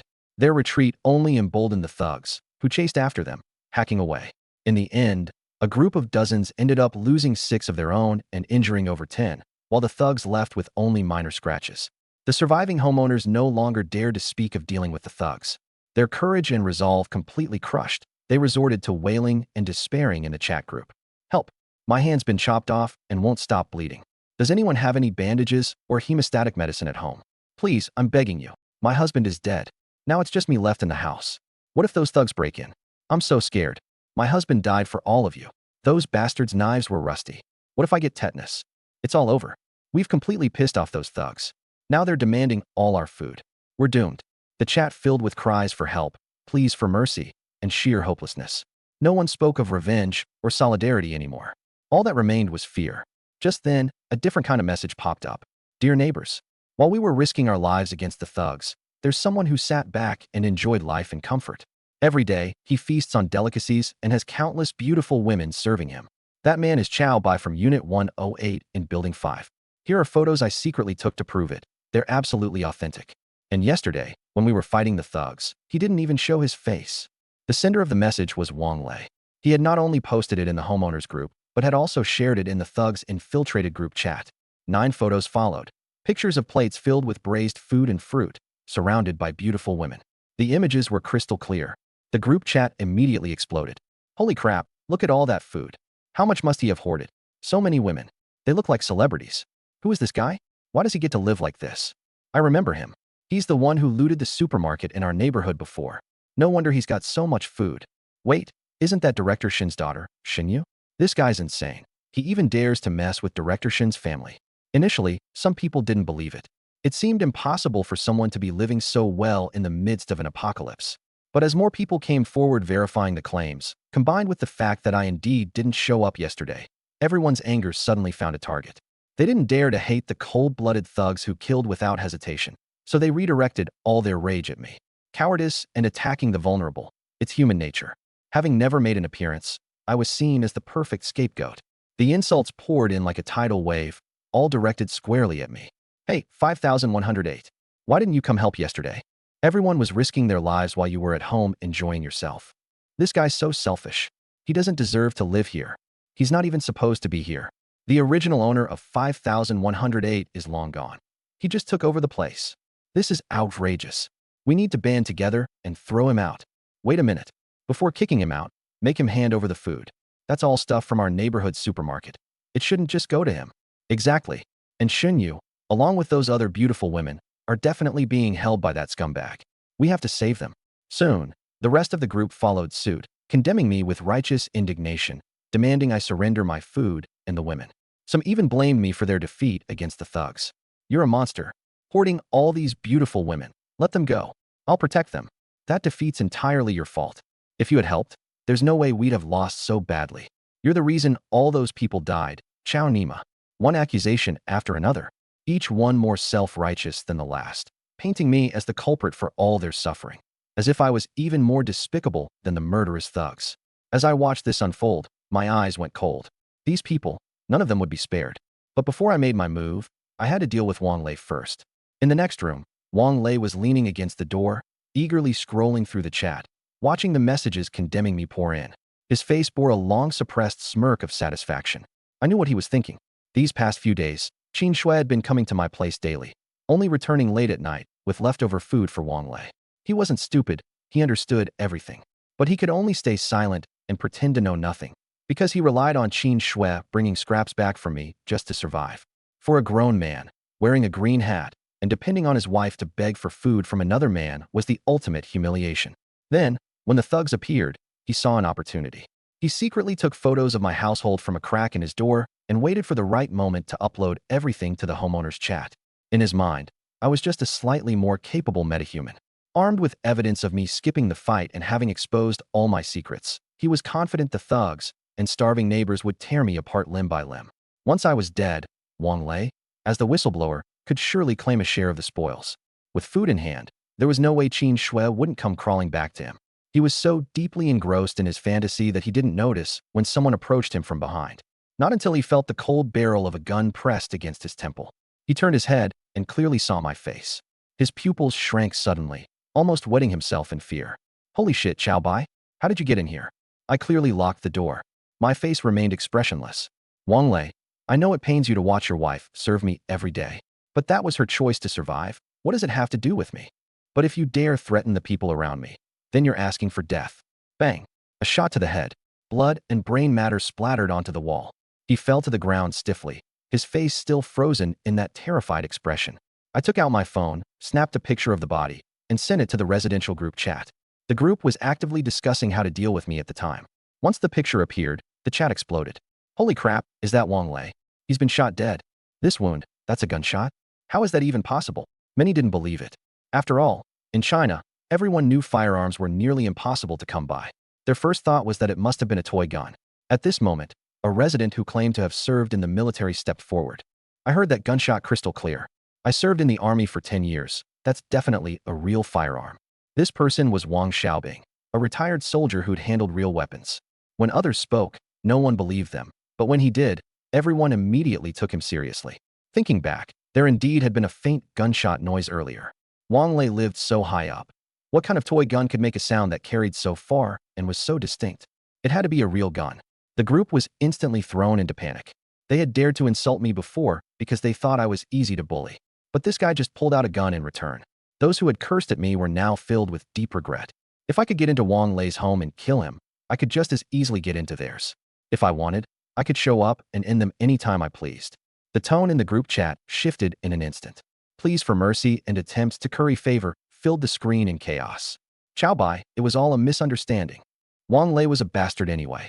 He deserved to die for leaking Brother Chow's private matters. Good job, Brother Chow. People like him deserve to die. I didn't insult you earlier, I swear. Please don't hurt innocent people. I'm just a girl. Please don't kill me, sob. I was wrong. The thugs had heard the gunshot too and instantly lost their nerve.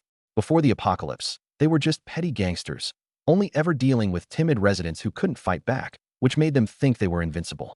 How could knives ever compare to guns? They'd be taken out before they could even get close.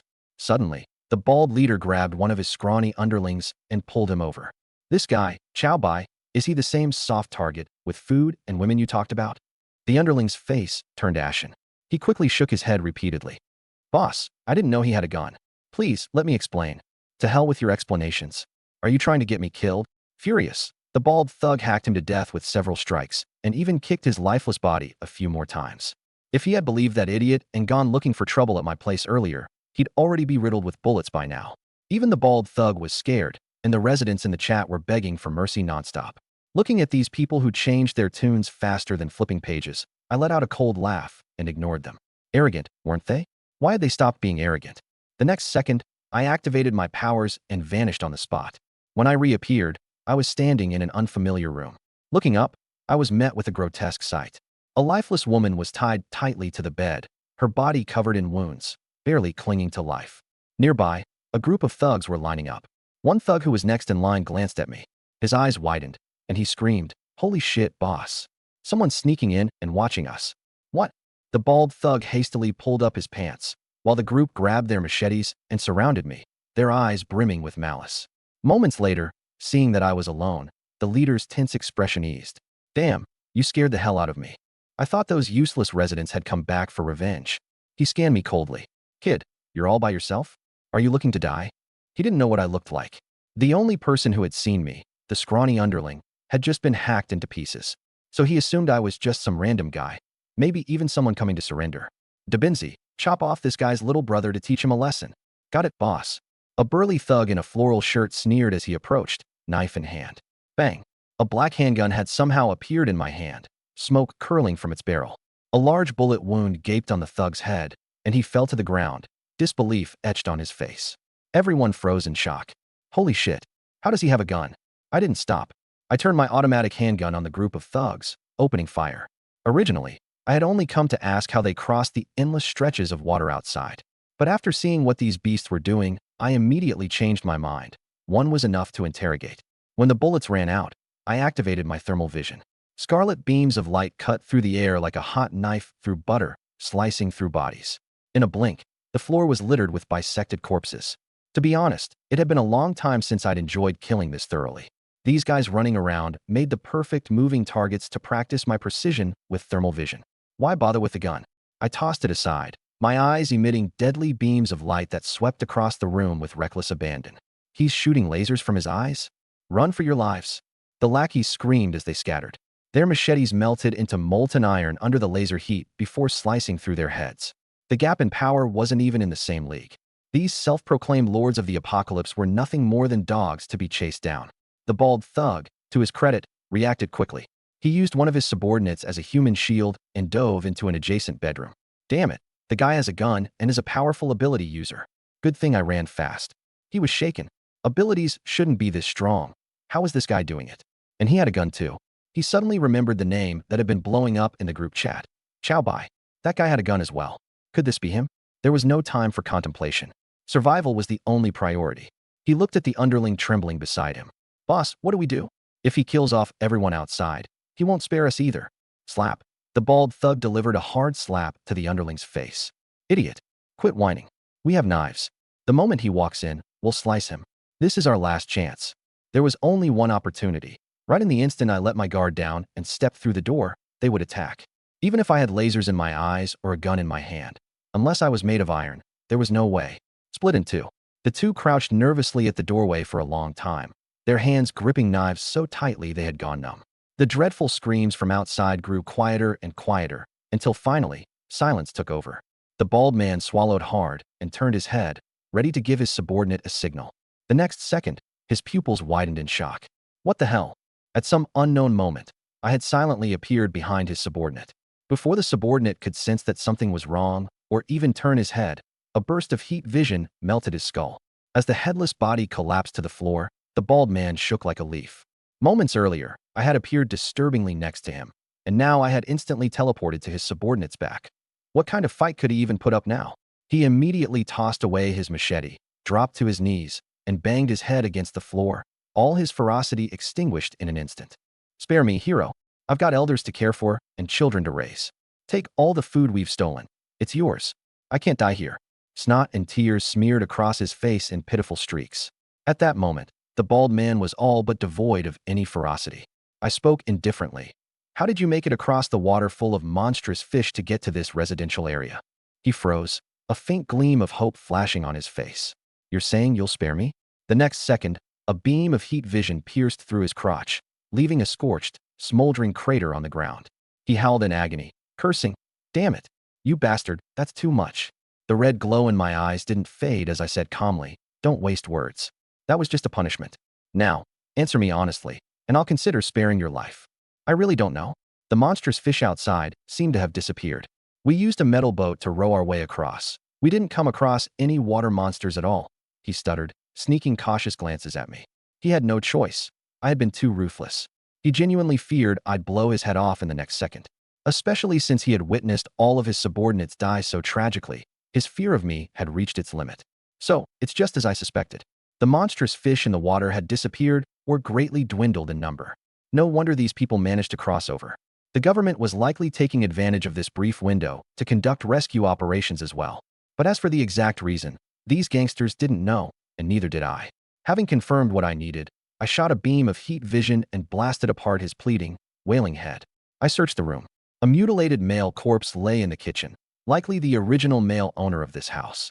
In the corner, a bound woman was barely clinging to life. Her injuries were severe, and her body bore the evidence of extreme violence. Despite the horrific state of the room, she showed no reaction whatsoever.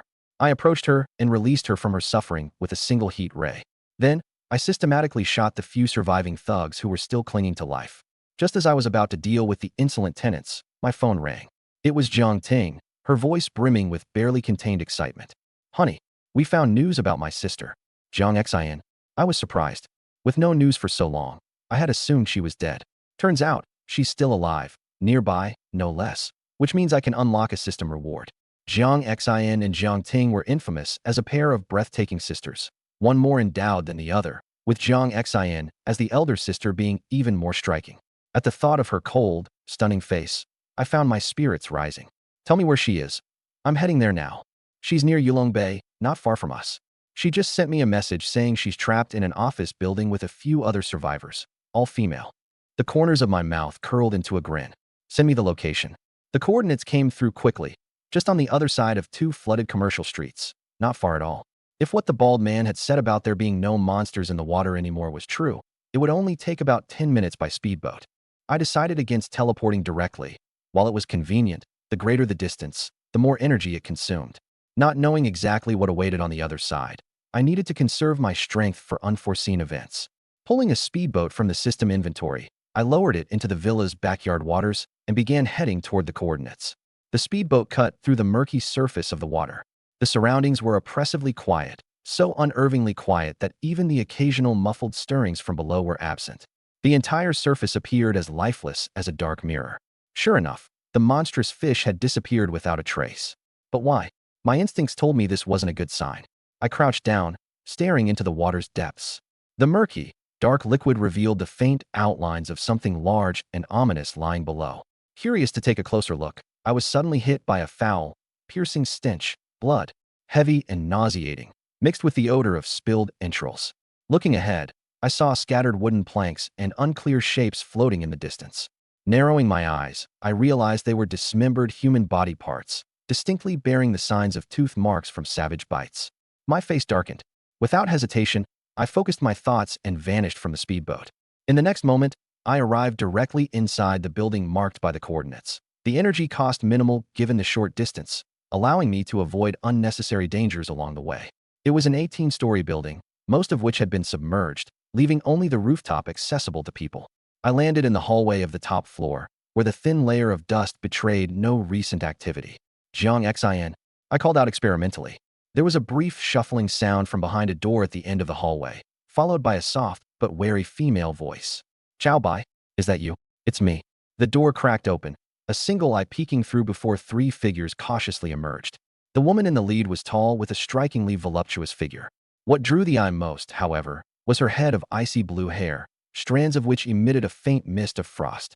In her hand, she clutched a sharp, gleaming ice spike, pointing it directly at me. An esper. Alert spiked through my mind. Jiang Xin hadn't told Jiang Ting the full truth. She was accompanied by someone with abilities, but not a word of it had been mentioned. My eyes glimmered faintly with a red glow, heat vision gathering as the temperature in the hallway noticeably rose. The blue-haired woman frowned, stepping back half a pace. Her voice was calm but guarded. "Friend, are you also an esper?" I spared her a glance before looking past her at Jiang Xin. "I was asked by Jiang Ting to bring her sister back. My name's Chow Bai, I know her." "Thank the heavens. Chow Bai, it really is you. I knew you'd come through." Jiang Xin stepped out from behind the others, her face filled with relief. But the glow in my eyes seemed to make her shrink back involuntarily, hiding partially behind the blue-haired woman. She wore a tight, white dress, perfectly outlining her alluring curves. With her elegant features and statuesque height, she radiated a mature and luxurious beauty that set her apart, almost like a painting come to life. Ding, valid target detected. Name, Jiang Xin. Age, 24. Appearance, 10. Purity, 10. Overall score, 10. Perfect score. The most flawless beauty I had ever encountered in my life. The woman. If I could win her over and then bring Jiang Ting along. TSK, just thinking about it was exhilarating. But this woman was cunning, withholding the truth and nearly getting me into danger, and she kept deliberately, subtly flaunting her charm to test me. Truly the kind of enchantress, just like Jiang Ting. So that's what happened. I mean no harm. Could you put away your powers? Confirming that I knew Jiang Xin, the woman with the icy blue hair withdrew the ice spear. It melted in her palm, dissolving completely. Ding. Name: Su Mei. Age: 28. Beauty: 9. Purity: 10. Overall rating: 9. She had a very pure-looking face, her brows and eyes soft, carrying that calm demeanor unique to teachers. Yet her figure was the complete opposite, more exaggerated than Jiang Ting's. That light blue long-sleeve shirt was stretched taut over her curves, giving off the mature aura of a well-developed, ripe woman. Ding. Name: Han Shui. Beauty: 8. Purity: 10. Overall rating: 9. The third one was under 1.5 meters tall, petite in stature. Though she looked very young, she was likely an adult. With a shy and timid demeanor, she hid behind Su Mei, clutching a steel pipe in her hand. An elegant older woman, a mature beauty, and a petite, youthful figure. Each had their distinct charms, and they all fit the system's criteria. This trip had been a treasure trove. Su Mei relaxed a bit, then asked seriously, "Mr. Chow, how did you get in here? The waters outside are extremely dangerous. A giant crocodile is lurking around nearby. One of the boys traveling with us was bitten to death by it earlier." My heart skipped a beat. No wonder there were shredded human remains on the water's surface. Now it made sense, so it was the crocodile's doing. I replied offhandedly. I came using a speedboat. I didn't elaborate on that last spatial jump.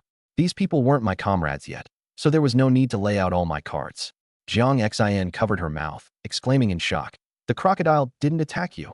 That guy barely touched the water before he was dragged down and torn to shreds. While speaking, she even patted her heaving chest, deliberately arching her back as if afraid I wouldn't notice her figure. My gaze was drawn for a moment, but just briefly. Beneath her fearful expression, I detected a hint of smugness. What a sly woman. She knew about the crocodile but didn't warn me, and instead tried to seduce me, clearly feeling guilty.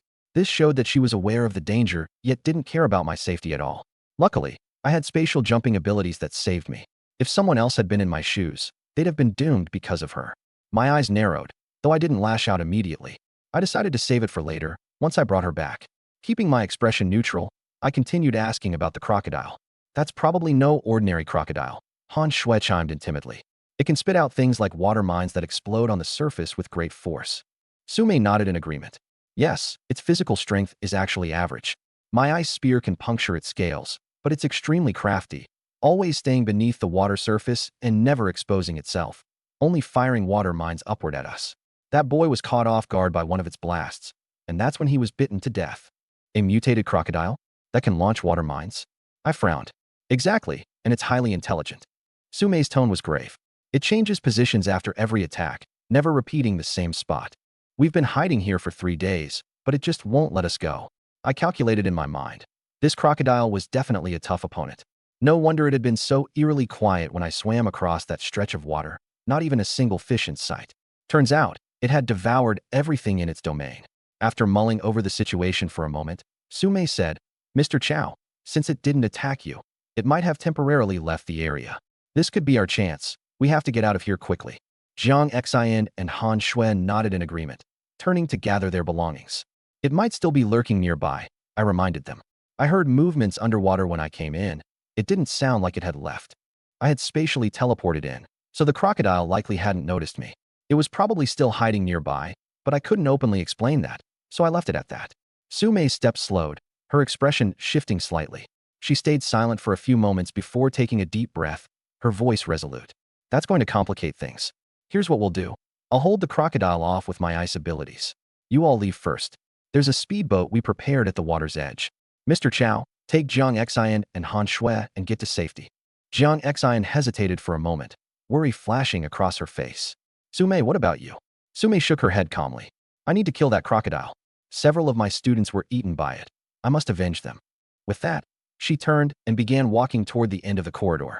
Frost gathered thickly in her palms, freezing the air into a white mist that trailed along the ground in her wake. Jiang Xin and Han Shui watched her straight-backed figure, their faces full of emotion. Yet they only managed to say a brief, "Be careful, Su Mei," without stepping forward to stop her. I took note of all this and sneered internally. Their faces showed emotion, but deep down, they were likely relieved that someone else would stay behind as a decoy.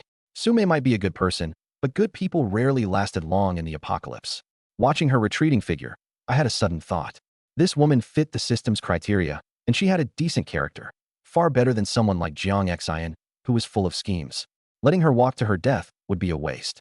I turned to Jiang Xian and Han Shui, asking, "How did you meet her?" It seemed odd that Jiang Xian, a corporate CEO, was now working alongside a college teacher. This combination felt off. Jiang Xian, while organizing her things, responded casually.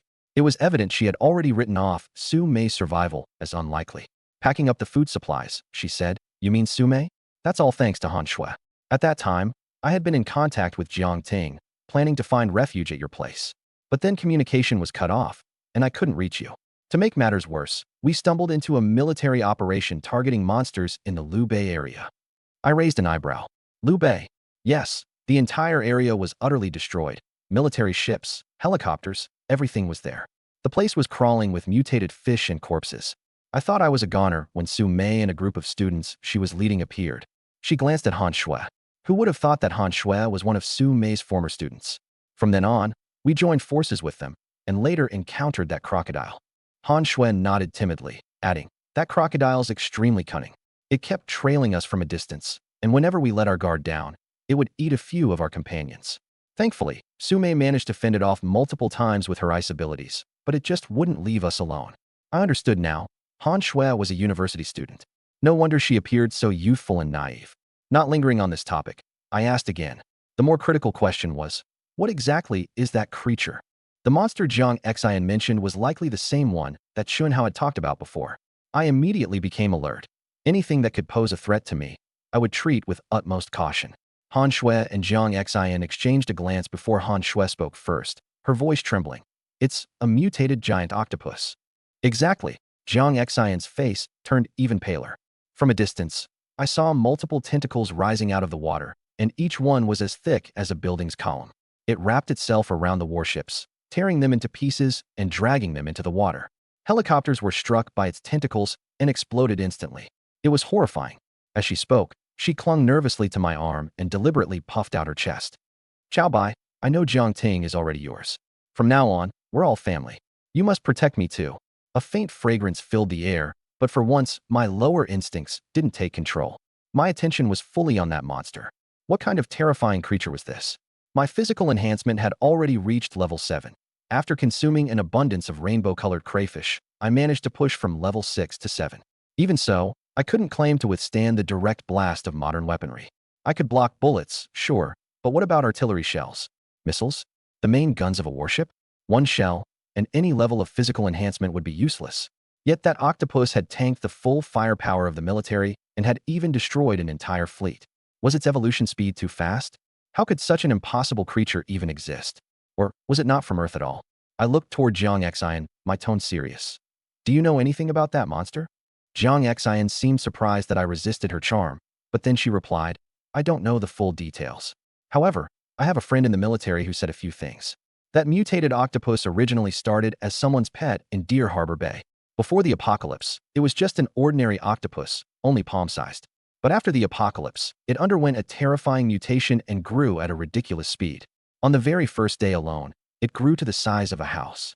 My pupils dilated in shock. I'd seen that gigantic crab before, but it had taken months to grow that large. This octopus grew to the size of a house in just one day? That was unfathomable. Why didn't the authorities take it out earlier? With a body that massive, it should have been noticed immediately, I asked. Seeing my interest in the creature, Jiang Xian displayed a sly smile. She had noticed the flash of red light in my eyes earlier, assuming I possessed extraordinary powers on par with Su Mei. She had already decided to bind me to her, using her charms to keep me providing both food and protection willingly. So she deliberately moved closer to me. This was classified information. My friend warned me repeatedly not to share it.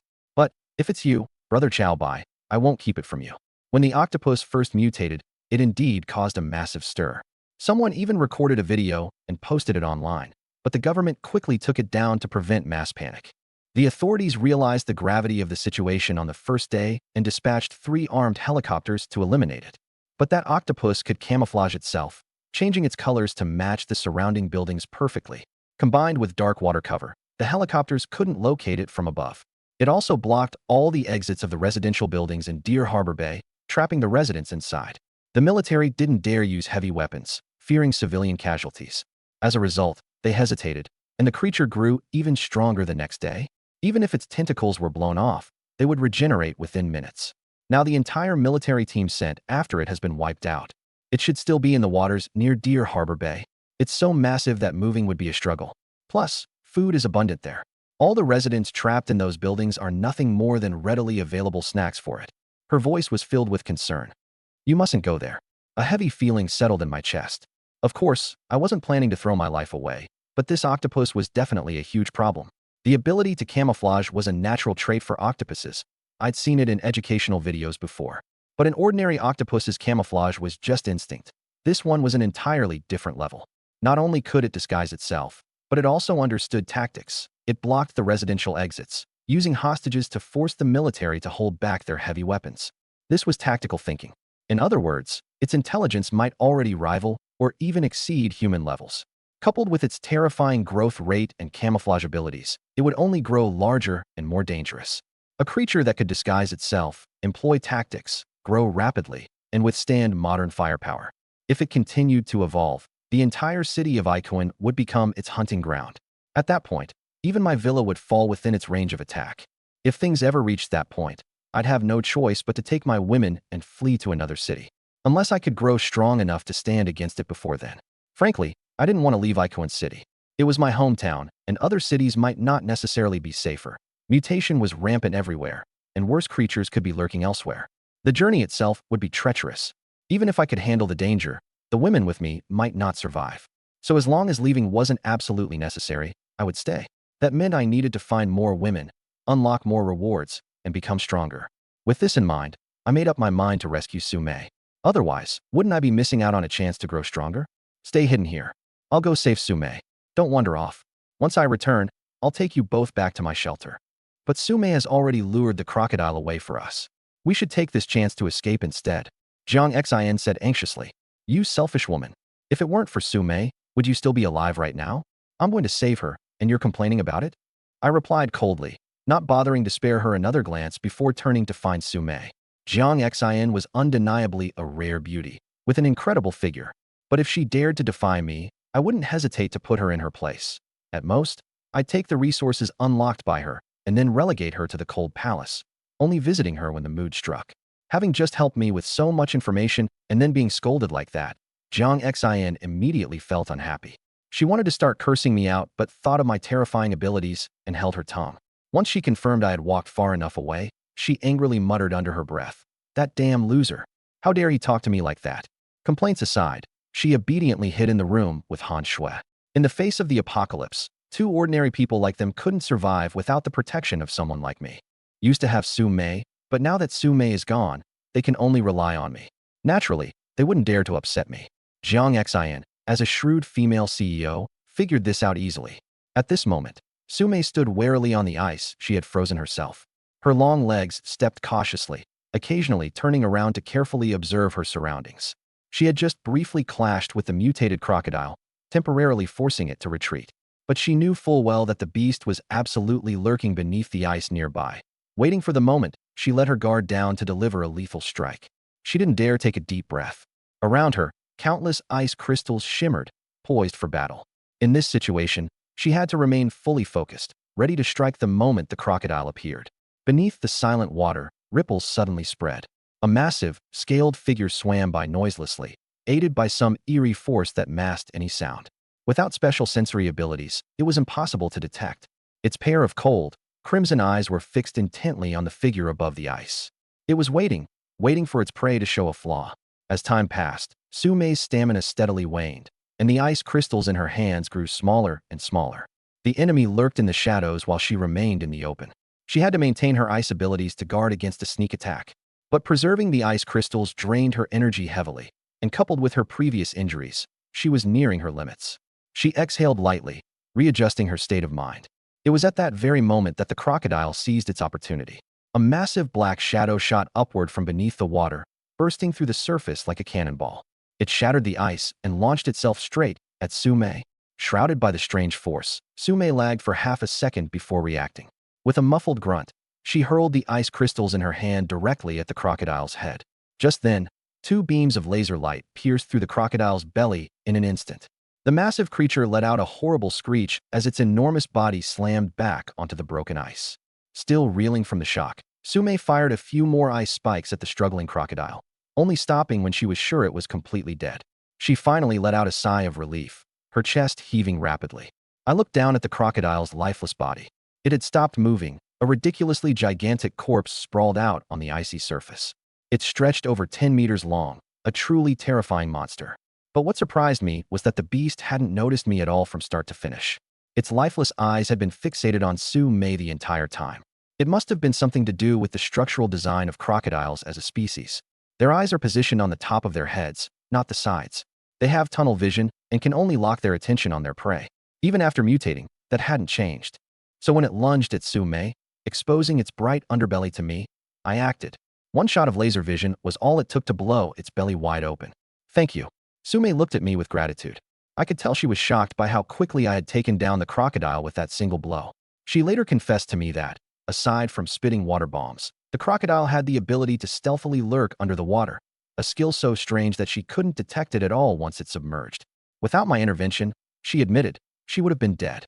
Since the apocalypse began, she had used her abilities to save many people but had never received any real benefit. Instead, she had attracted a ton of trouble. Some of the people she saved, including her own students, not only didn't feel grateful but even entertained inappropriate thoughts about her. She had kept doing good deeds all this time, but deep down, her heart had already grown cold. So, for her to see someone willing to risk their life to save her, she was genuinely moved. As for me, I stood there openly appraising her. At that moment, she was utterly disheveled, her clothing in disarray, soaked through by the water the crocodile had splashed. The thin, wet fabric clung to her body, accentuating a view that was simply too alluring. Noticing my gaze, which seemed as though I was about to devour her, she panicked. She raised her hands hastily to cover her most vital areas. How can you be so guarded around the person who just saved your life? I frowned, clearly displeased at her blocking my view. She looked at me with confusion, as though she didn't understand what I meant. I sighed inwardly. This woman's outwardly striking figure was so at odds with her pure and innocent nature. How could she still be such a sheltered girl? No wonder the system was showing her purity level at 100%. So, I decided to just say it outright. I saved you. That makes me your savior. So, tell me, are you willing to become your savior's wife? Her face instantly turned crimson. She got it now. I wanted to marry her. Chow Bai, stop joking around. We've only known each other for less than a day. Her cheeks burned a fiery red, the blush spreading all the way to the tips of her ears. I found it amusing. This woman had been surviving in the apocalyptic hell for so long. Her heart should have toughened by now. Yet, just a straightforward flirt from me, and she was so flustered she could barely form a coherent sentence, like a naive little girl. Taking a step closer, I reached out, aiming to wrap an arm around her waist. When have I ever joked with you? Do I look like the kind of guy who makes jokes? Startled, she reflexively backed away. Her blush deepened. No, that's not possible. You don't really know me. I'm actually quite boring. We really aren't compatible. A moment ago, she had stared down a crocodile without a twitch of fear, and now she couldn't even manage a proper sentence. What makes us incompatible? I cut her off directly. I saved you. You repaying me is only natural. And besides, tell me which part of me isn't good enough for you to marry. It's not that. It's just, I'm a few years older than you. So what if you're older? Older women know how to care for people better. I prefer older women. A fine woman is like good wine. The longer it's aged, the richer it becomes. I stepped even closer. Her icy blue hair brushed against my face, and I could already hear her quickened breath. Anyway, in the apocalypse, human life is as fragile as grass. Every day we live is borrowed time. What's the use of clinging to those outdated rules of propriety? If you're with me, I'll keep you safe. Isn't that better than struggling alone? She looked at me, inches away, and her heartbeat clearly sped up. Yet, she still whispered, no, I really can't. I could tell. It wasn't that she wasn't grateful. She even held some admiration for my strength. It was just that the age gap made her feel like she was facing one of her students, which made her uncomfortable. Combined with her conservative nature and the fact that she had never been in a relationship her entire life, truly letting go in this way was simply too difficult for her. I couldn't hold back any longer. Without another word, I pulled her close by the waist and kissed her directly. Her eyes widened in shock, her entire body stiffening as if she had forgotten to fight back. While kissing her, I still remained vigilant, ready to dodge in case her embarrassment drove her to hit me with her icy abilities. But the ice spikes never came. At first, she weakly pushed me away a couple of times, her hands soft and without strength. Then, her body softened entirely, even subconsciously leaning into my arms. She awkwardly and timidly began to respond. Clicking her charisma into gear, she could undoubtedly showcase herself in the most favorable light. But I knew better. In the apocalypse, survival revealed people's true colors. There was no need to analyze deeply. Those around me were more or less honest about their desires. As I steered the sleek, futuristic boat out of the system's storage and onto the murky waters, the silent hum of the engine filled the air. Each ripple of the dark water reflected the endless gray sky. Sume observed intently, her frosty demeanor melting slightly to reveal a hint of awe. Even after everything, her icy elegance held a persistent charm. They boarded without further fuss, Sume by my side, her trust growing evident. She paused at the boat's edge, her hands ghosting over the immaculate finish. "Looks like your abilities extend far beyond what I imagined," she murmured, casting me a curious glance. I grinned, shrugging nonchalantly. "You've barely scratched the surface." Inside the boat cabin, Jiang Xian appeared eager to please, sticking close and offering assistance here and there, her pretense almost humorous in its transparency. Han Shui, on the other hand, maintained an understated presence, her gratitude expressed through her quiet gestures and calm demeanor. The journey across was swift. As the outline of our burgeoning sanctuary came into view, their audible gasps weren't missed. The protected perimeter, reinforced walls, and faint movement of others preparing for survival painted a picture that couldn't help but impress newcomers. This was no small operation. It was a kingdom in the making, with me at its helm. Sume spoke first, her voice laced with curiosity and perhaps a hint of skepticism. "This is, in a world like this, such establishment is unheard of. Everything has a beginning," I replied simply, stepping off the vessel with practiced ease, turning back only to help each of them disembark. My hand lingered briefly over Su Mei's as she took it, a symbolic gesture that didn't escape Jiang Xian's sharp eyes. Once on land, the bustling activity of the shelter became immediately apparent.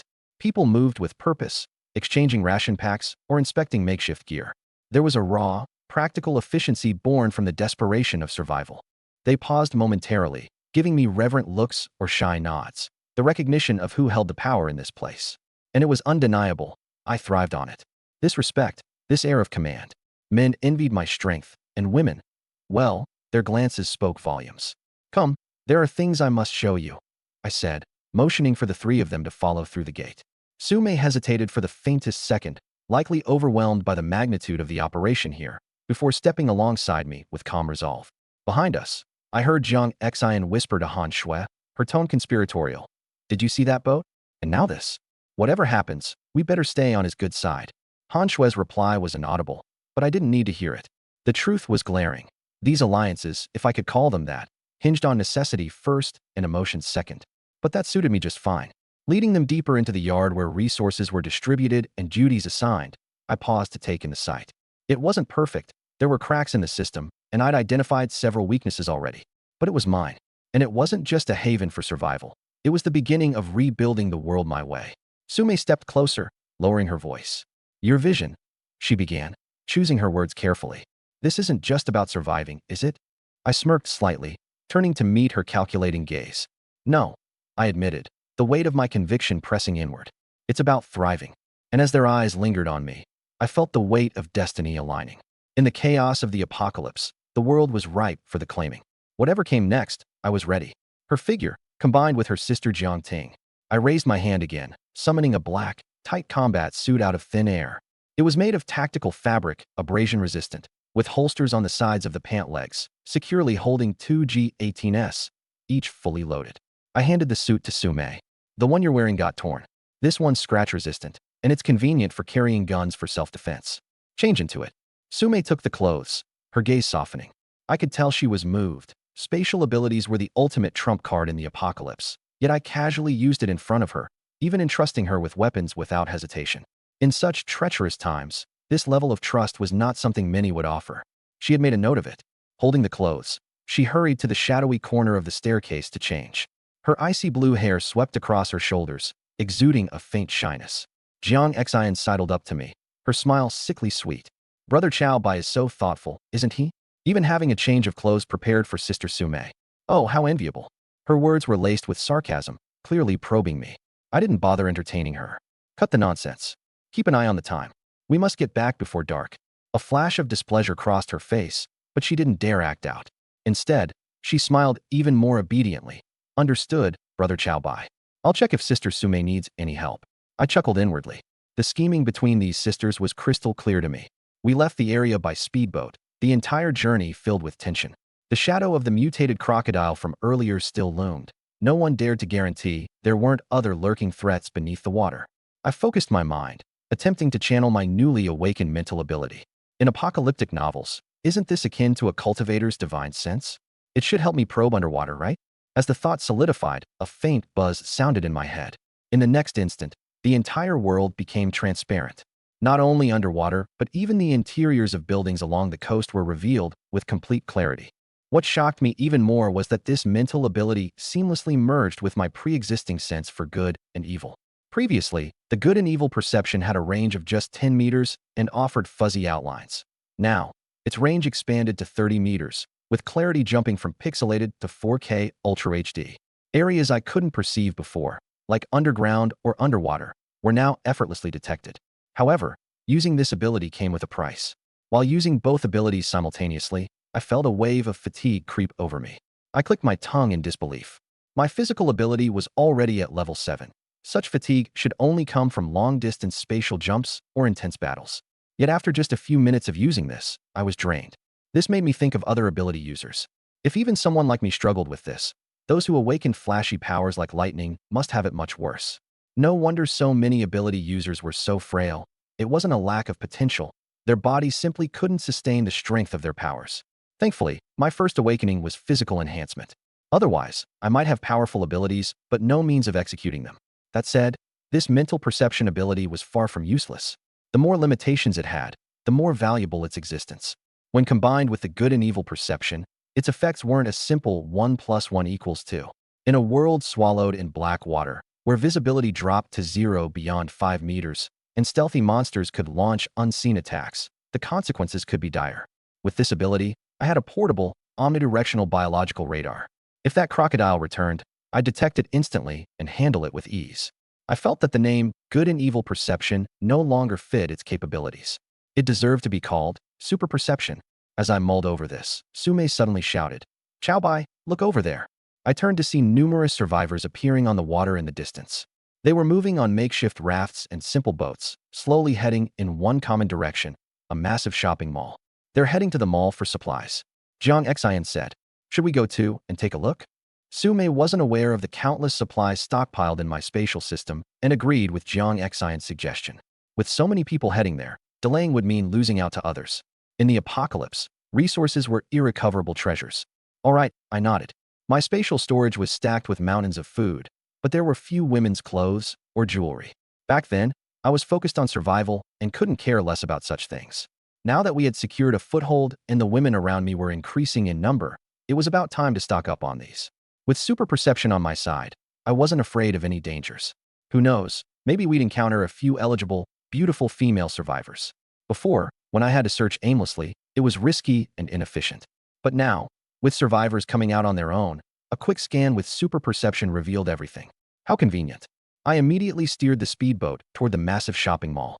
Along the way, many survivors cast astonished looks as I sped past, cutting waves with a speedboat while surrounded by beauties.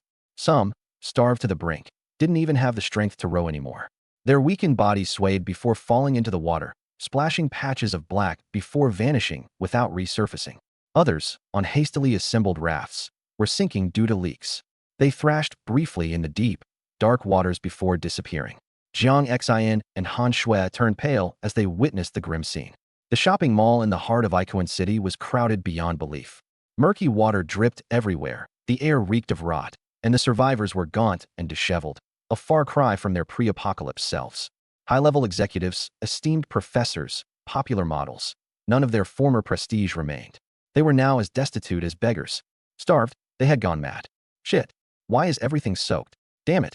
I climbed 20 floors for this, and you're telling me there's no food? Don't believe him. That bastard's hiding the food for himself and trying to mislead us. Mislead you? Look for yourself. The bread's all moldy and rotten. Amidst the chaos, Three figures squeezed through the crowd, their faces contorted into frowns at the messy scene before them. The woman in the center was named Shen Mingming. Even in a dirty, oversized t-shirt and sweatpants, she couldn't hide her incredible figure, slim waist, long legs, and taut curves from years of dancing and fitness. But her face darkened as she surveyed the mess, her heart sinking. "This is bad. We're too late," she murmured. To her side, Yang Wei stole a glance at her waistline, swallowing hard before trying to appear calm. The first floor is for fresh and daily goods, so naturally, it's the most affected by flooding. This is the largest complex in the city. There's still 5 or 6 levels above us. The dining floor and snack areas are higher up. There must still be food left. Near them, Li Yan echoed. "Yang Wei, you're so clever." As expected of our company's technician, Yang Wei immediately puffed up his chest with pride, giving a smug glance over to Shen Mingming. He had hoped to see admiration in her eyes, but instead, she wasn't looking at him at all. However, plain-looking Li Yan stared at him with admiration written all over her face, which made him uncomfortable. Yang Wei understood the situation clearly in his heart. Before the apocalypse, Shen Mingming had been his goddess, beautiful with a great figure, curves in all the right places, a toned midriff, peach-shaped hips, and long, white, perfectly straight legs. She was the dream of many male colleagues. As for him, he was just an unremarkable, ordinary programmer, not even daring to harbor any unrealistic fantasies. But since the apocalypse began, the three of them had been trapped together in the company pantry, spending every moment in each other's company. Yang Wei felt that the world had changed, status and identity no longer mattered. Did this mean he might have a chance now? These past days, he'd been desperately scavenging for supplies in an effort to prove himself in front of his goddess, to show her that he, Yang Wei, was a reliable man she could depend on. He fantasized about winning over such a high-tier beauty and having her by his side all the time. Even in the apocalypse, it would make it all worthwhile. With that thought, his determination grew even stronger. He grabbed the bag on Shen Mingming's shoulder and patted his chest, saying, "Mingming, I'll carry the bag. You just follow behind me." Shen Mingming gave him a sideways glance, filled with disdain in her heart. How could she not see through his intentions? In her eyes, Yang Wei was nothing more than a poor and unimpressive low-rank programmer, with his black-framed glasses and nerdy style. How dare he even think about her? But the situation was urgent, and survival came first. Although Yang Wei was useless in other ways, he was at least a man with some strength, and they needed him to gather supplies. If she alienated him, it wouldn't be beneficial. Suppressing her disdain, she forced a faint smile and replied, "Then I'll trouble you." This one sentence made Yang Wei feel as though he was on top of the world. With his head held high and chest puffed out, he strode confidently toward the escalator. Li Yan followed closely, with Shen Mingming bringing up the rear. The escalator had long since stopped working due to the power outage. Its metal steps were slick with mud and water, making it slippery to walk on. The three of them ascended 2 floors, past the second-floor clothing section and the third-floor electronics and luxury goods section. Clothes, bags, and phones were scattered everywhere, covered in layers of dust, yet not a single person could be seen. Walking past a luxury boutique, Li Yan couldn't help but stop. She stared at the branded handbags displayed in the window, with a lingering yearning in her eyes, followed by a look of resignation. In the past, such a bag would have taken her half a year's salary to afford. Now, luxury goods were strewn across the floor, abandoned by everyone. In the apocalypse, no matter how expensive an item was, it couldn't compare to a single mouthful of food. "Don't waste time. Let's look for food first," Yang Wei urged. Shen Mingming's gaze swept over the luxury goods without lingering for a moment. She was fully aware that filling their stomachs was what mattered most now. Just as the three of them were about to head to the 4th floor, a voice suddenly rang out. "Shen Mingming." She froze in her tracks, her head snapping up in surprise. "Ciao bai." At that moment, I stepped out of the shadows leisurely, hands in my pockets, my gaze landing directly on her with open appreciation. Half an hour ago, I had arrived outside the mall with Su Mei and Jiang Xian. From afar, I could see a large number of survivors streaming into the building. Standing at the entrance of the mall, I didn't rush to go in. Instead, I focused my thoughts, and in an instant, my super perception spread out like an invisible net, sweeping across the entire structure of the mall. There were a total of 127 survivors inside, all of them ordinary, unarmed individuals. Most of them were so starved they could barely move. No mutated creatures, no immediate dangers. Oh wait, on the 5th floor snack section, there was an ability user scavenging with 7 or 8 lackeys. I scanned the dim glow emanating from him and was reassured. His power level wasn't even 1/10 of mine. Not enough of a threat to worry about. After confirming there were no real threats, I confidently strode through the mall's main entrance with the 3 women following behind me. The chaotic crowd on the first floor all froze upon seeing the four of us walk in, spotless, well-fed, and healthy. A mix of shock, suspicion, and greed flashed through their eyes. But I instantly pulled out a gun and shot the first person who tried to approach us, killing him on the spot and silencing the entire crowd. The others backed off immediately. After a quick sweep of the food sections for supplies, I made my way to the luxury goods floor. The space was filled with internationally branded bags, watches, and jewelry. With a single wave of my hand, bags on the shelves, watches and jewels in display cases, and haute couture gowns hanging on the walls all disappeared like a tide, vanishing into the system's inventory. Within minutes, I had completely emptied the floor, not leaving behind even a single packaging box. Su Mei and the other two women were left slack-jawed. Though they were well aware of my storage ability, witnessing it in action was still something else entirely. Next, I explored the special equipment section and the fishing gear area. Diving suits, masks, knives, heavy-duty rods capable of reeling in sharks, boxes of fishing line and hooks. I took everything indiscriminately. The storage space was limitless, and who knew when these things might come in handy. All along the way, anything that could possibly be useful ended up in my inventory. Survivors passing by stared in stunned silence, but none of them dared to approach or stop me. When I reached this floor, my senses unexpectedly picked up a striking female presence. She was tall and had an incredible figure, with proportions that were practically perfect. I glanced sharply, and through layers of shelves, I clearly saw her face from dozens of meters away. She looked familiar? Suddenly, I remembered. This woman had been my former co-worker from the same company, Shin Mingming, the one with the amazing figure. Just then, the system's prompt resounded in my mind. Ding. Detected a female survivor meeting the requirements. Name, Shin Mingming. Age, 23. Beauty level, 9. Purity, 10. Meets system standards. Please rescue the target and bring her back to the shelter as soon as possible. I turned to glance at Su Mei and the others beside me. You three, stay on this floor and browse around. Grab anything useful and keep it. I'll go deal with something over there and be back soon. Got it, brother, bye. The three women nodded obediently, not asking any questions. With Su Mei present, no one on this floor could possibly harm them. I headed in the direction of Shun Mingming and her group. As she prepared to ascend to the next floor, I called out and stopped her in her tracks.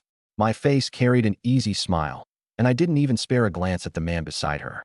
My gaze locked onto her face without hesitation. It had been months since we last met. Although the former office goddess now looked a bit haggard, her figure remained as alluring as ever. That particular mix of coldness and a hint of vulnerability on her face made her even more captivating. Shin Mingming. She didn't expect to encounter someone familiar and looked at me in surprise. Chow Bai, why are you here? I openly let my gaze roam over her. Her once white blouse was now stained beyond recognition, and she had clearly lost weight, her lips pale from malnourishment. Yet, despite being so worn down, her beauty and charm still shone through, delicate features, alluring eyes, and an enviably slim waist. Long legs. What surprised me the most was that even though she had gotten skinny from hunger, her chest remained full and firm, and her hips still curvaceous and pert. Wrapped in those dirty jeans, they were especially eye-catching. Maybe, this is what they call genetic blessings. She sensed my gaze and frowned slightly. Back at the company, I was just a low-level employee. Although I looked more handsome than the sorry guy she hung around with, I was perpetually broke, scraping by on just over 3,000 yuan a month. She wouldn't even glance in my direction. And now, for this poor loser to dare look at her like this? It was as laughable as a toad lusting after a swan. She felt uncomfortable and simply turned her face away, refusing to look at me. The guy next to her noticed and saw his chance to act. His name was Yang Wei. He had disliked me for a long time, ever since I hadn't shown him respect in the group chat before, embarrassing him in front of everyone. And now I had the audacity to eye his Mingming? Unforgivable. Yang Wei stepped forward, positioning himself in front of Shun Mingming with hostility written all over his face. Chow Bai, where the hell are you looking? I didn't bother to acknowledge him. I stretched my hand, pulled a canned beef out of my system space, and waved it in front of Shun Mingming, smiling slyly. Wanna eat? Her throat bobbed unconsciously, and she swallowed her saliva, her gaze fixed on the can like glue. Ever since the apocalypse hit, she'd been surviving on the compressed biscuits stockpiled by Yang Wei, eating them to the point of nausea.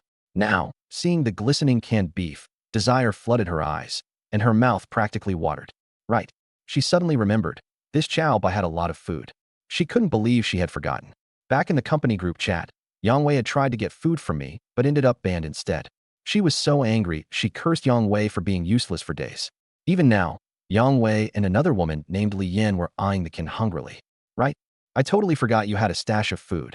I ignored them and kept my eyes on Shen Mingming. Shen Mingming, come home with me. I'll make sure you're fed.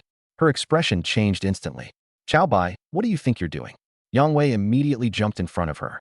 Chow Bai, don't be disgusting. I'm not someone you can just push around. As he spoke, he rolled up his sleeves, revealing two thick, muscular arms. Over the past 2 years, in an effort to woo Shen Mingming, he'd spent endless hours at the gym, building a solid physique like a bulky goblin. He felt proud, believing Shen Mingming would surely be moved by his act of protection. But Shen Mingming felt speechless, even more so than before. In fact, she found Yang Wei even less useful than me. At least I had a stash of food. As for Li Yin on the side, she was clearly annoyed.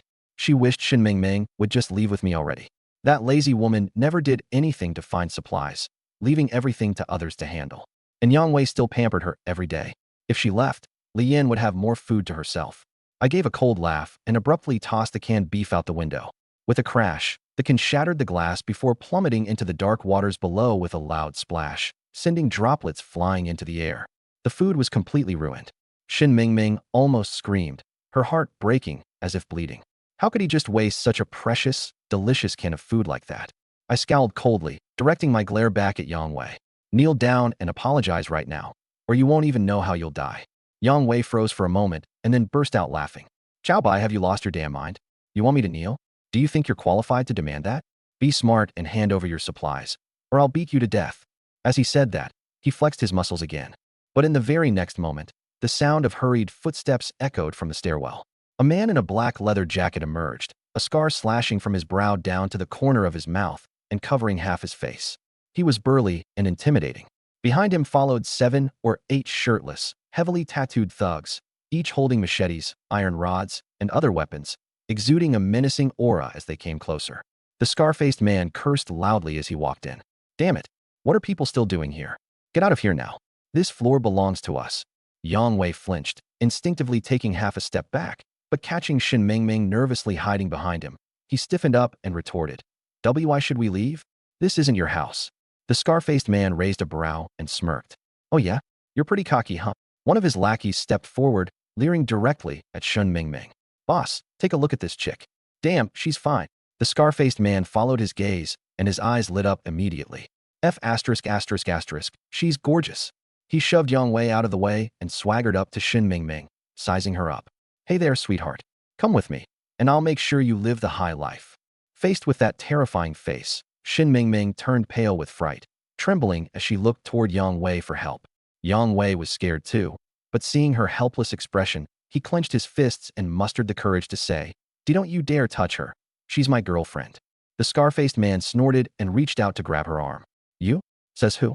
If I say she's mine, then she's mine. Yang Wei's temper flared and he shouted, Try it, you bastard, and see. Before he could finish, the scar-faced man swung his hand, slapping him hard across the face. The slap echoed loudly as Yang Wei spun in place from the force, nose bleeding and slamming into the wall. Where'd this idiot come from? The scar-faced man sneered, towering over him. Yang Wei's face was swollen on one side, his nose bleeding profusely, but his eyes still burned with anger. Damn you, just wait. The mutant fish are gone, and the floodwaters will recede soon. Once order is restored and I call the authorities, none of you are escaping. But the next second, the scar-faced man suddenly raised his hand. A gray beam of light shot out from his fingers, piercing through Yang Wei's throat like a sharp blade. Squelch. Blood splattered everywhere. Yang Wei clutched his neck, air gurgling from his throat as his eyes widened in disbelief. He twitched a few times before collapsing lifelessly. Shen Mingming's mind went blank. Her legs gave out as she sank to the floor, shaking uncontrollably like a leaf in the wind. He killed someone. Li Yin screamed. Shut the hell up. The scar-faced man flicked another gray beam, cutting short Li Yan's scream as her lifeless body crumpled to the floor. The hallway fell silent, the stench of blood filling the air. The scar-faced man wiped a smear of blood from his face before grinning widely. All right, boys, take this one with us. I'll have my fun first, and then it's your turn. His lackeys erupted in cheers. Boss is amazing. Hell yeah, finally someone new to play with. Those other women were getting boring. Shen Mingming sat paralyzed on the floor, cold all over, hope extinguished from her soul. That's when the scar-faced man noticed me standing nearby. He strode over and nodded approvingly. Smart boy, leave your stuff behind, and I won't kill you. Now scram. I raised an eyebrow. How dare you speak to your father like that? Shen Mingming's pupils shrank sharply as she looked at me as if I were insane. Had I gone mad? Yang Wei and Li Yan's blood wasn't even dry yet, and here I was courting death? The scar-faced man flew into a rage and turned to his underlings, shouting, "Go get him! Hack him to death!" One of the lackeys charged at me with a sinister grin, swinging a large machete. The blade cut through the air with a chilling whistle, aiming straight for my head. "Better luck in your next life," I muttered. With a casual swing of my fist, it blurred into a phantom, landing squarely on his chest. Boom! His chest exploded into a bloody crater. The lackey's body flew backward like a kite with its string cut, smashing through the wall behind him with a gut-wrenching wail and plummeting into the water below. His innards scattered everywhere. The area fell silent. The scar-faced man's expression shifted drastically as he eyed me warily. "Why, you're one of those with powers too, aren't you?" I stayed silent and took a step forward. In the very next instant, I vanished from his sight. "Boss, look behind you." A few of his underlings pointed at the back of his head, their eyes wide with horror. Before the scar-faced man could turn his head, my hand was already clutching the back of it. My fingers tightened sharply. With a sickening boom, his head burst like a watermelon, brain matter splattering across the ground. His headless body swayed unsteadily before collapsing with a heavy thud. The other underlings stood frozen in utter shock. How could this be possible? Their boss was supposed to be a legendary power wielder, and yet he had been eliminated in a single move. I didn't stop. Left punch, right kick. I charged into the crowd like an unstoppable force, cutting through them effortlessly. Limbs flew, blood sprayed, and screams echoed. In no time, the ground was littered with bodies. Finally, I turned to Shen Mingming, who was trembling in fear. "Come with me," I commanded. She didn't dare refuse and followed closely behind. Not long after, I gathered with Su Mei and a few other women, bringing Shen Mingming along. "Shen Mingming," Jiang Xian asked in surprise. "President Jiang? What are you doing here?" Shen Mingming recognized her as well, astonished at how the world seemed so small. Just one trip out, and she'd encountered so many acquaintances. "You haven't also become Chao Bai's woman, have you?" Jiang Xian seemed to realize something. Shen Mingming's face flushed red, but she nodded in acknowledgement. Jiang Xian's expression turned somewhat awkward. She let out a cold snort, throwing me a glare that practically smoldered with indignation. This infuriating man already had so many women, and yet he wasn't satisfied. "Her name is Shen Mingming. From now on, she's one of your sisters," I said. Su Mei and Han Shui immediately welcomed her with warmth and friendliness. But Shen Mingming's emotions were conflicted. She had planned to use her beauty and figure to reel me in, ensuring I'd be hopelessly devoted to scavenging food for her. In the past, I was arguably quite fond of her. However, seeing all these stunning women now left her speechless. She considered herself attractive, but each of these women was a matchless beauty, none of them any lesser than she was. Not only that, even her proudest asset, her figure, was utterly eclipsed. Her gaze fell on the tallest among them, a blue-haired woman whose icy azure locks shimmered strikingly. And most overwhelmingly, her figure, the curves of her body, and the sheer size of her chest surpassed even Shen Mingming's by a substantial margin. I was steering a speedboat toward the Yulong Bay residential area, with Shen Mingming and the others on board. The mall wasn't far from the neighborhood, and with the boat at full throttle, we reached the Villa District's waters in just over 10 minutes. Rather than heading directly in, I slowed the boat down and casually used my newly acquired supersensory perception to scan the area. When I finished scanning, my breath hitched. In the deep water area at the southwest corner of the Villa District, there was a massive clump of blindingly bright red energy. It radiated a light so intense that it far surpassed the mutated crocodile I had slain before. What I had initially done out of caution, just a shot in the dark, had actually revealed something. This creature wasn't something that had just recently emerged. Judging by its presence, it had likely been here ever since the apocalypse began. Back then, my perception radius had only been 10 meters, too limited to detect anything underwater. I'd simply had no way of knowing it was there. The thought of how many times I had come and gone, even swimming in those very waters, without realizing its existence sent chills down my spine. If it had decided to ambush me back then, I wouldn't have had a chance to react. Focusing my attention, I began to make out its outline. The creature was over 10 meters long, with a streamlined body and 2 sets of fins on its back that resembled wings. It looked like a flying fish enlarged dozens of times. Its scales and sharp teeth exuded a menacing aura, making it the epitome of a top-tier aquatic predator. The brightness of its energy aura was even slightly higher than mine. With the added advantage of the aquatic environment, I stood no chance against it in a fight. Without hesitation, I spun the wheel sharply. The speedboat curved into a wide arc, steering well clear of the danger zone. "Brother Bai, what's wrong? Is there a mutated creature in the water?" Sume was the first to notice and asked in a hushed tone as she gripped the boat's railing, her voice tinged with anxiety.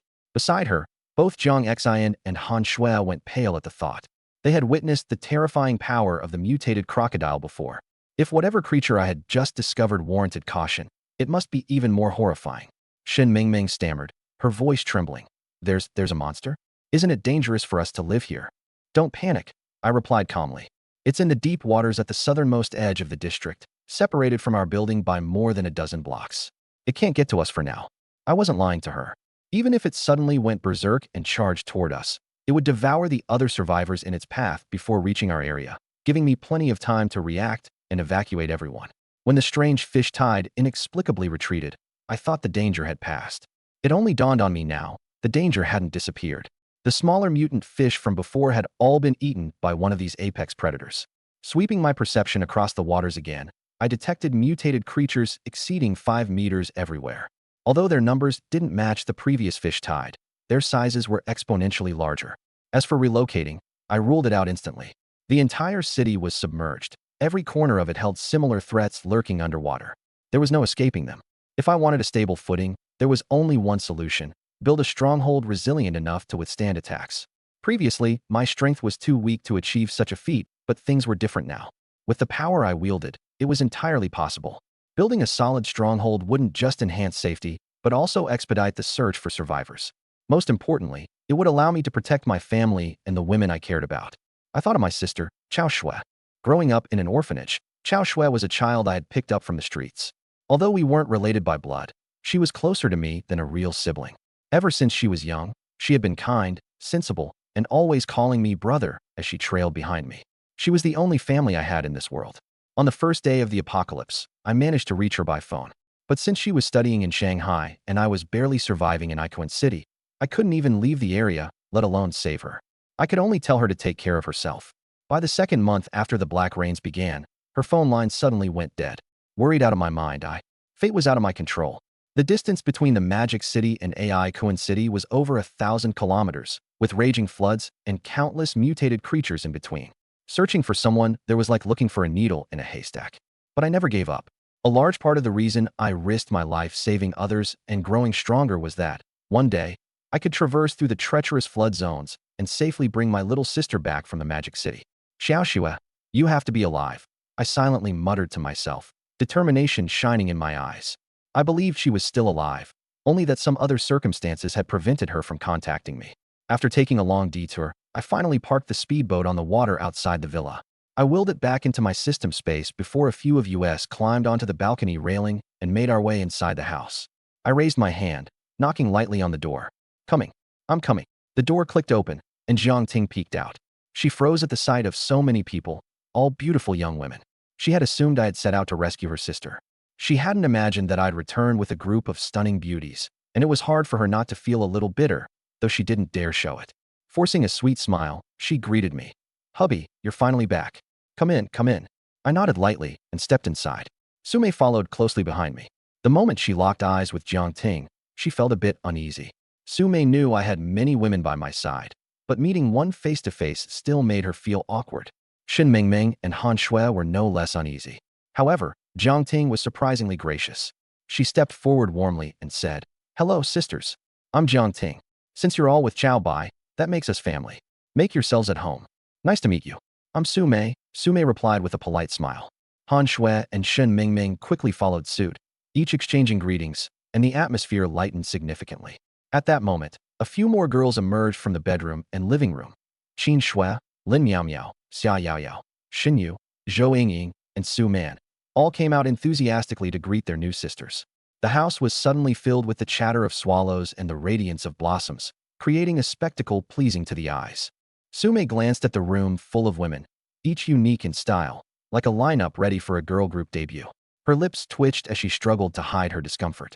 Being a university professor with a traditional mindset, she suddenly felt as if she had become the other woman. As for Shen Mingming, she was even more embarrassed. Back in the mall, she had assumed I wanted to take advantage of her by offering food as bait, and her pride had made her wary. But seeing the multitude of dazzling beauties by my side now, she realized her own looks weren't even particularly remarkable in comparison. That earlier sense of superiority she had nurtured was thoroughly shattered. Lin Miao Miao, Qin Shui, and Xia Yao Yao headed straight into the kitchen, busily clanging pots and pans to prepare dinner. Meanwhile, Jiang Xian stood awkwardly and indignantly at the front entrance of the villa. Before leaving, her sister Jiang Ting had assured her over the phone that there were only 2 people in the house, her and Chao Bai, and that they had plenty of supplies to share, urging Jiang Xian to join them as soon as possible.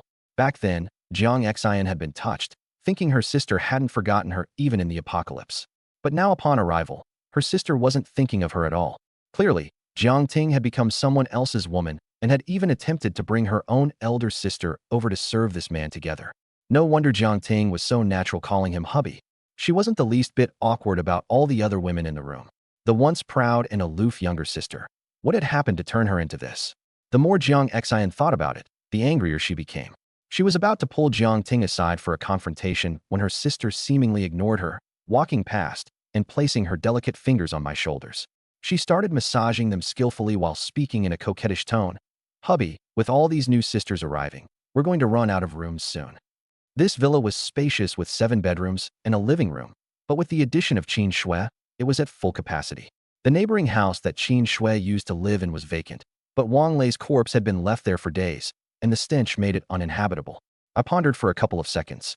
It was, indeed, a problem. Having just taken in a few new arrivals, there were bound to be more in the future. Cramped living arrangements wouldn't do. Clearly, establishing a proper shelter had to be expedited. But for now, the current housing situation had to be resolved. I walked to the side of the living room's supporting wall, stretching my wrist. Boom! With a punch that carried immense force, the wall collapsed instantly, bricks shattering and dust cascading down. One punch after another, the dull thuds merged into one continuous sound. Before long, a thick concrete wall was reduced to rubble, and I swept all the debris into my system space. The adjacent units on this floor had long been abandoned. The neighbors had either fallen prey to mutant fish or fled. The sole survivor, Qin Shui, had also moved over.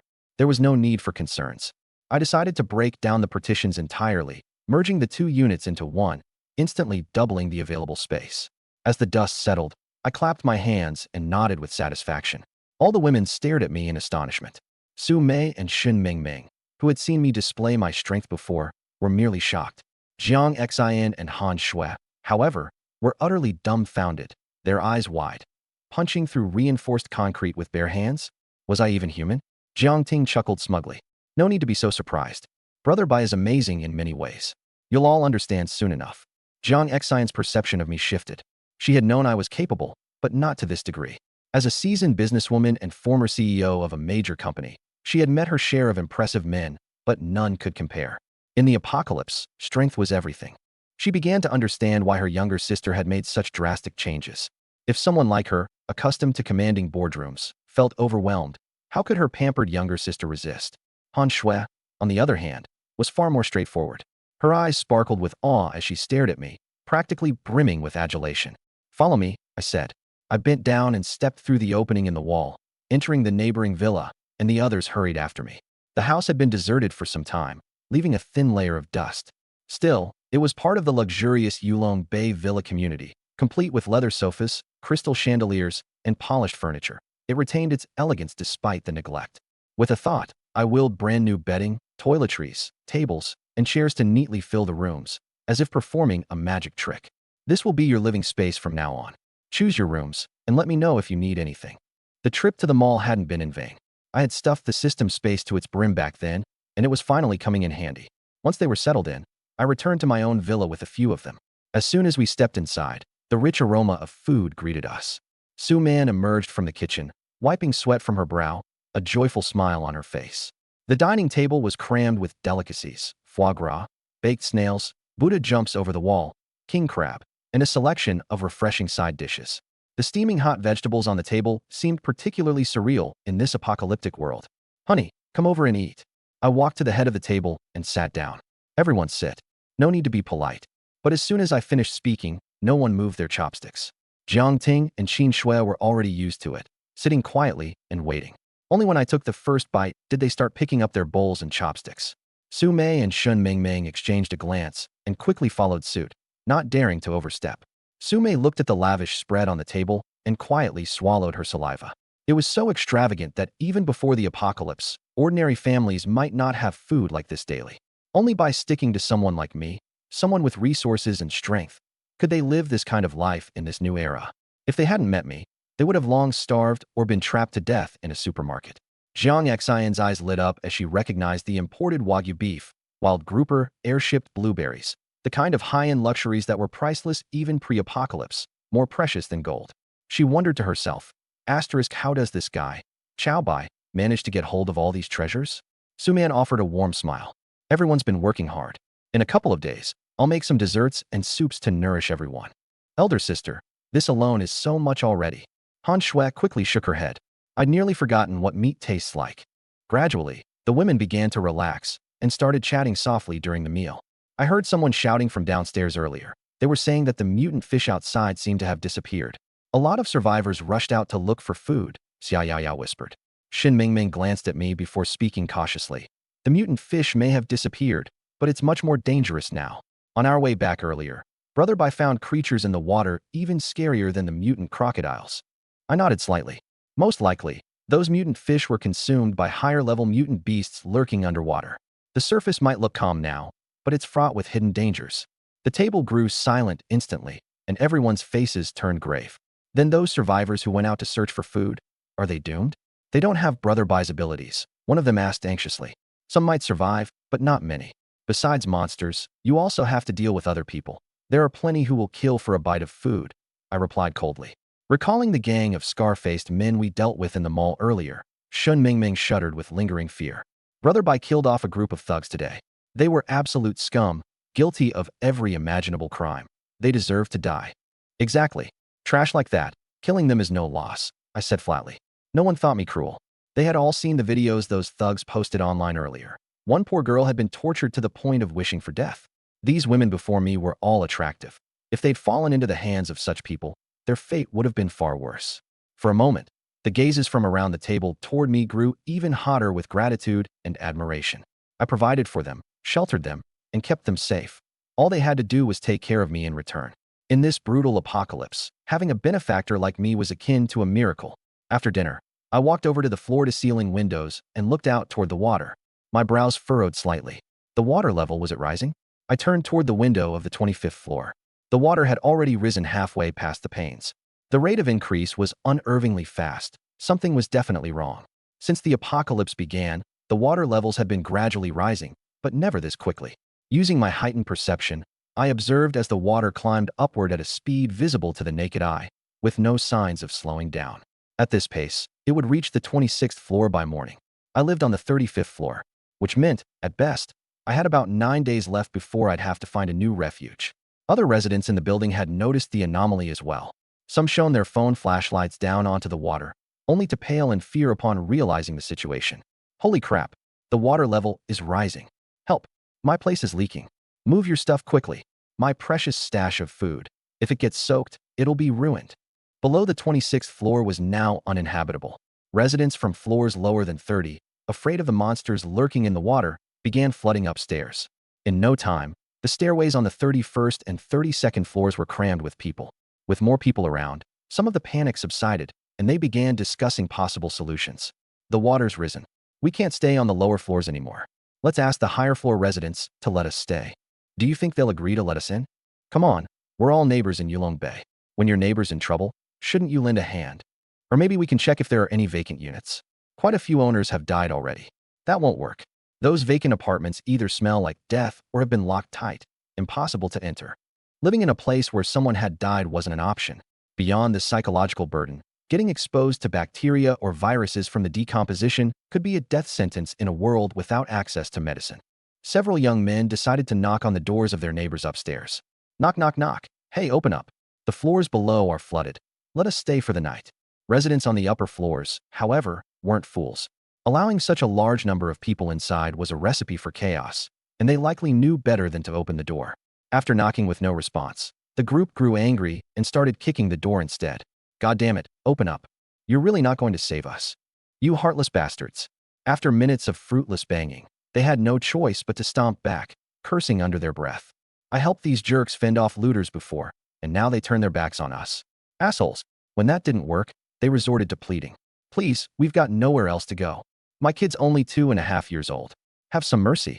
Still, The upper floor residents didn't open their doors. They knew how dangerous allowing such a crowd inside would be. Out of desperation, a few men grabbed sticks and started smashing at the doors angrily. If you don't open this damn door, you're dead meat when you come out. Yet the reinforced security doors of these luxury apartments couldn't be broken so easily.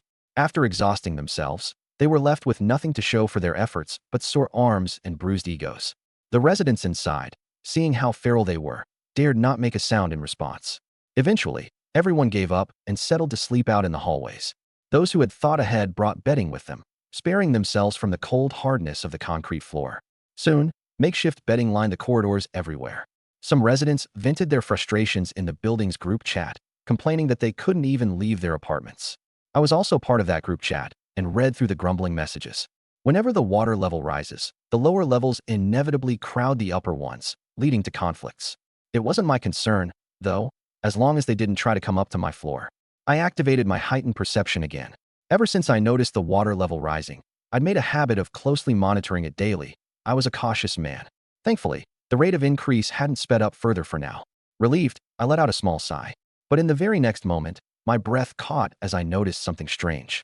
On the already flooded 26th floor, inside one of the submerged rooms, there was a figure. This was odd. The 26th floor was more than halfway underwater, and its residents had evacuated long ago. So how could there be someone still there? I focused my perception for a closer look, and my eyes widened in shock. That figure, the lower half of its body was a fishtail, while the upper half was a seductive woman with fiery curves and long golden hair, her wet locks cascading down her shoulders. A mermaid? Instantly, I tensed up, my guard raised. Was it an underwater mutant creature? Or perhaps some kind of ability user? After all, in this apocalypse, I'd encountered stranger things than this. But what concerned me was this. The other party could move freely in the water, which meant she could pose a threat to me. Her brightness was weaker than mine, so I wasn't afraid. However, if my woman got too close to the water's surface, she might be dragged under and drowned by her at any moment. I had to nip this danger in the bud. I activated spatial teleportation to meet her. The woman's name was Li Xiaoyu, and her special ability was transforming into a mermaid. After the apocalypse, she happened to come across a rainbow-colored koi fish. The more beautiful something was, the more poisonous it tended to be. Initially, she didn't dare to eat it, but when hunger became unbearable, she swallowed it in desperation, fully prepared to die. To her astonishment, she awakened to a new power and transformed into a mermaid. Since then, she thrived in the floods, living quite comfortably. But today, she received a distress message from her close friend Zhangya. The two of them had been inseparable besties from elementary school to university, sharing everything with one another. Without hesitation, Li Xiaoyu swam all the way from her shelter to Yulong Bay. At this moment, she was rummaging through a nearly half-submerged room on the 26th floor. Yes, found 2 more packets of instant noodles. Since the apocalypse, she'd survived by scavenging food that other people couldn't reach underwater. She didn't eat the noodles right away, but carried them to another room, intending to give them to her best friend. Thanks to the packaging, the noodles could still be eaten after a short time in the water. Room 2611 was also half flooded, but on the bed lay a young girl, completely still, as if asleep. With a loud crack, Li Xiaoyu broke through the window and slipped inside. "Zhangya, wake up! Don't sleep anymore. I brought you something to eat." Yet despite the noise, the girl remained unresponsive. Li Xiaoyu approached and instantly froze in shock. Zhangya was dead. "Wah! Zhangya, wake up! Don't scare me." She sobbed uncontrollably, unable to accept what had happened. Just yesterday, Zhangya had sent her a message saying she was starving to death and pleading for some food. Li Xiaoyu had mustered all her strength to rush over as soon as she could, but still, she was too late. She could vividly imagine her best friend's despair and helplessness, clinging to her last shred of hope that she would arrive, only to succumb to hunger in the end. After crying for a while, she suddenly jolted upright. Crying in the apocalypse risked attracting water-dwelling monsters. She needed to calm down. She recalled the colossal 2-meter-long snapping turtle she'd encountered underwater before and nervously glanced around her surroundings. Fortunately, everything seemed normal. Li Xiaoyu took a deep breath and looked at her friend on the bed. "Xiaoya, I'm so sorry. I came too late. I couldn't protect you. The dead couldn't be brought back to life." She had no choice but to accept it. Once she composed herself, she resumed rummaging through the room. "Oh wow, chocolate. My favorite." She cheerfully munched on it, mumbling as she ate. "Xiaoya, you're gone now. These things are no use to you anymore. So I hope you don't mind if I help myself." Tastes pretty good." Li Xiaoyu indulged in the legacy left behind by her best friend. Once she was sure there was nothing else worth taking, She left feeling satisfied.